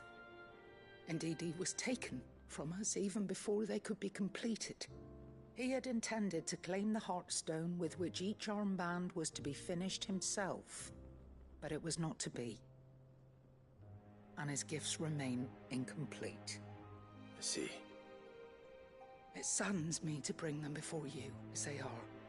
It was your father's wish that you be presented with the finished articles, not these works in progress. But with his grace long since gone, and the stone left unclaimed, I had little choice. You are grown men now, and his house is yours. And while I would not presume to insist upon your claiming the Heartstone in his stead, I know that nothing would have pleased him more than for you to do so. Thank you, Lady Goditha. What say you, Clive? What else? Of course, my lady. May our father's will be done. Oh, I am much obliged. Do you know where we might find this Heartstone, my lady? I do. Though it may be a matter of a good deal more than simply happening upon it. It is found in the bellies of elder griffins, you see. We do at least know where to find one. A certain specimen has made its nest in Titan's Wake, not far from here. A certain specimen? You are most perceptive, Your Grace. In answer to your unspoken question, yes. In fact, this is the very same beast your father meant to slay. I have been tracking its movements since you were but a boy. Were you to slay it in his stead, as men of House Rosfield, it would surely make your father proud. What say you, Joshua? What else?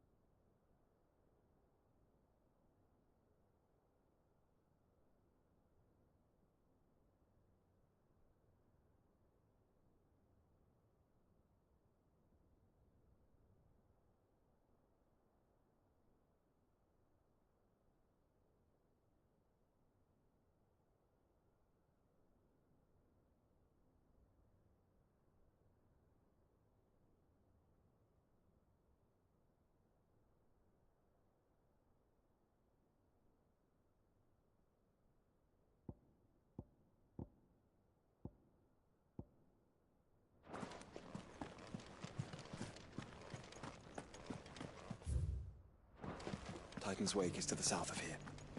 But we must not be hasty. The good lady has been disappointed once already.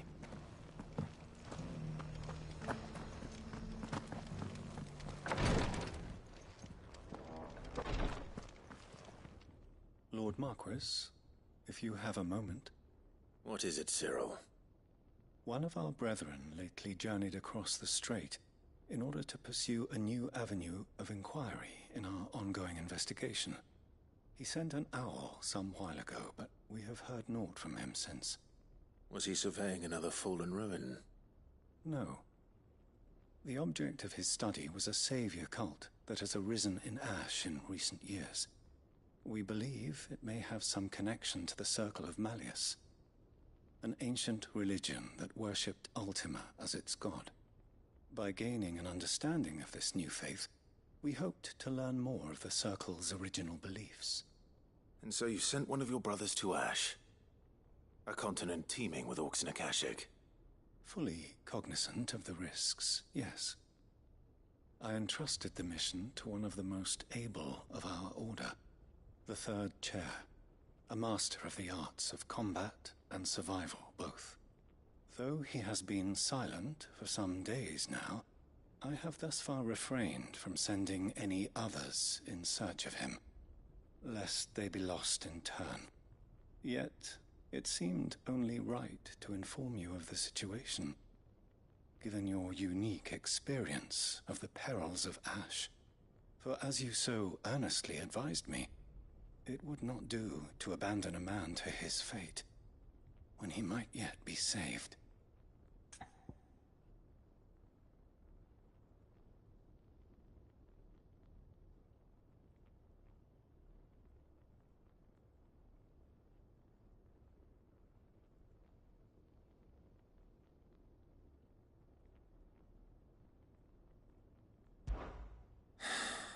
It would not.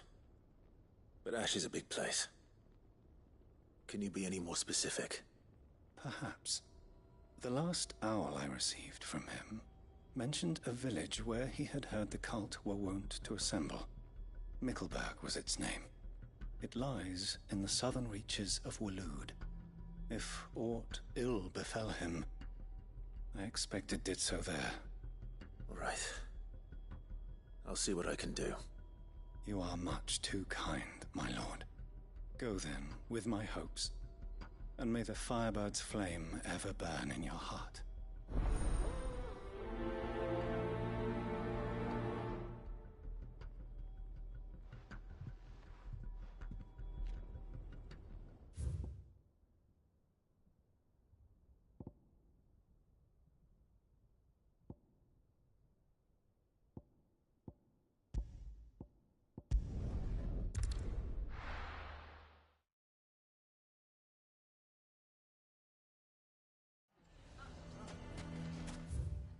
Why the hell would Victor take the bearers?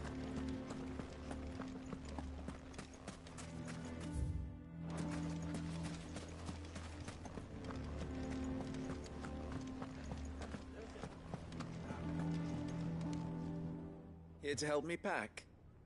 Thanks, but I'll be traveling light. I'm almost finished already, in fact. You're really going to go through with this, then? I am. But before I go, there is one small issue I'd like your assistance with. Well, two, in fact. If it's within my power to help you, I will. It's the children. I refuse to let them share in my disgrace. And if I leave them here, they surely will. Our friendship would see them ostracized forever. But I can't take them with me either. I can think of only one place where they are certain to be safe and provided for and loved. The Hideaway.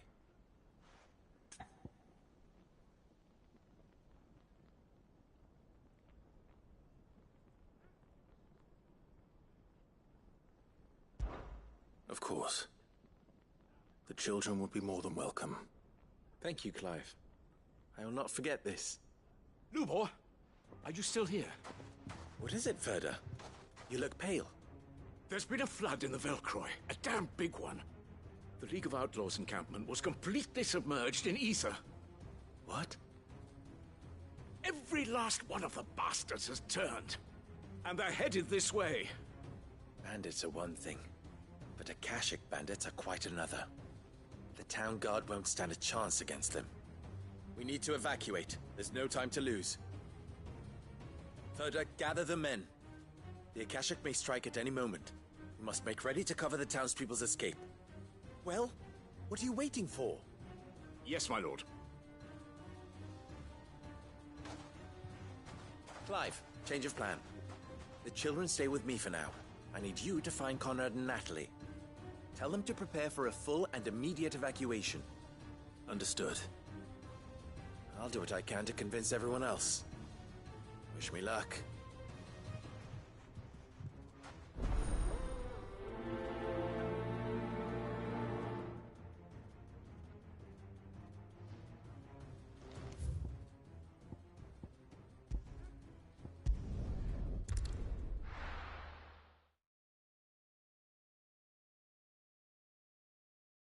You have to listen to me. They're coming. How long do we have? Why do they always have to make such a...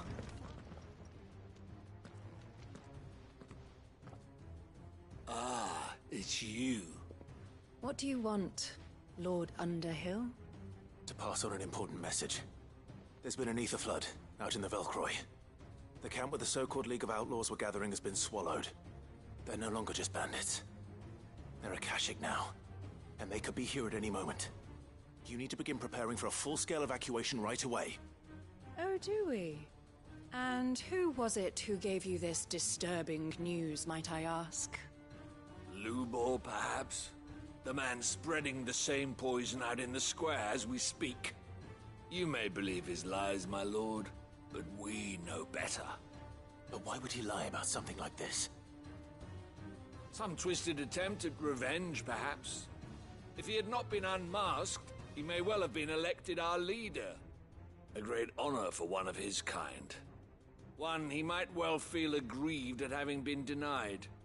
Lord Underhill, forgive me, but it has become all too evident where your sympathies lie. Lubor cannot be trusted, and neither, therefore, can you. You may not trust me, but for the sake of your people, ask yourselves if there is any chance that this is true. There isn't. You can be certain of that. Now be off with you. You're making a mistake. Come, Clive. If our words will not move them, then we must find another.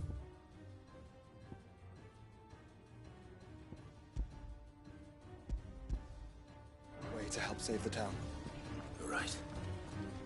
Let's speak to Lord.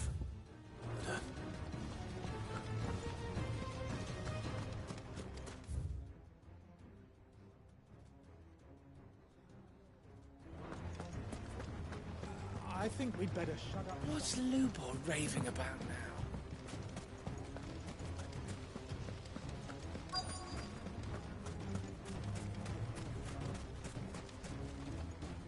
Lord Furder.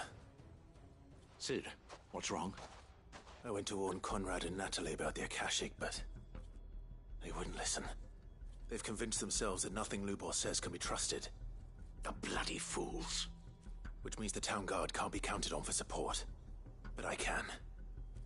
If there's anything I can do to help you defend Dalamil, you only have to ask. I appreciate it. Sid! Further! I've been looking for you everywhere. Victor? I thought you'd left. I couldn't abandon a friend in need. And Lubor is in need at this very moment. Come quickly.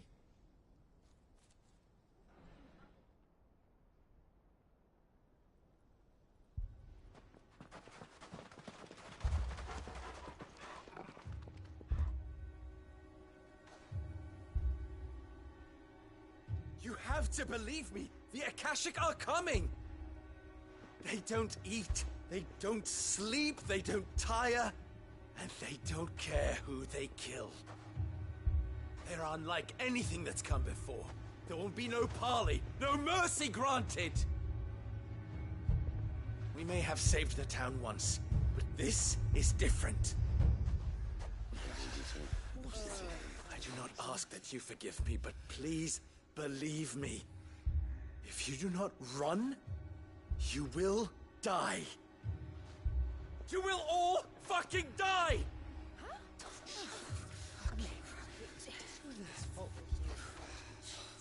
You'd like that, wouldn't you, bearer? Yeah, with us out of the way, your kind will be free to claim Dalamil for yourselves. You should run! Run, bearer! Yeah, run! Run! Far away! Run! Just go on. Yeah. Yeah. Yes! Go! Come on, then. Just go. Lubor, wait. Someone's coming. Stop! You're hurting him!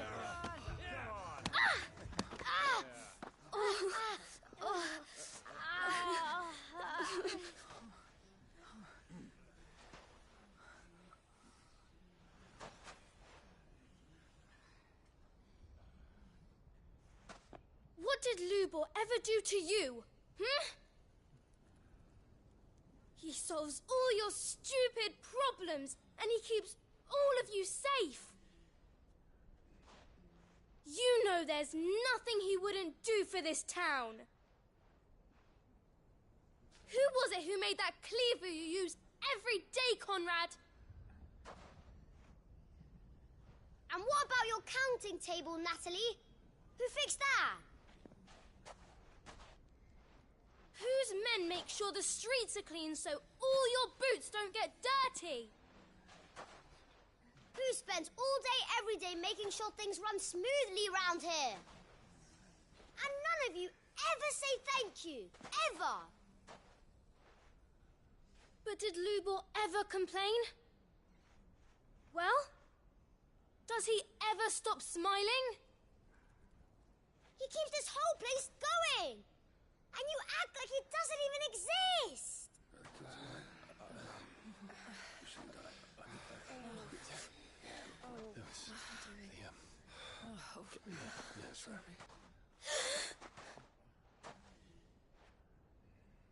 Lubor, we've heard enough.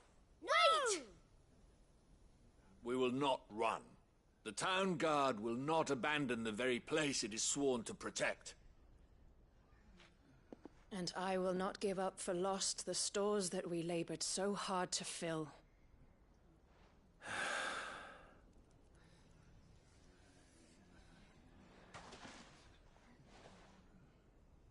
So tell us, how do you propose we deal with these Akashic of yours?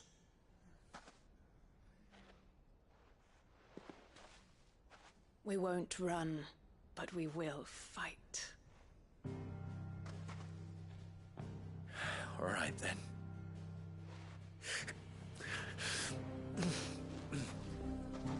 Fine.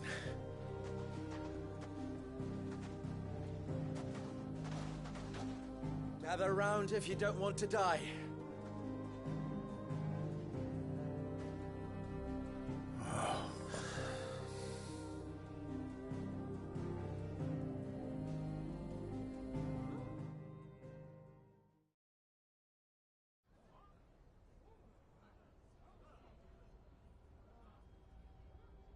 Allow me to explain the situation. The ether flood occurred near the village of Cheratina, deep in the Velcroy. The place had been abandoned for years, until the League of Outlaws decided to make it their base of operations. Now they're all turned, and if the scouts' reports are correct, heading in this direction. They are mindless monsters, driven only by hate and rage, and they are utterly unpredictable. With the bandits, we at least knew how and where they were likely to attack. When these creatures come, Dalamil will have the bitterest fight it has ever faced on its hands. The town guard will muster at the north gate. The rest of us will take the south. Both forces will provide men to serve as scouts and messengers, ready to spread word of the size and nature of the Akashic force as soon as it is spotted. And as soon as it has been, we will converge on its position and see that it is driven back from Dalamil at all costs. Conrad, can I count on the support of the town guard? Always. I leave the selection and coordination of the messengers in your hands, Victor. And the command of our men in yours, Ferda. If you would both be so kind. Consider it done. As you wish. Natalie, I would ask that you and your people have the townsfolk barricade themselves inside the bathhouse. And tell the merchant not to waste time securing anything beside the essentials. Preserving life is our one and only concern. As long as we survive, it doesn't matter what trinkets we might lose. Our riches can be regained. And if anyone doubts that, let it be known that the Briar's Kiss stands ready to cover any losses. Very well. I shall tell them. Where do I fit into this plan? Where else but the most perilous place of all? I would like you to travel to the home of our erstwhile League of Outlaws, Cheratina itself. The main host is most likely still there, and Dalimil will not be safe until it is eradicated, root and branch. A little gardening. How pleasant. I doubt it. I have a feeling these weeds will be particularly stubborn. Luckily, so am I. So you are. All right then, we all know what we have to do. Now it's simply a matter of doing it. For Dalimil.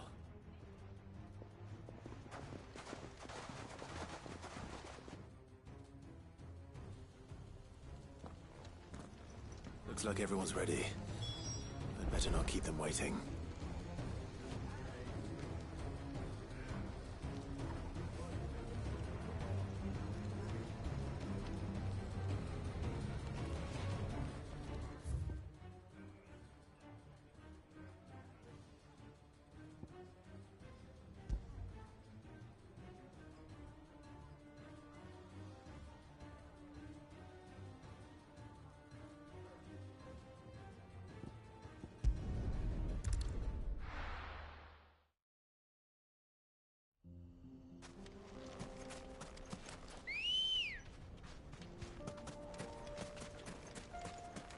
Good girl.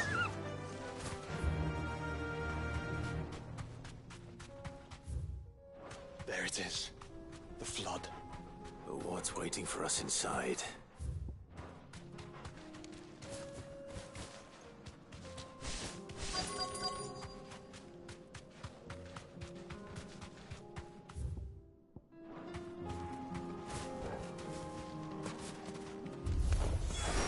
Can't leave a single one alive.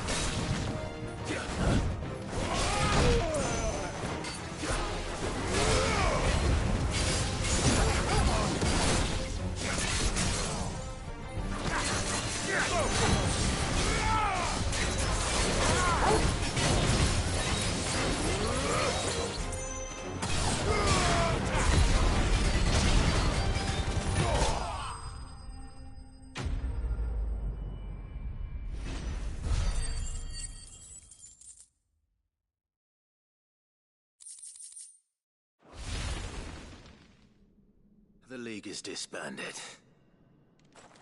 I should get back to Dalimil and see how the others fared.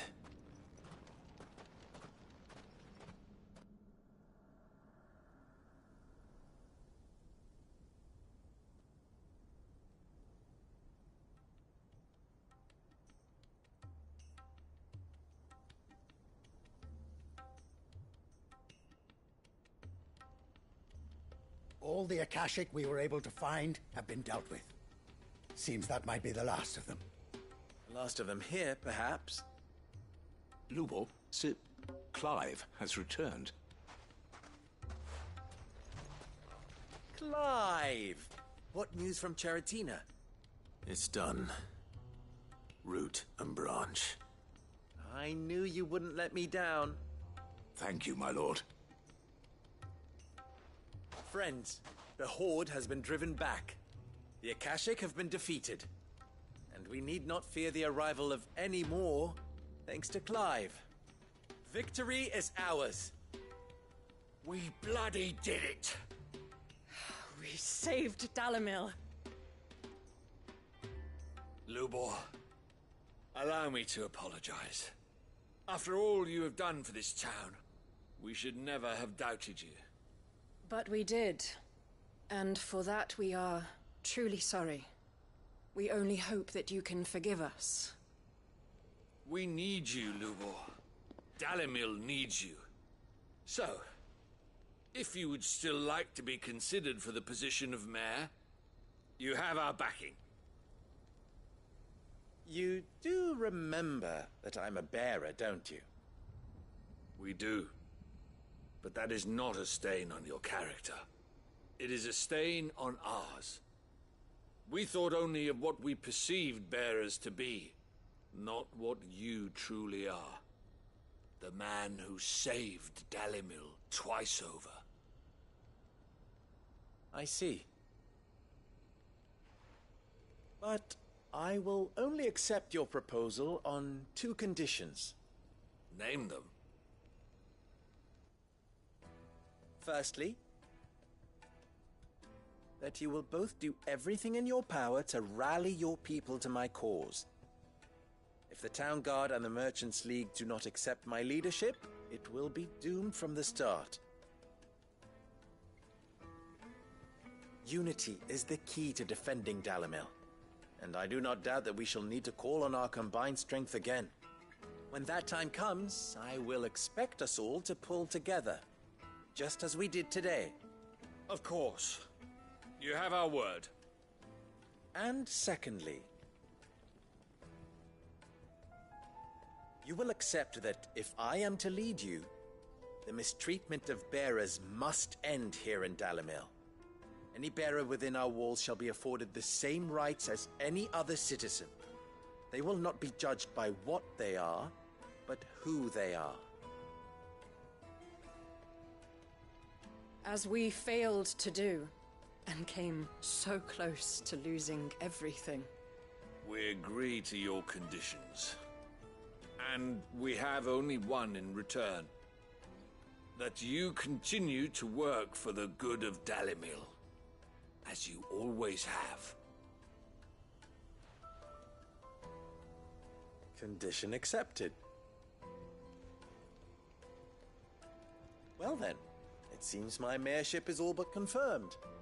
Do I get some sort of special hat?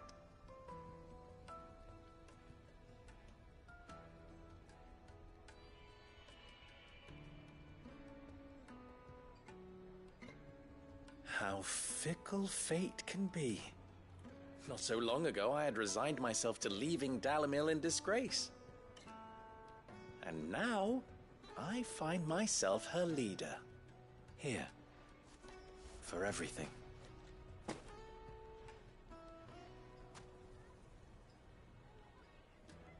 Lubo, about the children. Fear not, you are of course relieved of your responsibility. I would sooner face another horde of Akashic than see them brought up as outlaws. I'll make sure they're safe here. I don't doubt that you will. And not just the children, but everyone in Dalimil. I'll do my best. Can't have all your hard work going to waste.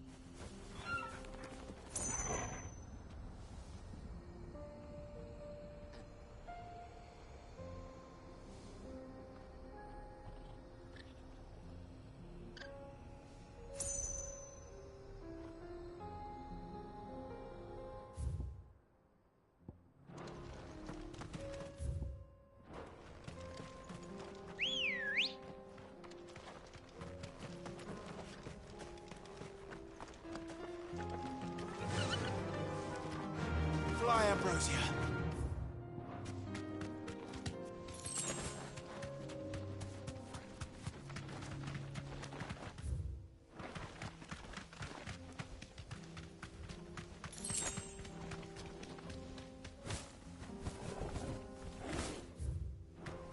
Here we are again. Carava. If you were a tortoise talker, where would you hide?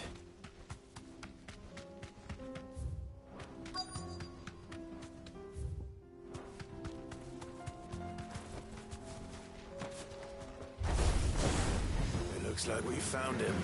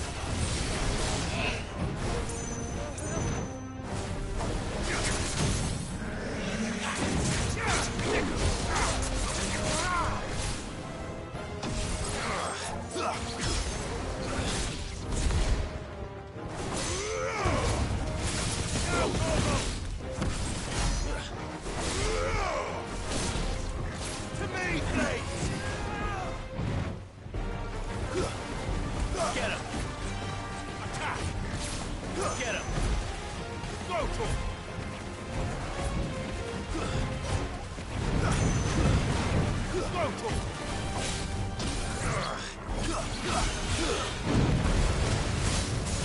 yours, Torgal.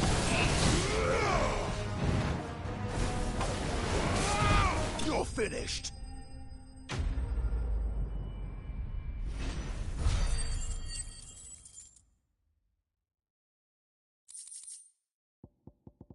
I better get these materials to Mid so she can finish her process.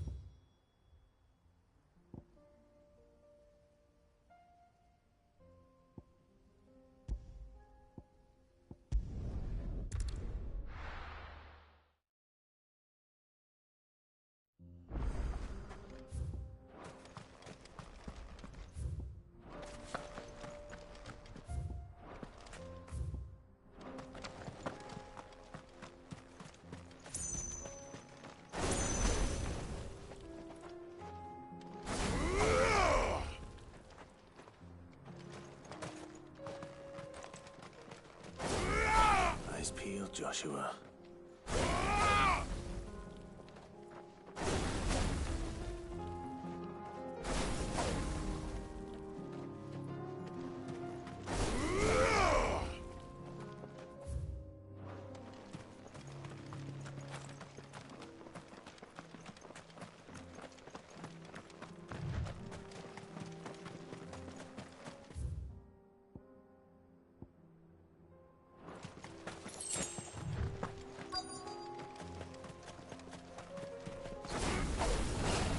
There it is. The House Rosfield.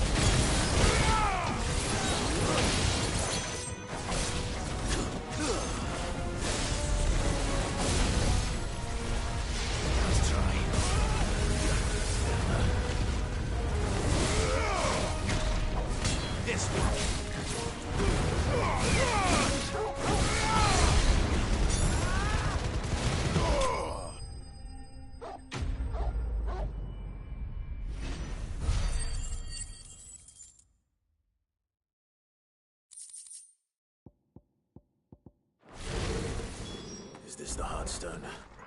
I expect, lady.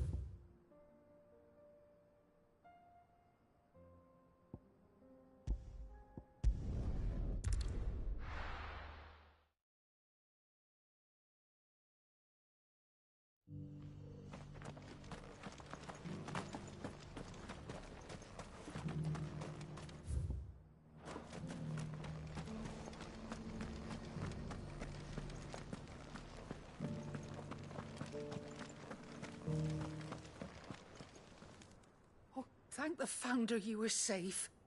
The Griffin is slain then? And the Heartstone claimed.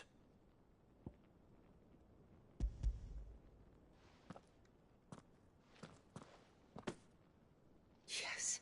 This radiant luster, like frozen flame, is just as your father described it. Thank you, my lord. Your Grace. Your father would be so proud. Lady Goditha, the lapidary is ready. Thank you, Cyril. I will be with him shortly. If you would excuse me, I shall have the stone cut and set forthwith.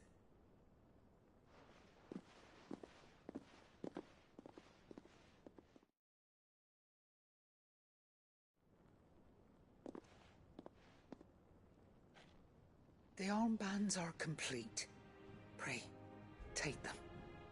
They are yours, after all. Heartstone is harder and more enduring than garnet, or even ruby. It symbolizes unwavering will and devotion. And the graven vines encircling the stone represent the unbreakable bonds between you. It's a message. Father knew we had enemies both inside and outside the duchy. Enemies who would thwart his vision. Only with unwavering devotion would it ever be realized. And only if we stood together, as Phoenix and Shield, as brothers in arms. Only then might those enemies be overcome. Indeed. His Grace knew the enormity of the task he would entrust to you, his heirs. But this was more than just a message. It was a promise. That he would always be with you. Thank you, Lady Goditha, for remaining the steadfast custodian of our father's will. Forgive me, my lady, but there is something I don't quite understand. The Undying told me that after Father died, Mother claimed all of the ducal treasures for her own. Even if the armbands were incomplete, she would surely not have overlooked them. So, how were you able to keep them from her? Because I was the keeper of the vault. Though I was but a lowly servant, your father spoke to me of his intentions for the bands, of the deep love he had for both of you, and his hopes for your future. In the days before the disaster at Phoenix Gate, I discovered that the Duchess had ordered her jewelry be sent away from the castle. It was then that I knew she meant to betray us. I tried to warn your father, but it was too late. When word of the fire reached Rosalith, I knew my time was short. So I took up the armbands and I fled into the night. And thank the Founder you did. Yet my duty to your father was incomplete. Not knowing what else to do, I followed the Griffin, thinking I might claim the Heartstone on its passing. And so my pursuit continued, until Lord Cyril appeared before me. He informed me that His Grace's will had been recovered, and that his sons were alive and well. Lady Goditha, on behalf of my father and all the people of Rosaria, I thank you for your loyal service. As do I. Thank you, my lord. Your Grace, for coming back to us, for giving my service meaning.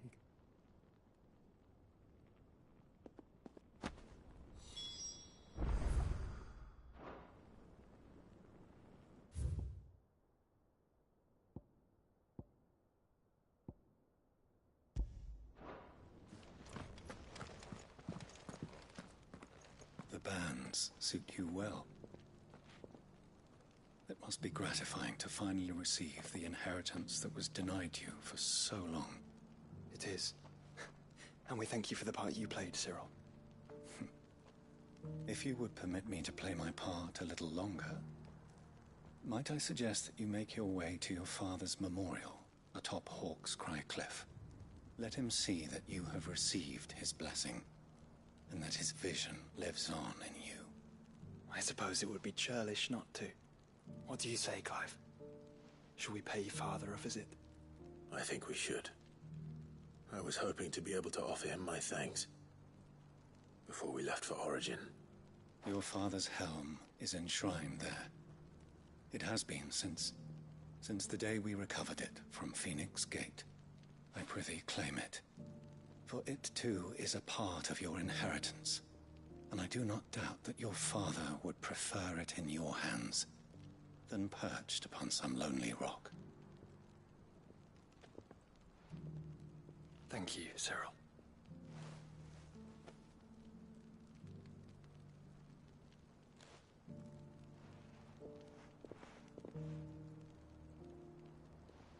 Come on, Clive. He's waiting.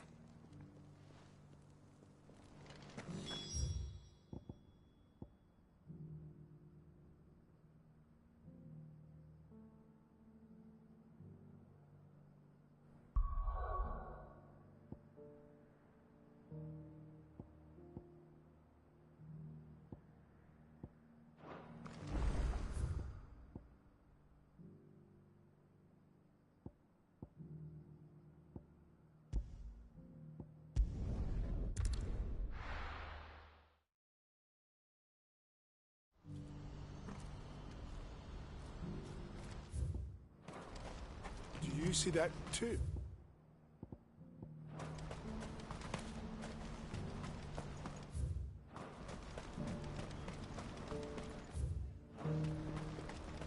Papa? What is it? Oh, please. Just make it stop. I'm scared. Not here. Ambrosia won't help me here.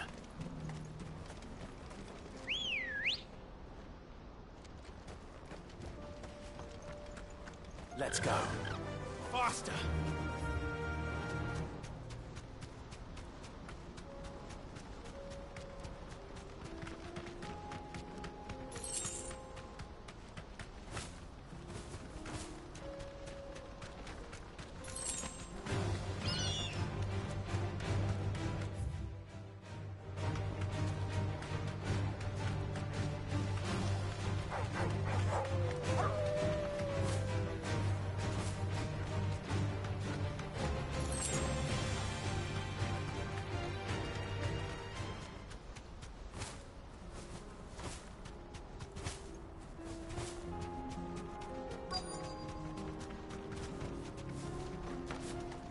Can't be Rutherford, can it?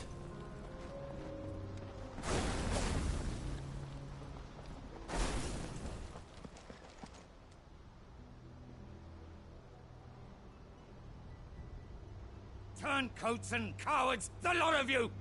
If it's a fight you want, it's a fight you shall have! Allow me. I don't need your... Please, Field Marshal, oblige him. This won't take long. You're right. It won't. Men, finish him.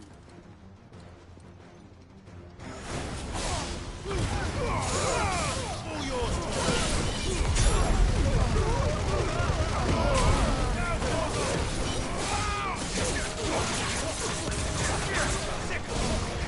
Get him!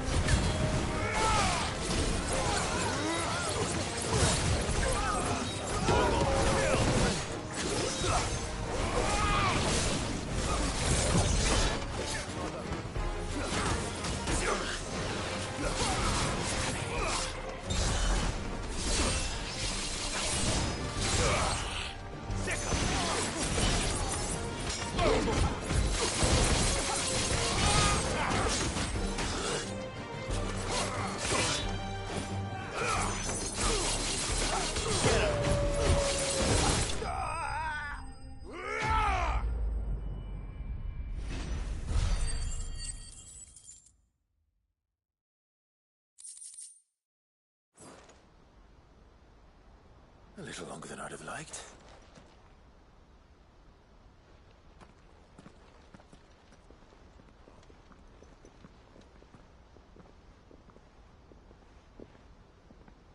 Field Marshal Havel, I presume. Are either of you injured? No, my lord. You arrived just as our escort turned on us. Fucking traitors. I'd heard reports of soldiers in the outlying regions abandoning the oaths they swore. But I hadn't thought the corruption had reached so close to the heart of the Republic. It's a fucking disgrace. Your interfering old bastard of an uncle tried to warn me, of course. My lord Marquis. Or is Sid the Outlaw more to your liking? Call me what you want. It doesn't change who I am, or the urgency of the message I bring. My uncle has a plan to right the realm, and he needs your help to see it through. Before I agree to anything, I'd have you answer one question. What do you stand to gain from all this? I won't deny that I might benefit from further chaos. But I seek a new beginning for all of us. And while the choices I've made may not always have been the right ones, I know I made them for the right reasons. For so long, so many of us have been told how we could live, how we could die, when it should have been our decision all along. Now we have a chance to put things right. But in order to take it, we must stand together. Even if it be beside those with whom we don't see eye to eye.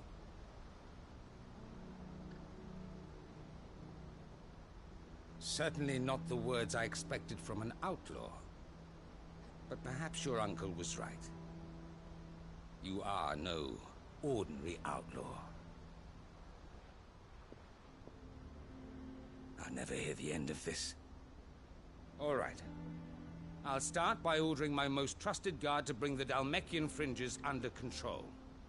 Next, I'll make contact with my counterparts in the Imperial Army and see if I can't convince them to try and restore order in their own territory.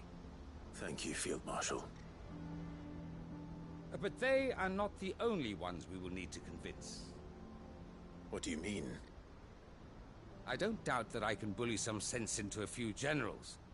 But those they answer to require a different kind of persuasion. And when it comes to honeyed words, well, we will need an envoy. One who can court even the most stubborn of statesmen. You, perhaps? I'm flattered. But I'm no diplomat either. And I have other problems to attend to. What we need is a skilled arbitrator. And I may know just the person. Is that so? And would he happen to be an outlaw too? Of a different kind, perhaps. Well, beggars can't be choosers. I suppose we'll all have to find a little of the outlaw in ourselves if we're to make it through this. Very well. Send your man to me right away. I shall.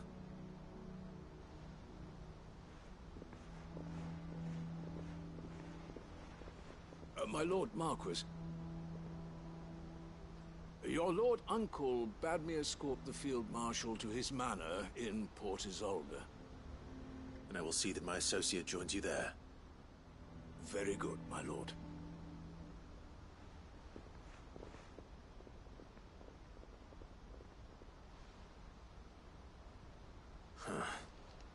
An envoy.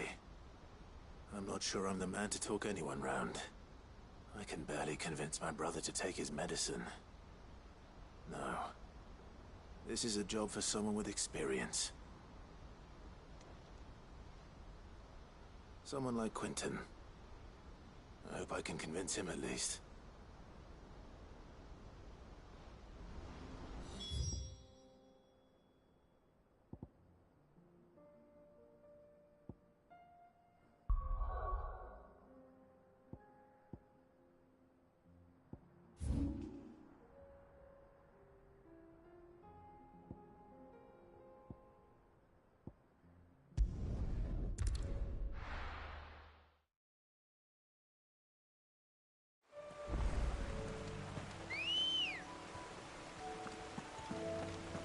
Good girl. Faster!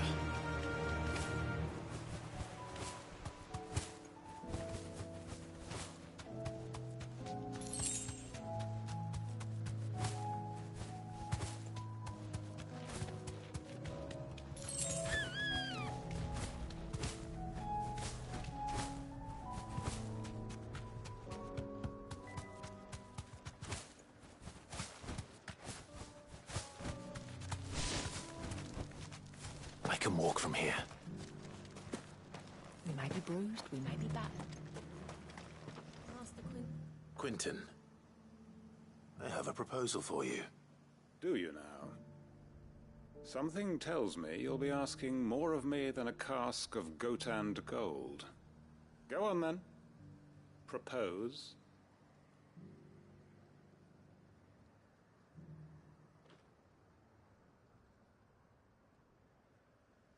You'd have me convince the chiefs and chamberlains of the realm that they should simply swallow their pride and do the one thing that has proved impossible for thousands of years. Was there anything else? Perhaps I can fetch you a meat pie as well. I know it's a lot to ask, but I can think of none better suited to the role. And you'd have me give up what little I have left to do it. I told you, Clive. The people of Lostwing are my family, and I cannot abandon them. You'll have to find someone else. I'm sorry to hear that. So am I. And why might that be? What he's asking. How's it any different to what you've done so far? They want you to speak for those who can't speak for themselves. That's what you do best. If it's the vineyard you're worried about, we'll see that the grapes are picked and the tons filled. You know we will. It's not that. Then what is it? You said yourself we're family. Don't you trust us? You know that's not what I'm... Then what are you saying? That only we are worth saving? Why turn your back on everyone else? You convinced us we could build new lives for ourselves, and if you can do that, who's to say you couldn't convince the entire realm? A stirring argument. I fear that any rejoinder I make might fall somewhat flat by comparison. So you'll join us? Where do you need me? Field Marshal Havel will want to speak with you in person. He's currently in Port Isolde. I can arrange for a party of Cursebreakers to accompany you there. That would be very much appreciated. I hear the roads are far from safe these days. Hopefully not for long. My uncle will want to know that his plan is taking shape.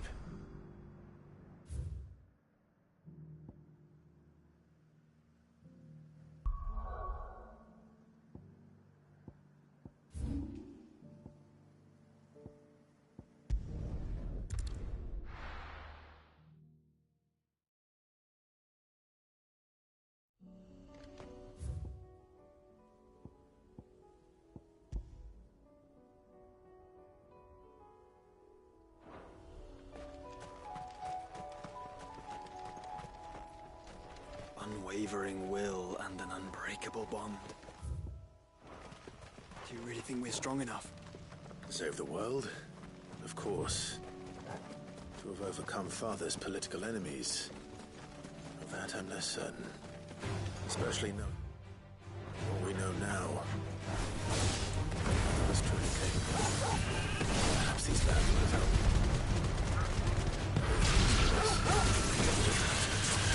Over here! This one! Get him!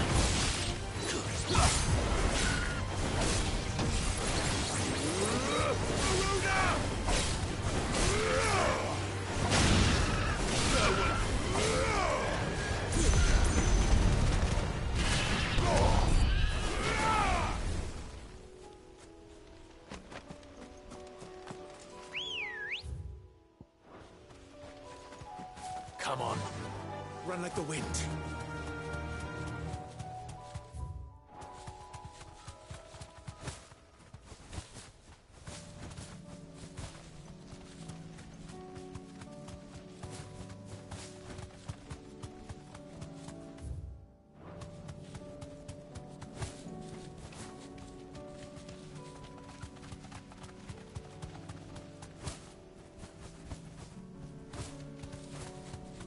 Just back there.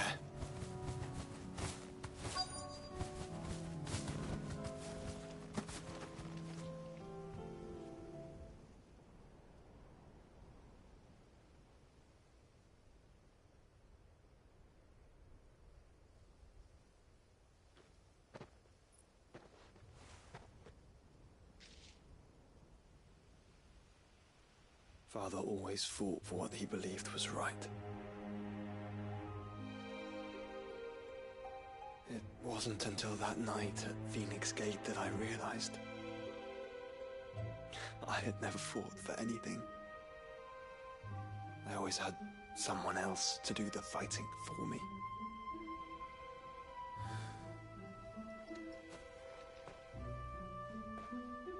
No matter how fate conspired against him, he never lost heart, never looked back, never stopped fighting.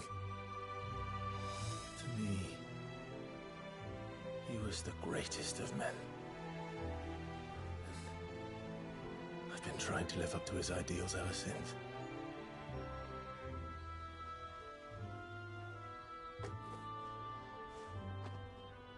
We all have, Clive. We all have. And we'll keep trying. Because that's what he would have wanted. What he would have done himself. Even if it meant standing against the very gods in the heavens. I shall be borrowing this, Father, if I may. That you might watch over us as we follow in your footsteps.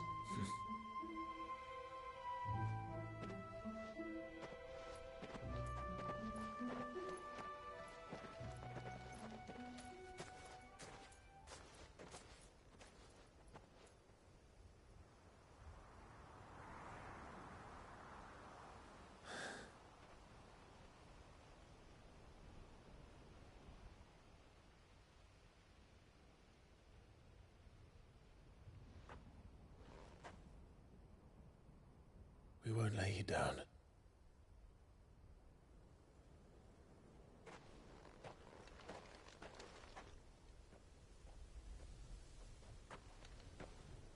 Onward then. Onward. To the end. And to a new beginning.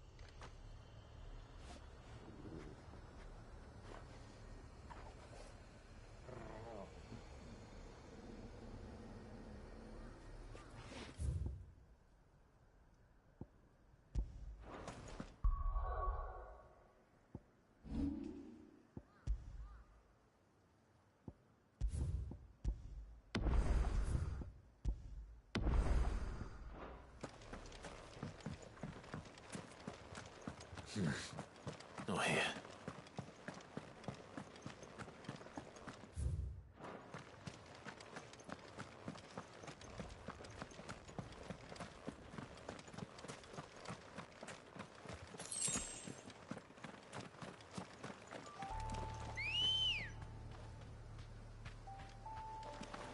Good girl. Run like the wind.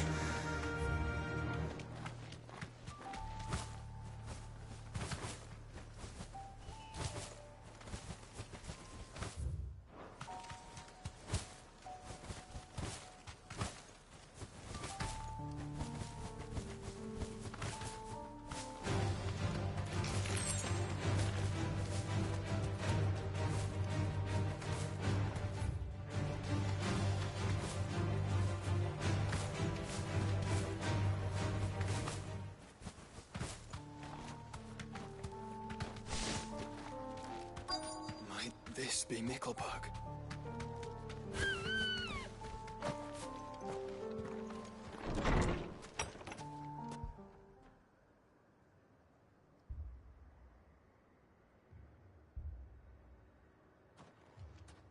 These people aren't turned.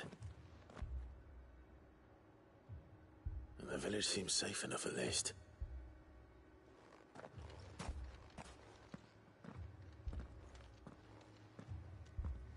What is going on here? Ah. Did you too heed the call? Heed the call? No, I came here looking for someone. To be honest, I wasn't sure I'd find him here. Let alone all of you. Is that so? What are you doing here? Is this where you live? It is my home. The others, they heeded the call. You keep saying that. What do you mean? They came here to perform the rite, just as King Barnabas instructed. This village is their altar, where they shall cast their shawls upon the gentle waters and give themselves to the Lord. Give themselves? Oh, Lord, cleanse us of our sins. Let us be reborn in your loving arms. Free us from the torment of this mortal realm. They want to be saved. Forgive me, but did another foreigner like me come here? He was probably wearing a cowl. You mean the traveler from Storm? Yes. He is staying at my house, toward the rear of the village. Thank you. If you don't mind, I'll go and greet him. They seek the same salvation Barnabas did. Bring us salvation. At least the third chair still lives. Let's go and find him. Your friend with the cow has been staying with me.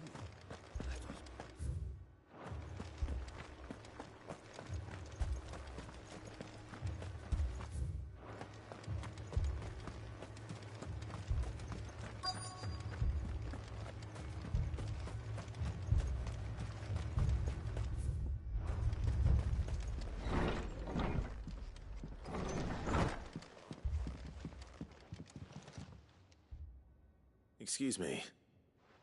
Are you with the Undying? I am.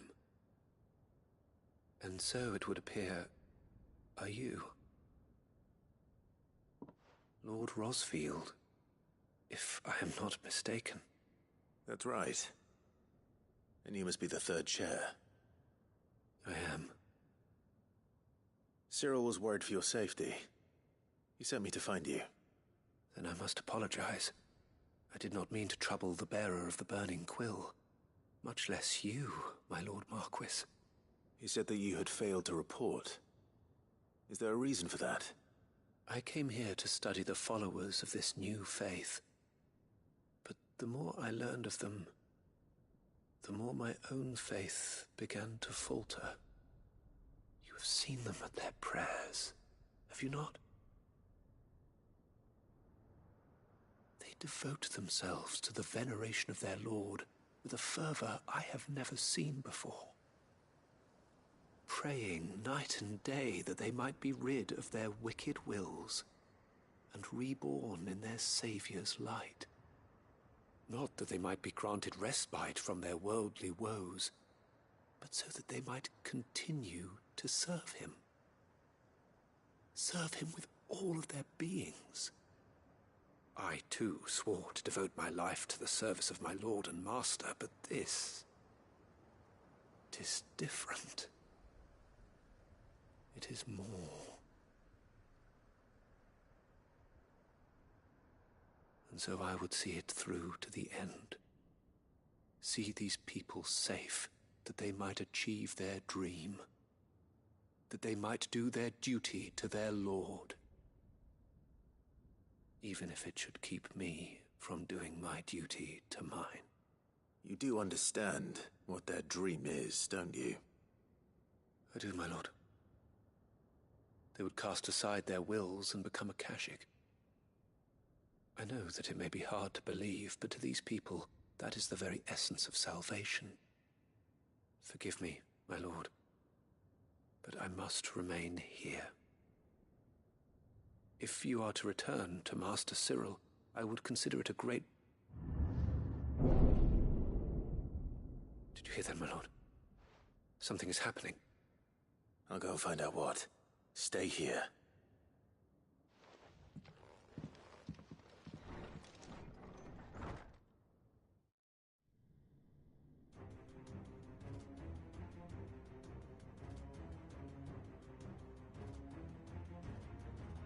Beneath the flood.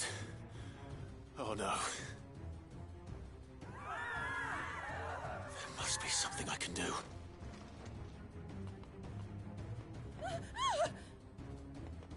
Echoes as well. Found her. Ready, brother? Ready.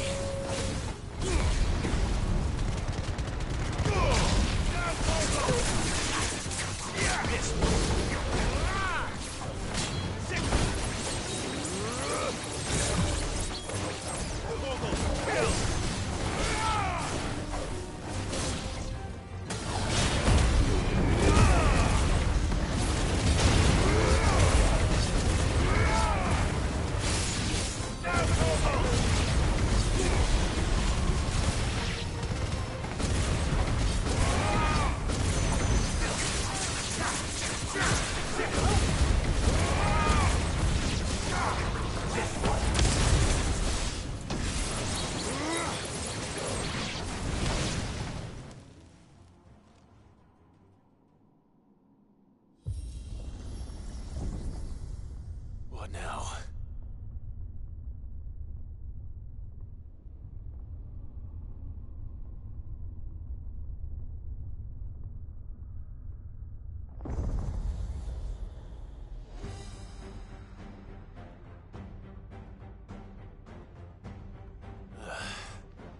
We meet again.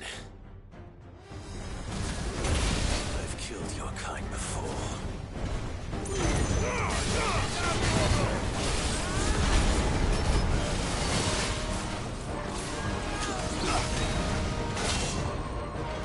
Nice try.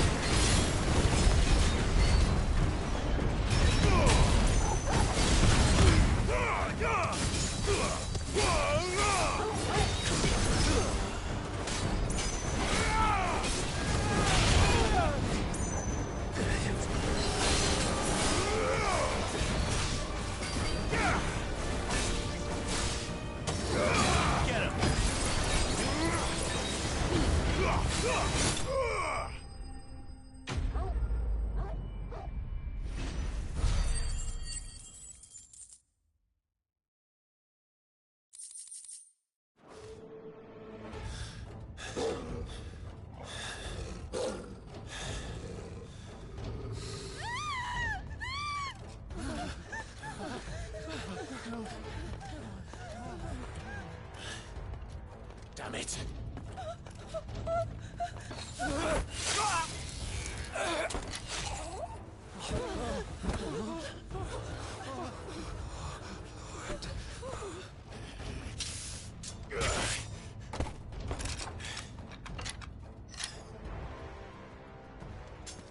Don't you die.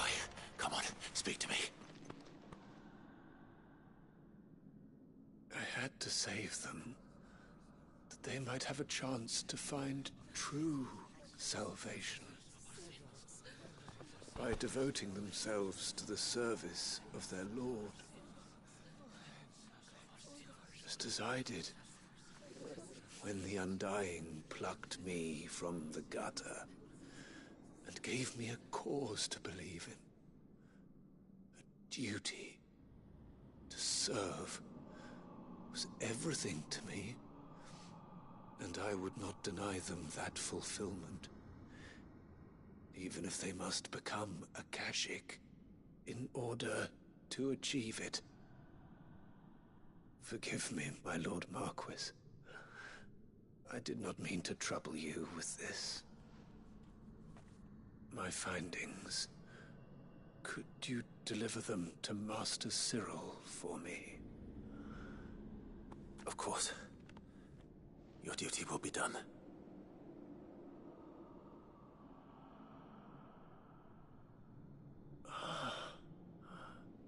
Look, my lord. They are saved.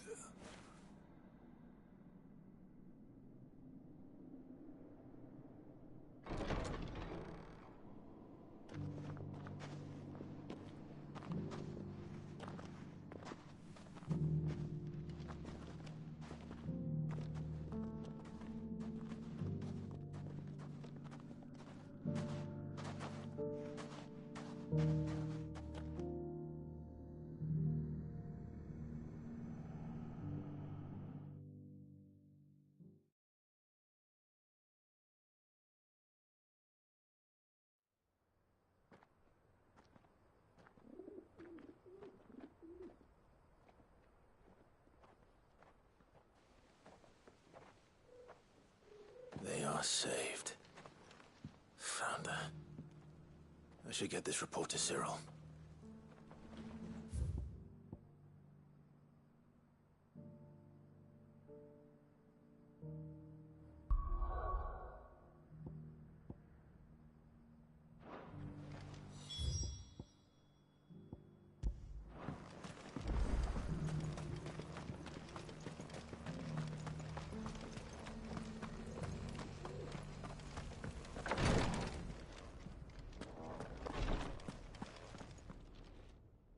My Lord Marquis, welcome back.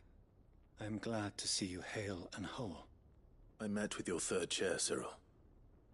He bade me deliver his findings to you.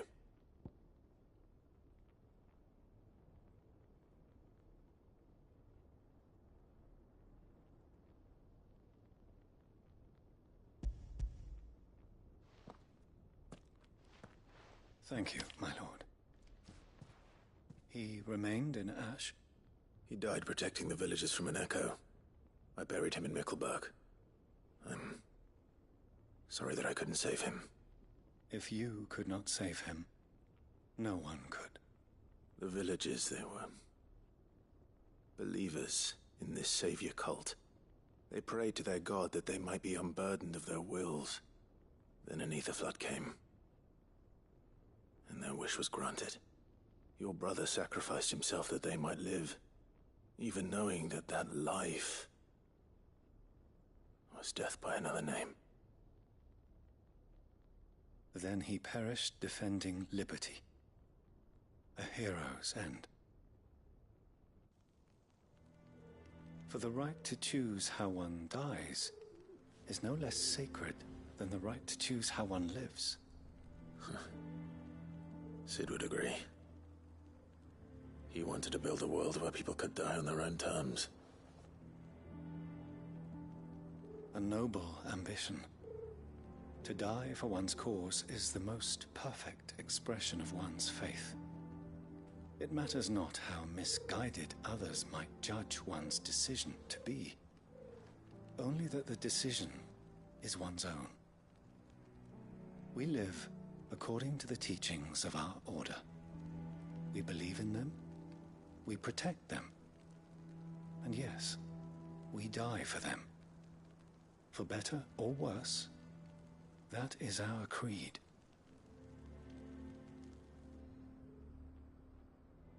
But he didn't die for your creed. He died to save them. And you still believe that what he did was right? I believe that he believed it was. We of the Undying are not slaves, but willing servants. And this was his will, the ultimate expression of it. All right. I'd like to know this man's name, Cyril. To know the names of all the Undying who've fallen in the line of duty. They died serving my house. It's only right that I remember them. That is my duty. Of course. I shall fetch the Book of Martyrs at once.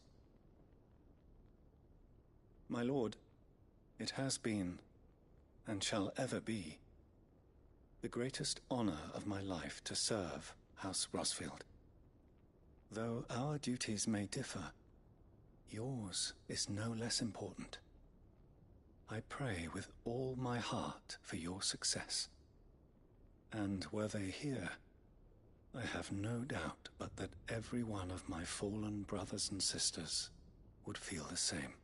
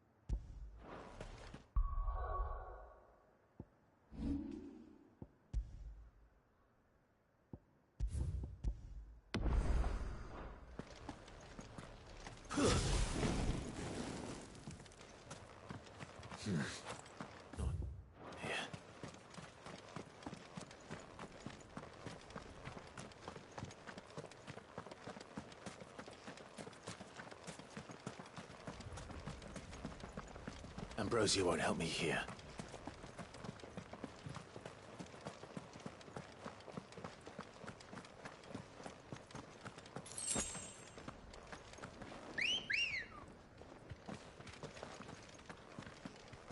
Ready, go?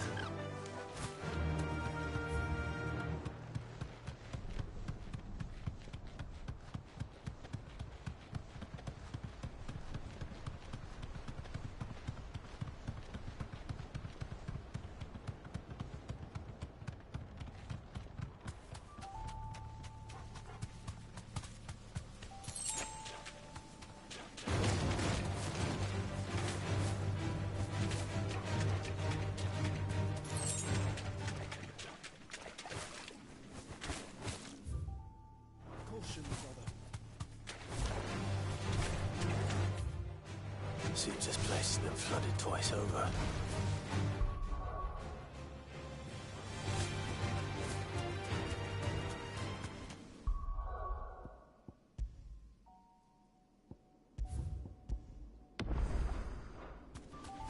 Purple flowers blooming next to a waterfall. Shouldn't be too hard to find. This won't be easy.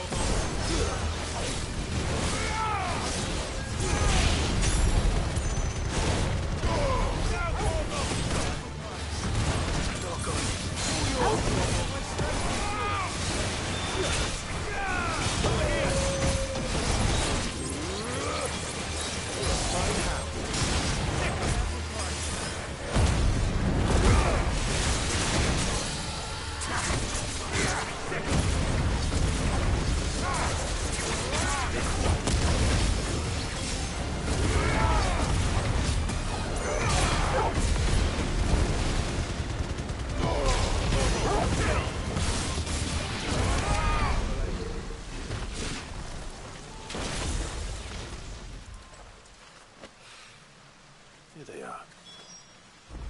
Might as well pick enough for a bunch, I suppose.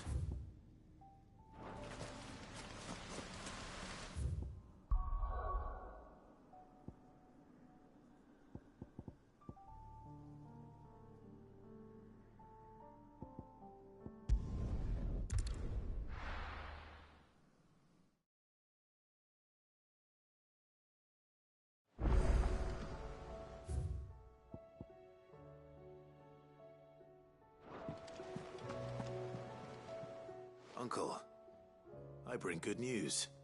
The Field Marshal has agreed to your plan. Ha! Of course he has. I didn't doubt you for a moment, dear boy. Rutherford is accompanying him back to your manor in Port Isolde as we speak. They will await your return there. As will one other. One other? Who, exactly? Lord Havel was concerned that even if he could get the realm's armies to agree to an accord, he might not be as successful in convincing those with political power. He asked if I might have a solution, and I suggested a certain Imperial Lord Magistrate turned Liberator. One of your co-conspirators? Master Quinton would probably call me one of his, but yes. Another outlaw, then. Just the thing we need to put these rotten politicos in their places. Good thinking, Clive. I'm glad you approve. The more the merrier, eh? Uncle, assuming Havel and Quinton can solve our problem with the armies, you still haven't mentioned how we might manage the grain shortages. Oh, don't you worry, my boy. The 7 high houses will be seeing to that. They have all agreed to make the most generous of donations. Oh, of course, it did take a little persuasion. But luckily I had some unexpected help. From who? Why, you, my boy. Rumor has it that you rescued the Lady Ariane's head steward Rockford from a horde of bloodthirsty bandits. It was more of a handful. Well, the old battle-axe was so pleased. She had a shipload of talents delivered to my private docks by the next new moon. And when the other houses saw the parsimonious old crone's purse strings finally loosen, they as good as tripped over themselves in the rush to follow suit. I'm happy to hear it. Now, I must be getting back to the manor. Join us there at your earliest convenience, would you? Of course, Uncle.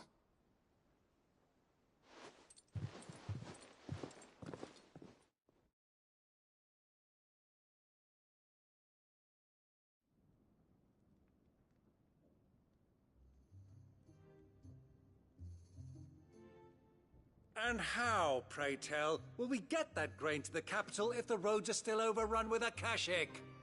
You find another bloody road. I only have so many men, and I'm not about to send them headlong into an ether flood. That is, unless you'd have them turn as well. Well, I'd certainly eat less. Says the man with a belly bigger than a band of curls. My soldiers actually need their rations. Without any food to keep them going, they'll be dead even before you've sent them on your fool's errand.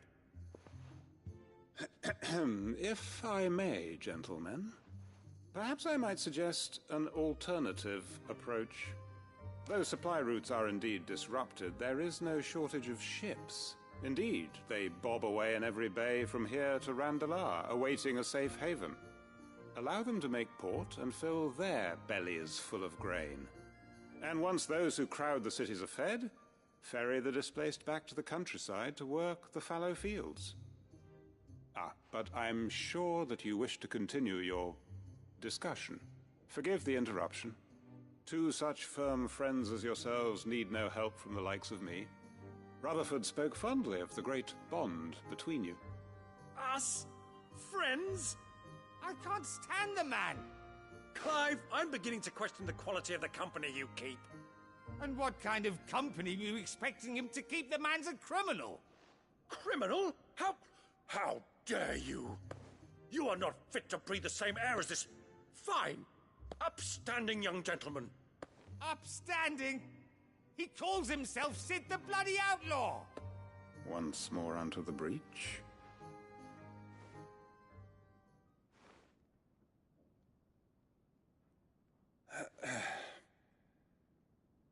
Shall we begin again? What we seek here is not to create a new nation, nor to claim the thrones of those that already exist. We wish simply to bring stability to the realm that mankind might weather the current storm. And to do that, we must convince those in power, the generals, the statesmen, the nobles, that our cause is just. There will be disagreements, yes, and I imagine some resistance, much resistance. But we cannot let that deter us. If we show them the path, show them that we walk it ourselves, then I am confident they will follow. The fate of the world lies in my nephew's hands, but the well-being of her people lies in ours. And we must not squander the chance that Clive has given us. Uncle Byron, Now, with that settled, let's move on to the signing of the Accord. For what great moment in history hasn't been accompanied by a little ceremony?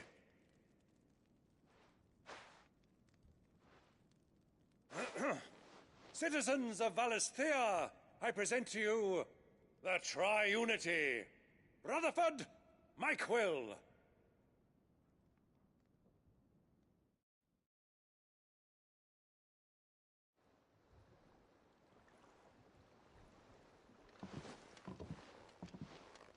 Well, my boy, the stage is set. That it is. This is the role you were born for.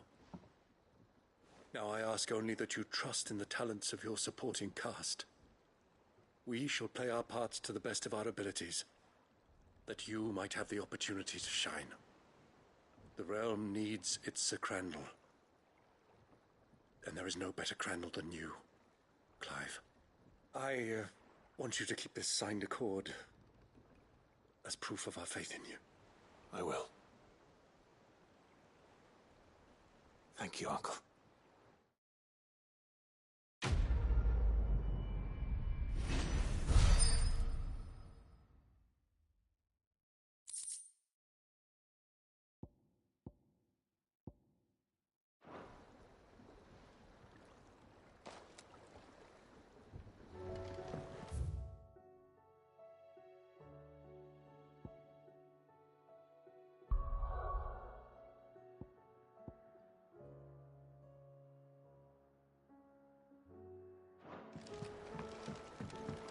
What do you think that thing is?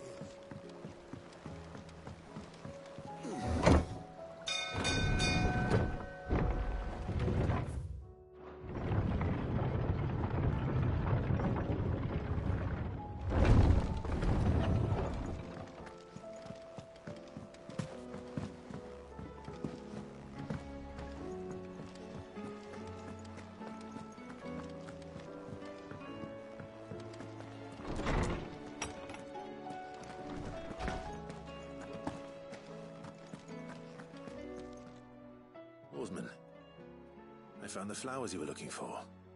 You did? I think I did.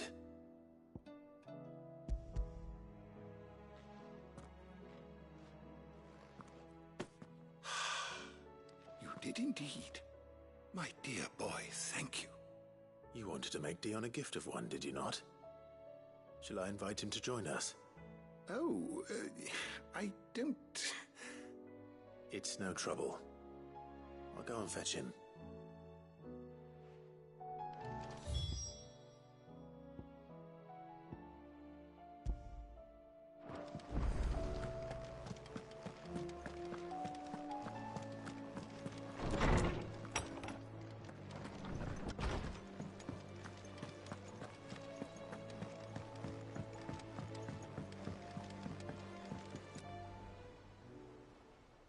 Your Highness, would you do me the honor of accompanying me? Now. It is time, then. No. Only to the shelves. Our lawsman has something he'd like to give you. Master Harpocrates. No. I dare not show my face before him. Not after everything I have done.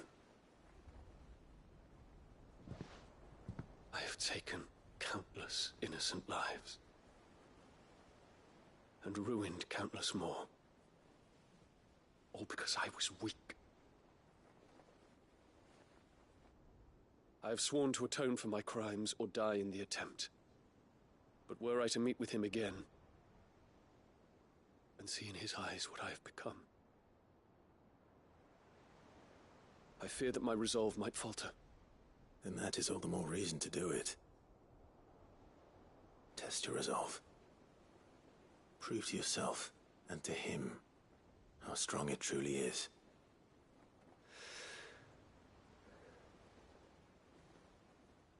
You are right.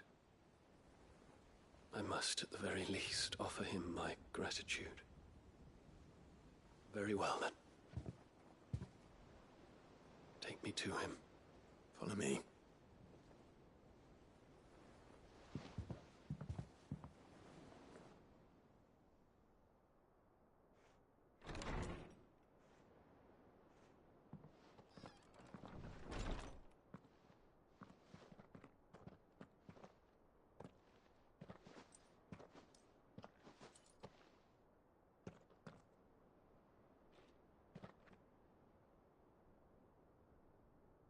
Even now, I hesitate to approach him. What must he think of me? You'd be surprised.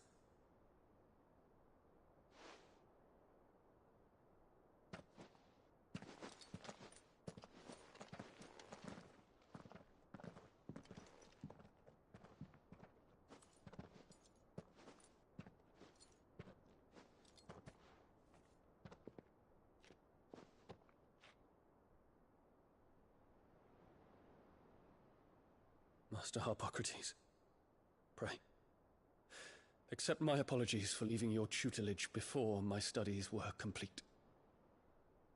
Your lessons opened my mind to a world quite unlike the one I had imagined from within the gilded confines of the palace. And I shall be forever grateful for the efforts you made to enlighten me. Lift up your head, Your Highness. The deeds of youth require no apology. That you took the time to visit me says much about the man you have become. Now, there is something I would like to show you.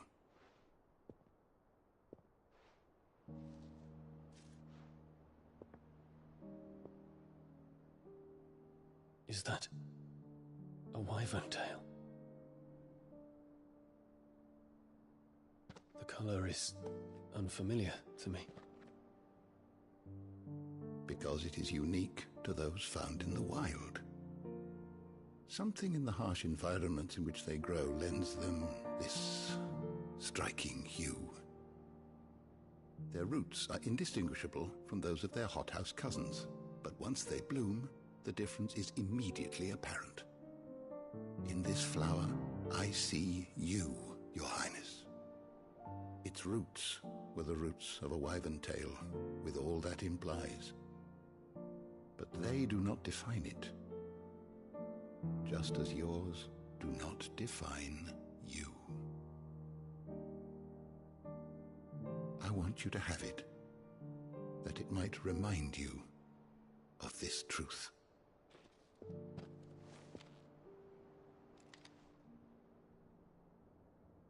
Master Harpocrates, I would ask of you a service. Keep your gift until I have fulfilled my duty to the realm, for only then shall I be deserving of it.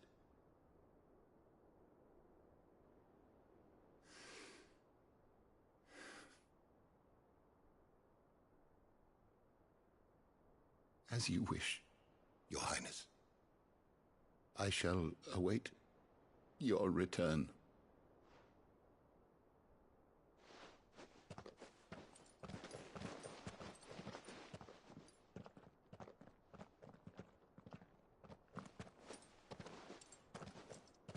Our roots do not define us. No wonder my stepmother didn't like him. For reuniting me with memories I had thought long lost.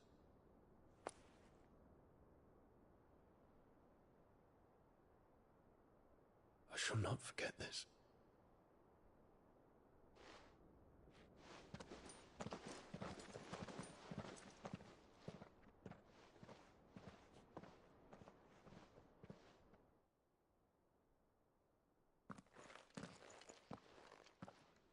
Thank you, Clive.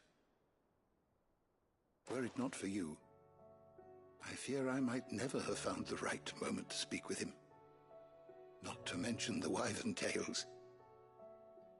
I shall plant their seeds, that I might not disappoint His Highness upon his return. I hope the soil in the hideaway is to their liking. Why, these flowers bloomed in the bleak, black wastes of Waloed. I'm sure Nigel's yard will suit them to a T.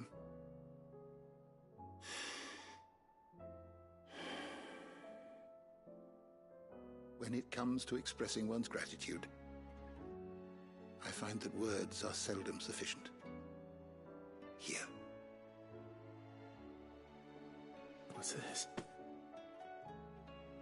A stolas quill. Or more precisely, my stolas quill.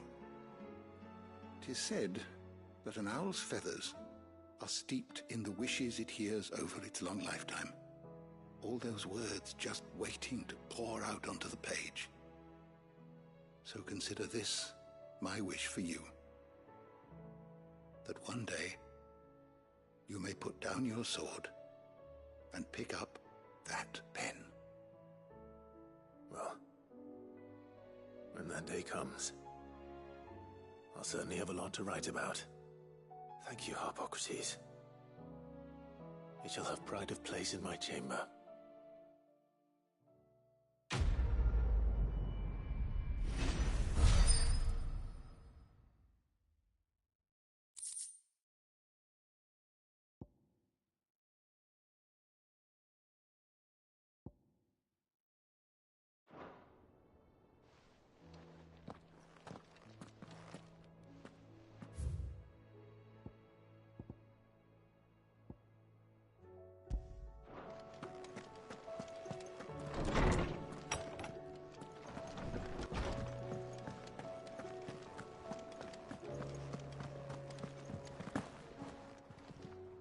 Still alive, are you?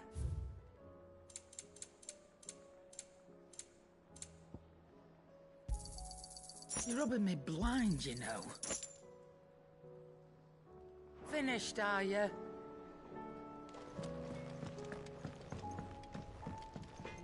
Trouble with your gear, or so will it be?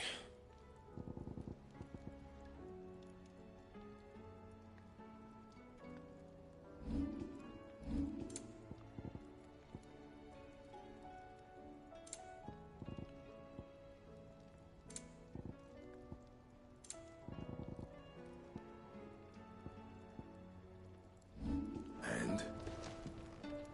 So what do I owe the honor? What do you want?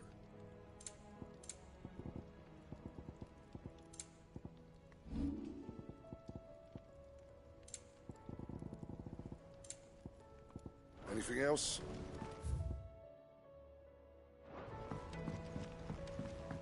Say what you will.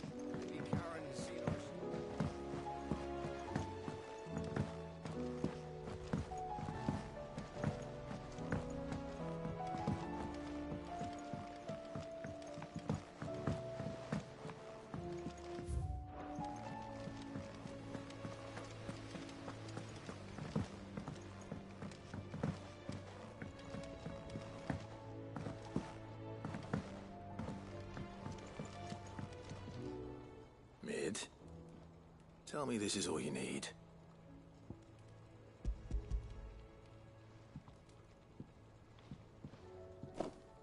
Aw, you make it sound like I asked you to save the world or something. Tell me this is all you need. It's most of what I need. After you left, I went over the figures again, and I realised I'd forgotten a 1 and a 0. And a cogwheel. Just a tiny one. Though, that's the problem. Gears that small are a bastard to make, and I may have lost the one Blackthorn spent a fortnight toiling over. Wait, The children. When they took apart your scales, there was a tiny brass gear.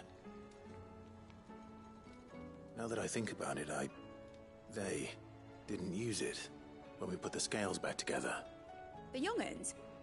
But why would they... You know what? I don't want to know. I'll keep working on the model. You go and find that cog.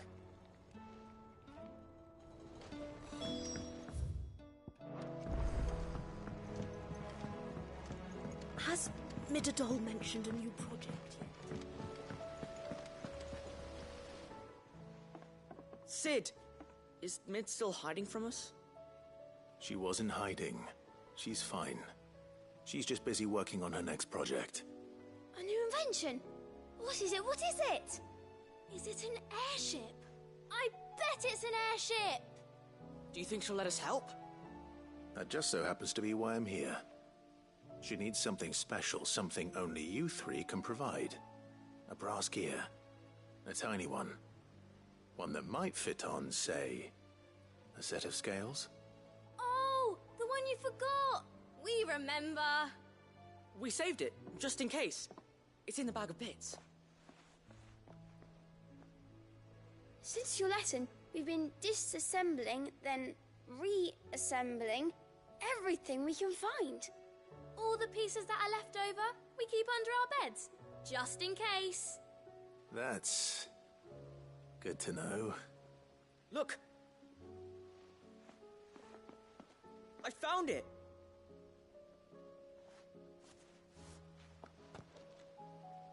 Is that all? Just the gear? We have more parts if Mid needs them. That's all for now. But I'll let Mid know about your hoard. Just in case. Thanks, Sid.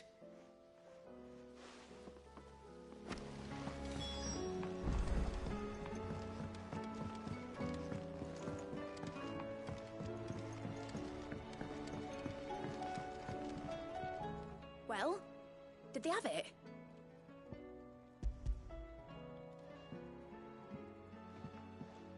They did. And they kept it somewhere nice and safe. Will it work? Will it work? He's perfect! You're a genius, Clive. What exactly are you going to use it for? Only the most important job of all. The wings aren't going to move on their own. But with the right cog in the right place... Well, you just wait and see.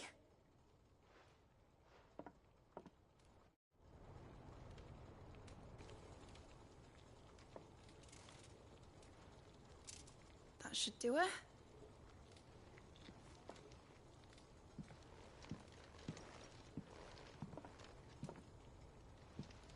Here goes nothing.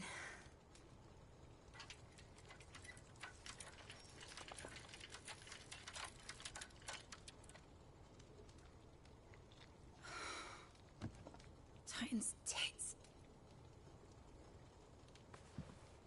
It wasn't supposed to fly, was it? Of course it was supposed to fly. Wouldn't be much of an airship if it didn't. Honestly, these bloody engines are driving me mad. I was so sure this would be the day she soared. The mithril engine was made to make dreams come true. But maybe this is one dream the world's better off without. Show folk how to take flying.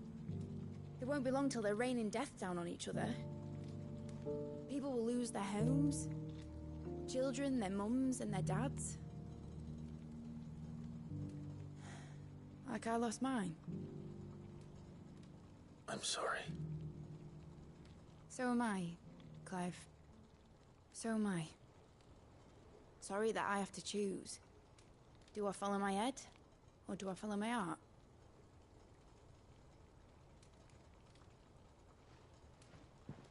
Good question. The first time I stood on the deck of your ship, felt the wind in my hair. It was like I was flying.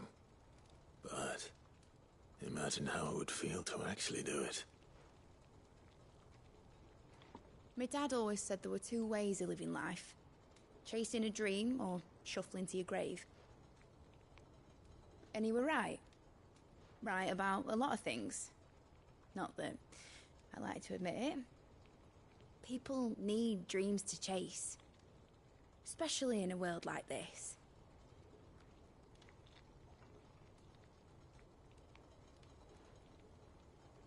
Right. When this is over, I'm gonna take all my mithril engines to Zemeckis and sling them over the edge. I won't have my dream end up turning into someone else's nightmare. All that hard work. All that hard work will not be used for war, Jamie. But it ain't like it'll be gone. Tell me, Clive, have you ever been on a treasure hunt? Not since Joshua and I were boys. Why do you ask? Because I'm gonna bury the engine schematics and leave behind a little riddle telling people where to find them. A really hard one, so that only the most dedicated dreamers will ever be able to work it out.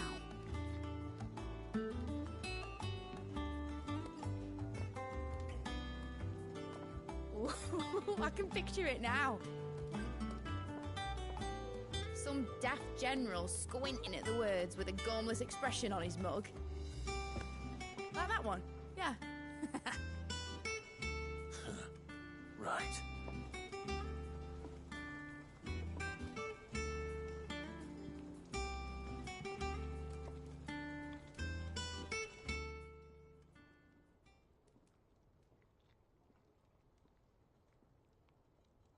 Of course, if I'm putting this engine at the end of a treasure hunt, I'll still need to make it a treasure worth hunting for. Won't be much of a prize if it couldn't even make a toy boat fly after all. My dad always said, dream big. But it ain't the size of a dream that's important, is it, Clive? Only that it's a good one. And I reckon I've got a fair few good uns left in me. I'm sure you do.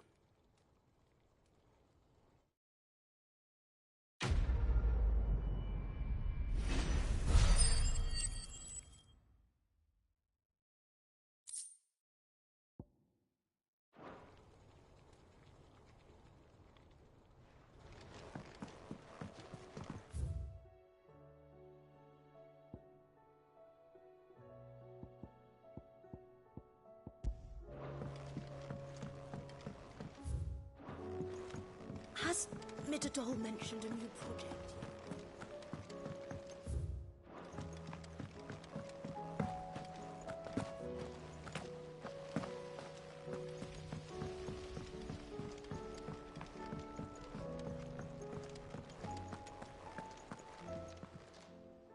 Oh, I wasn't expecting you back. You earned this. I don't have that one. You do. You've already got that one. All done?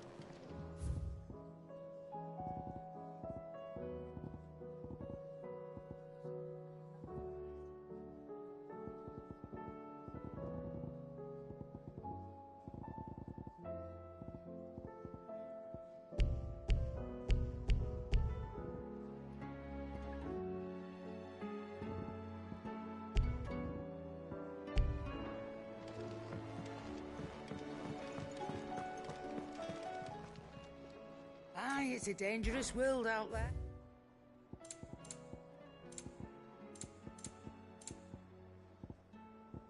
Is that all?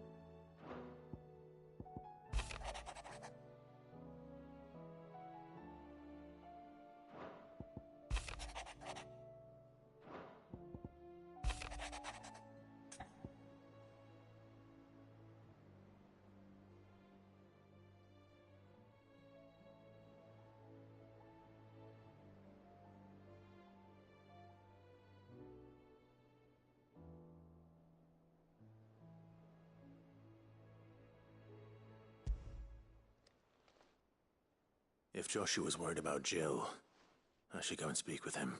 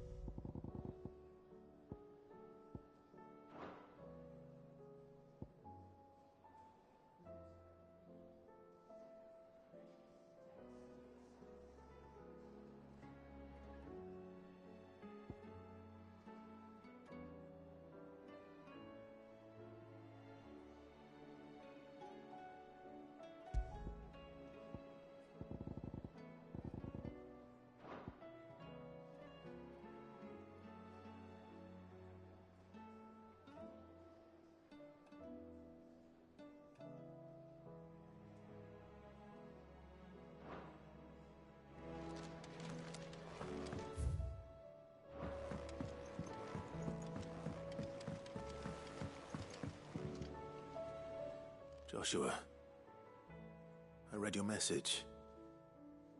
You're right. Jill is different. I don't think I'd realized how different, but since we returned from Drake's spine, I've felt it more and more. I suppose it's not hard to imagine why. She doesn't think she belongs anymore. And that's why we need to remind her she is still one of us. To let her know that we still need her. Now more than ever. That you still need her. But how to do that?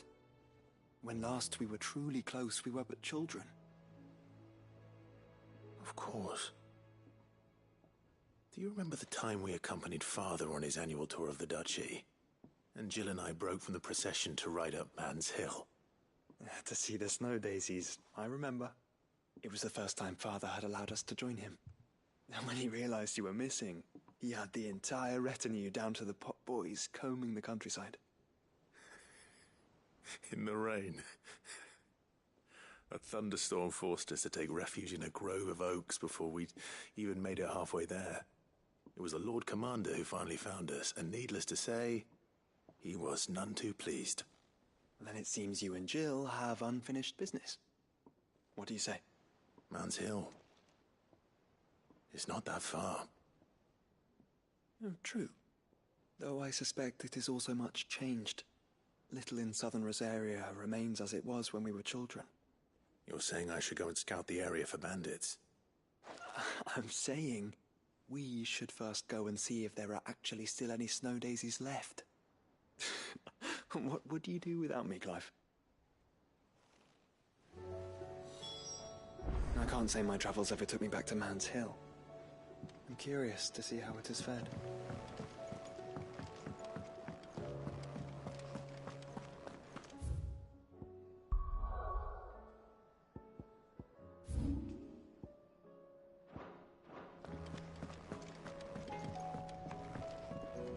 Trouble with your gear, or what do you want?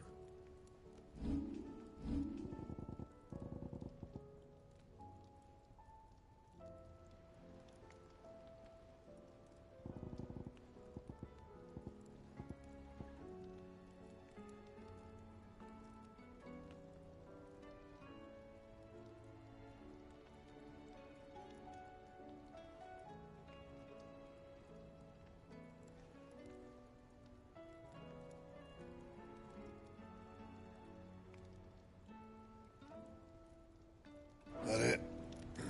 Fine.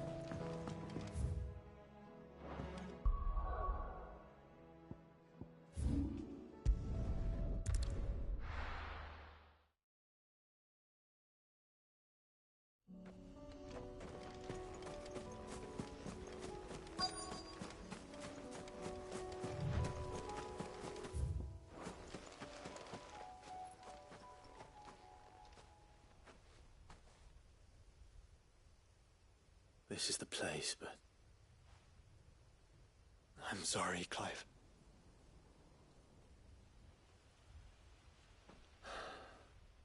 There's nowhere been spared. What do we do now? We keep looking. Man's Hill cannot be the only place where snow daisies grow. Perhaps, but... it's the only place I know of. Knew of. Then why not ask someone who might know of another? Someone in the backyard? To the hideaway, then.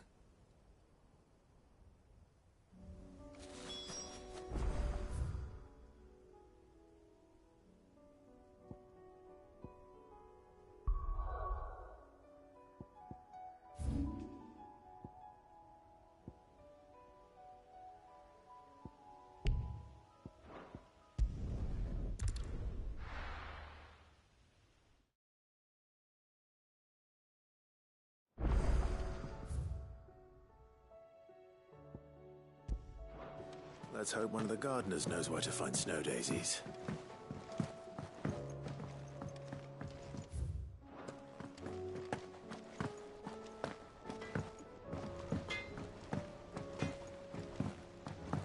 Say what you will. Lady Karen seems...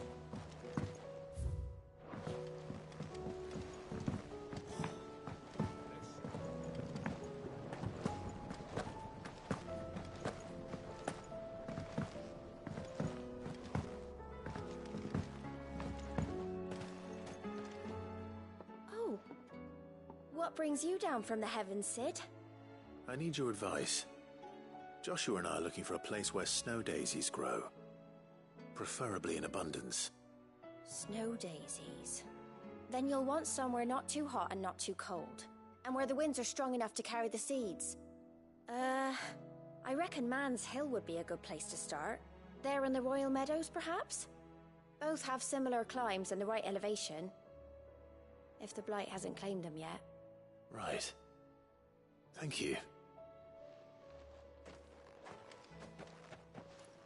Did you learn where we might find our flowers? The gardener here mentioned the Royal Meadows in Sambrak. Ah, the fields beyond Northreach. Well, if that's the case, then Yote was right. I recalled that she kept the record of our travels, you see. So I asked her if she'd perhaps noted anywhere that snow daisies grew, and she mentioned Oilafeist Bay. Whose shores border the meadows. Off we go, then.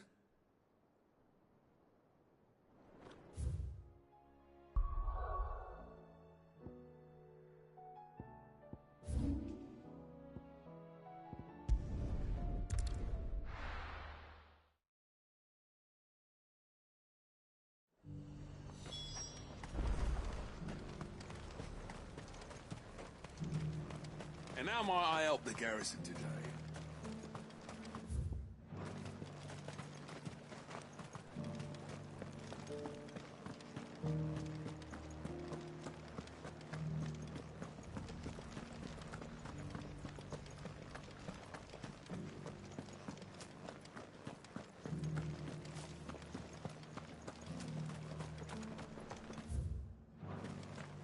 No use calling Ambrosia now.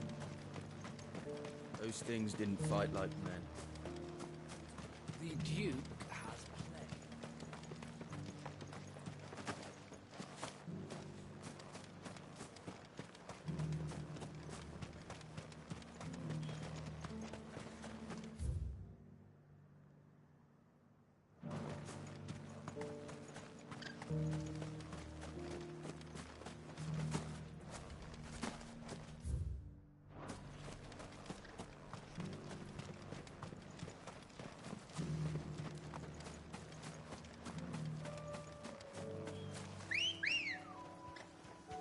Let's go.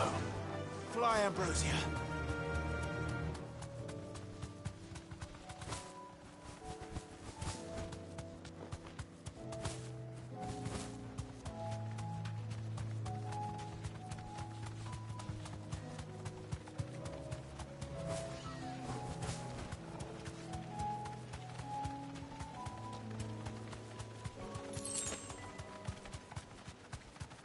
The meadows are vast. Where do we even start? Yote mentioned the coastline. We can start.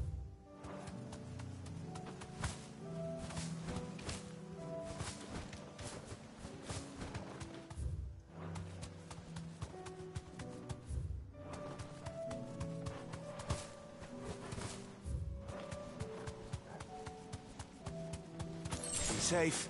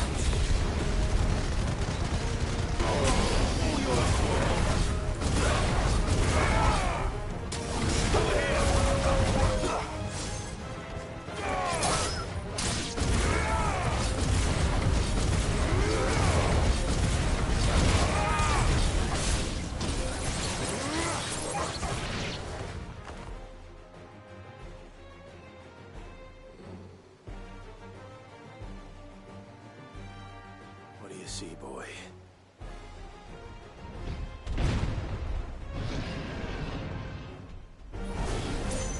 Let's hope this is the last one. Only one way to find out. This one. This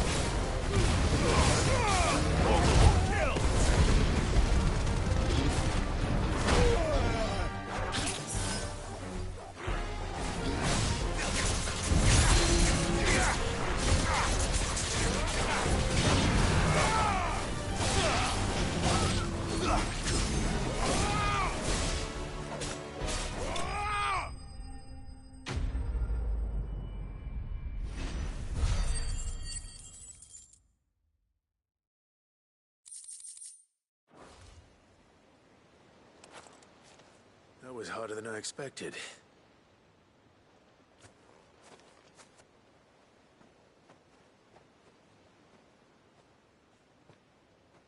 But Founder, it was worth it. They're beautiful. Do you think Jill will like them? She'll love them. Come on. Let's go.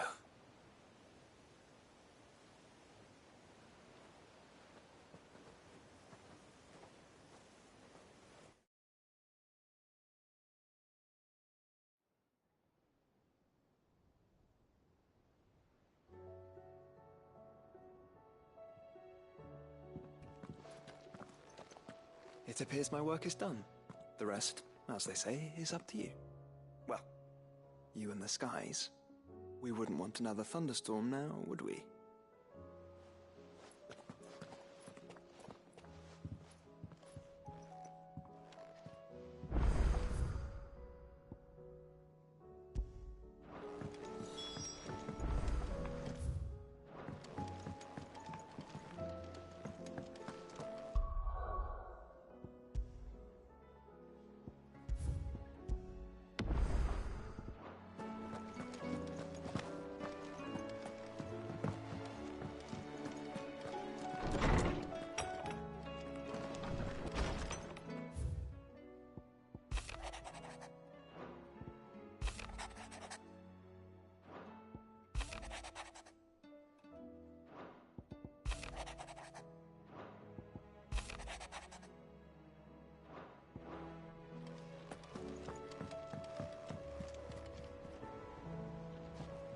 Jill, there's something I'd like to show you. There is? And where might this something be? It's, not here. Now, I know this is sudden, but how would you fancy a trip to Oriflamme?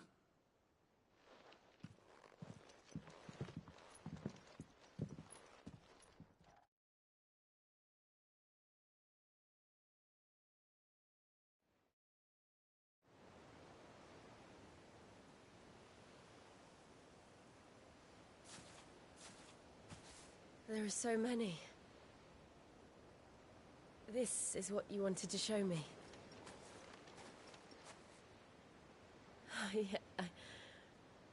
I don't know what to say. You don't need to say anything. The smile on your face is enough.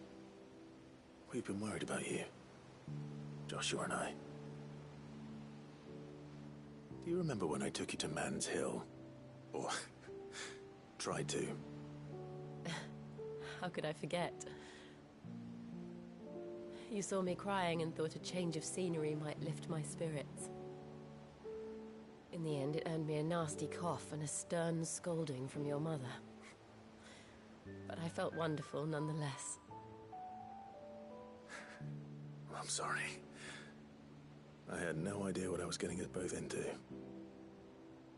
But I couldn't bear to see you like that.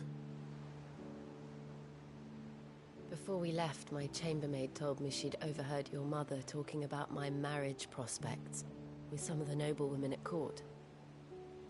They were debating whether it would be more profitable to marry me off to one of the high houses instead of saving me for the ducal line.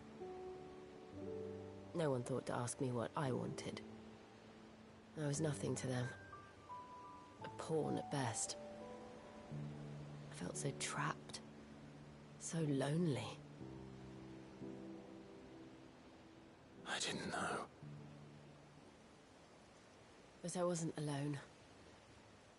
You were there. Your hand in mine as we ran for those oaks. And I knew then, no matter what happened, I would be all right. I'll never forget that feeling.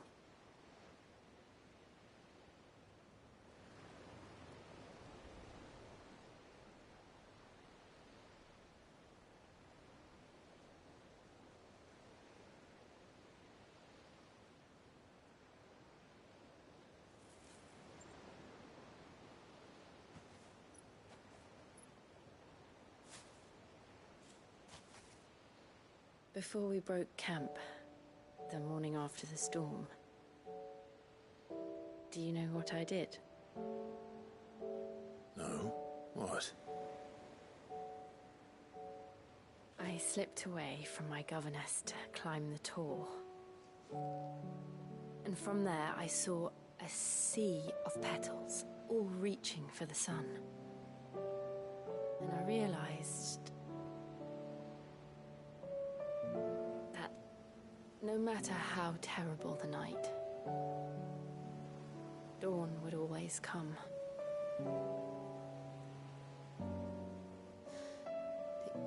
That you would always come for me. And you have. Again and again.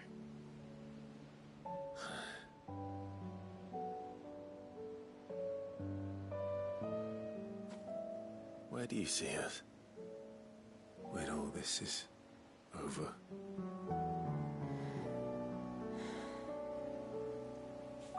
I don't know.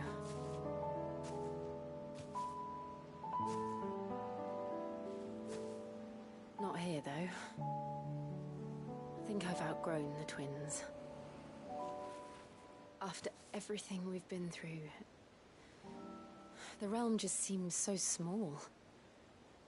I'll need some space to spread my wings. Then that's what you'll have. And I'll stop at nothing to see that you do.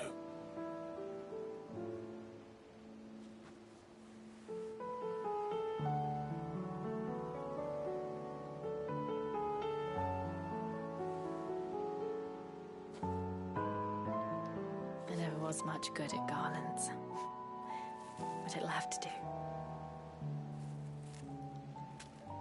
I'll treasure it forever.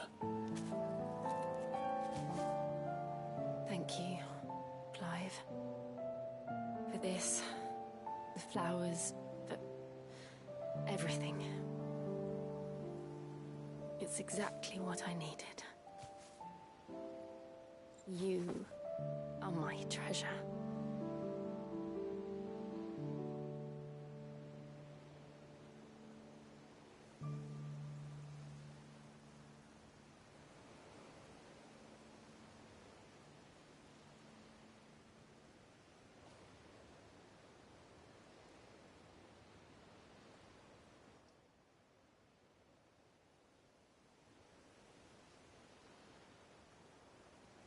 We should probably be getting back. I expect the others are wondering where we are. You're right. There's still much to do. And we'll do it together.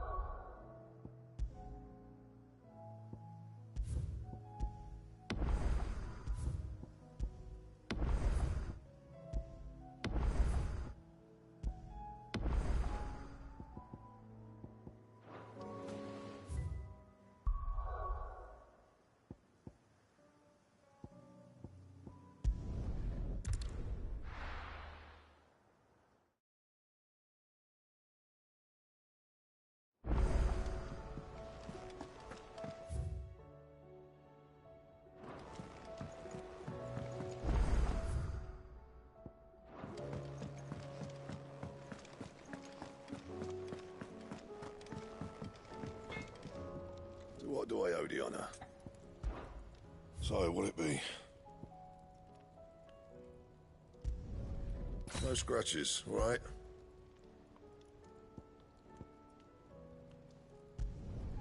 Did last you a good while.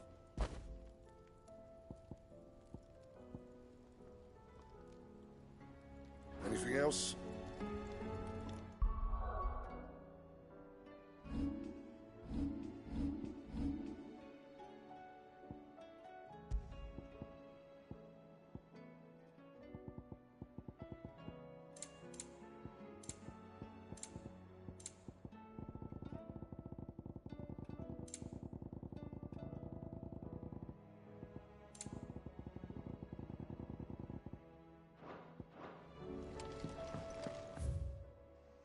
First the skies, then the crystal.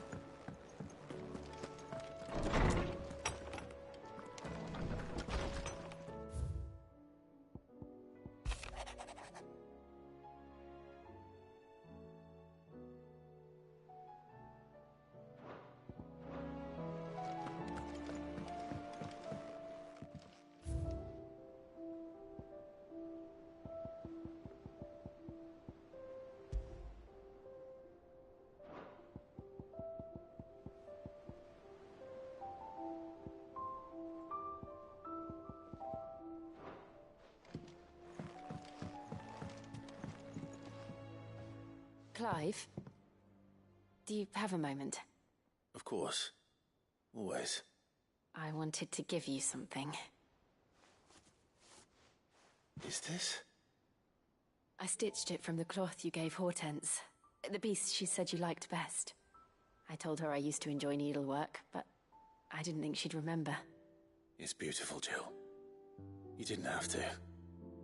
When I was very little, I recall my mother telling me that young ladies of the court would give knights ribbons from their hair before they went off to war. I still wear mine, so I made you this instead. Black is the color of eternity. It cannot be stained. It cannot be sullied. It is unchanging, unwavering, just like your resolve. And mine. Our resolve. May it never diminish. and may it ever bring you back to me. I will always, always be here. Thank you, Jill.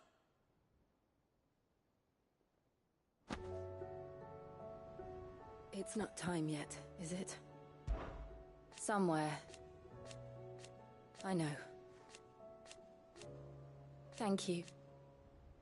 And so for now. For so long. So when this... I'm always with you, Clive.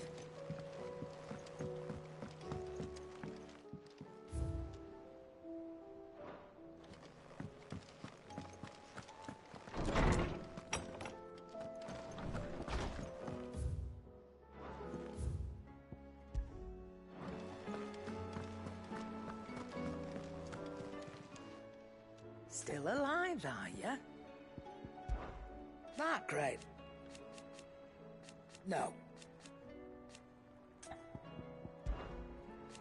Ta-ra, then. Thank you, Karen. You could do. If you're gonna buy something, be quick about it.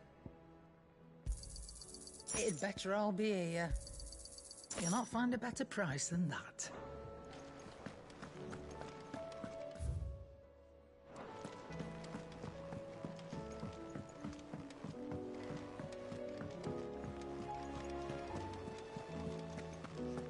There's something about it.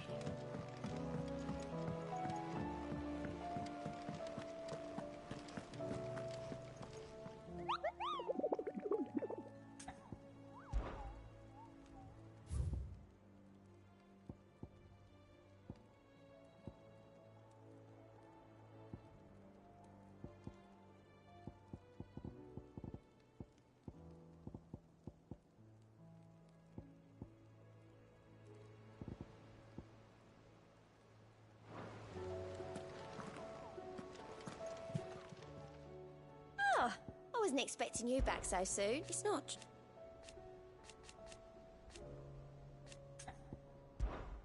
Your benefactors are a generous lot. I don't have that one. You do. How are you doing? Here you go. Seen enough?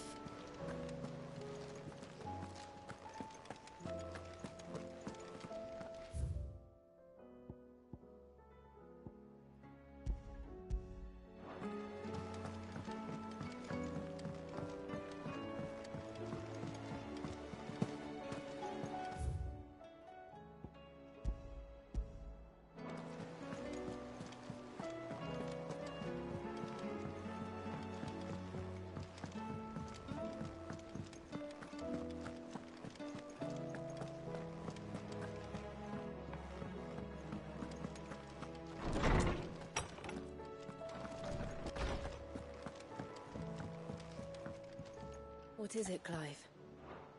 Right.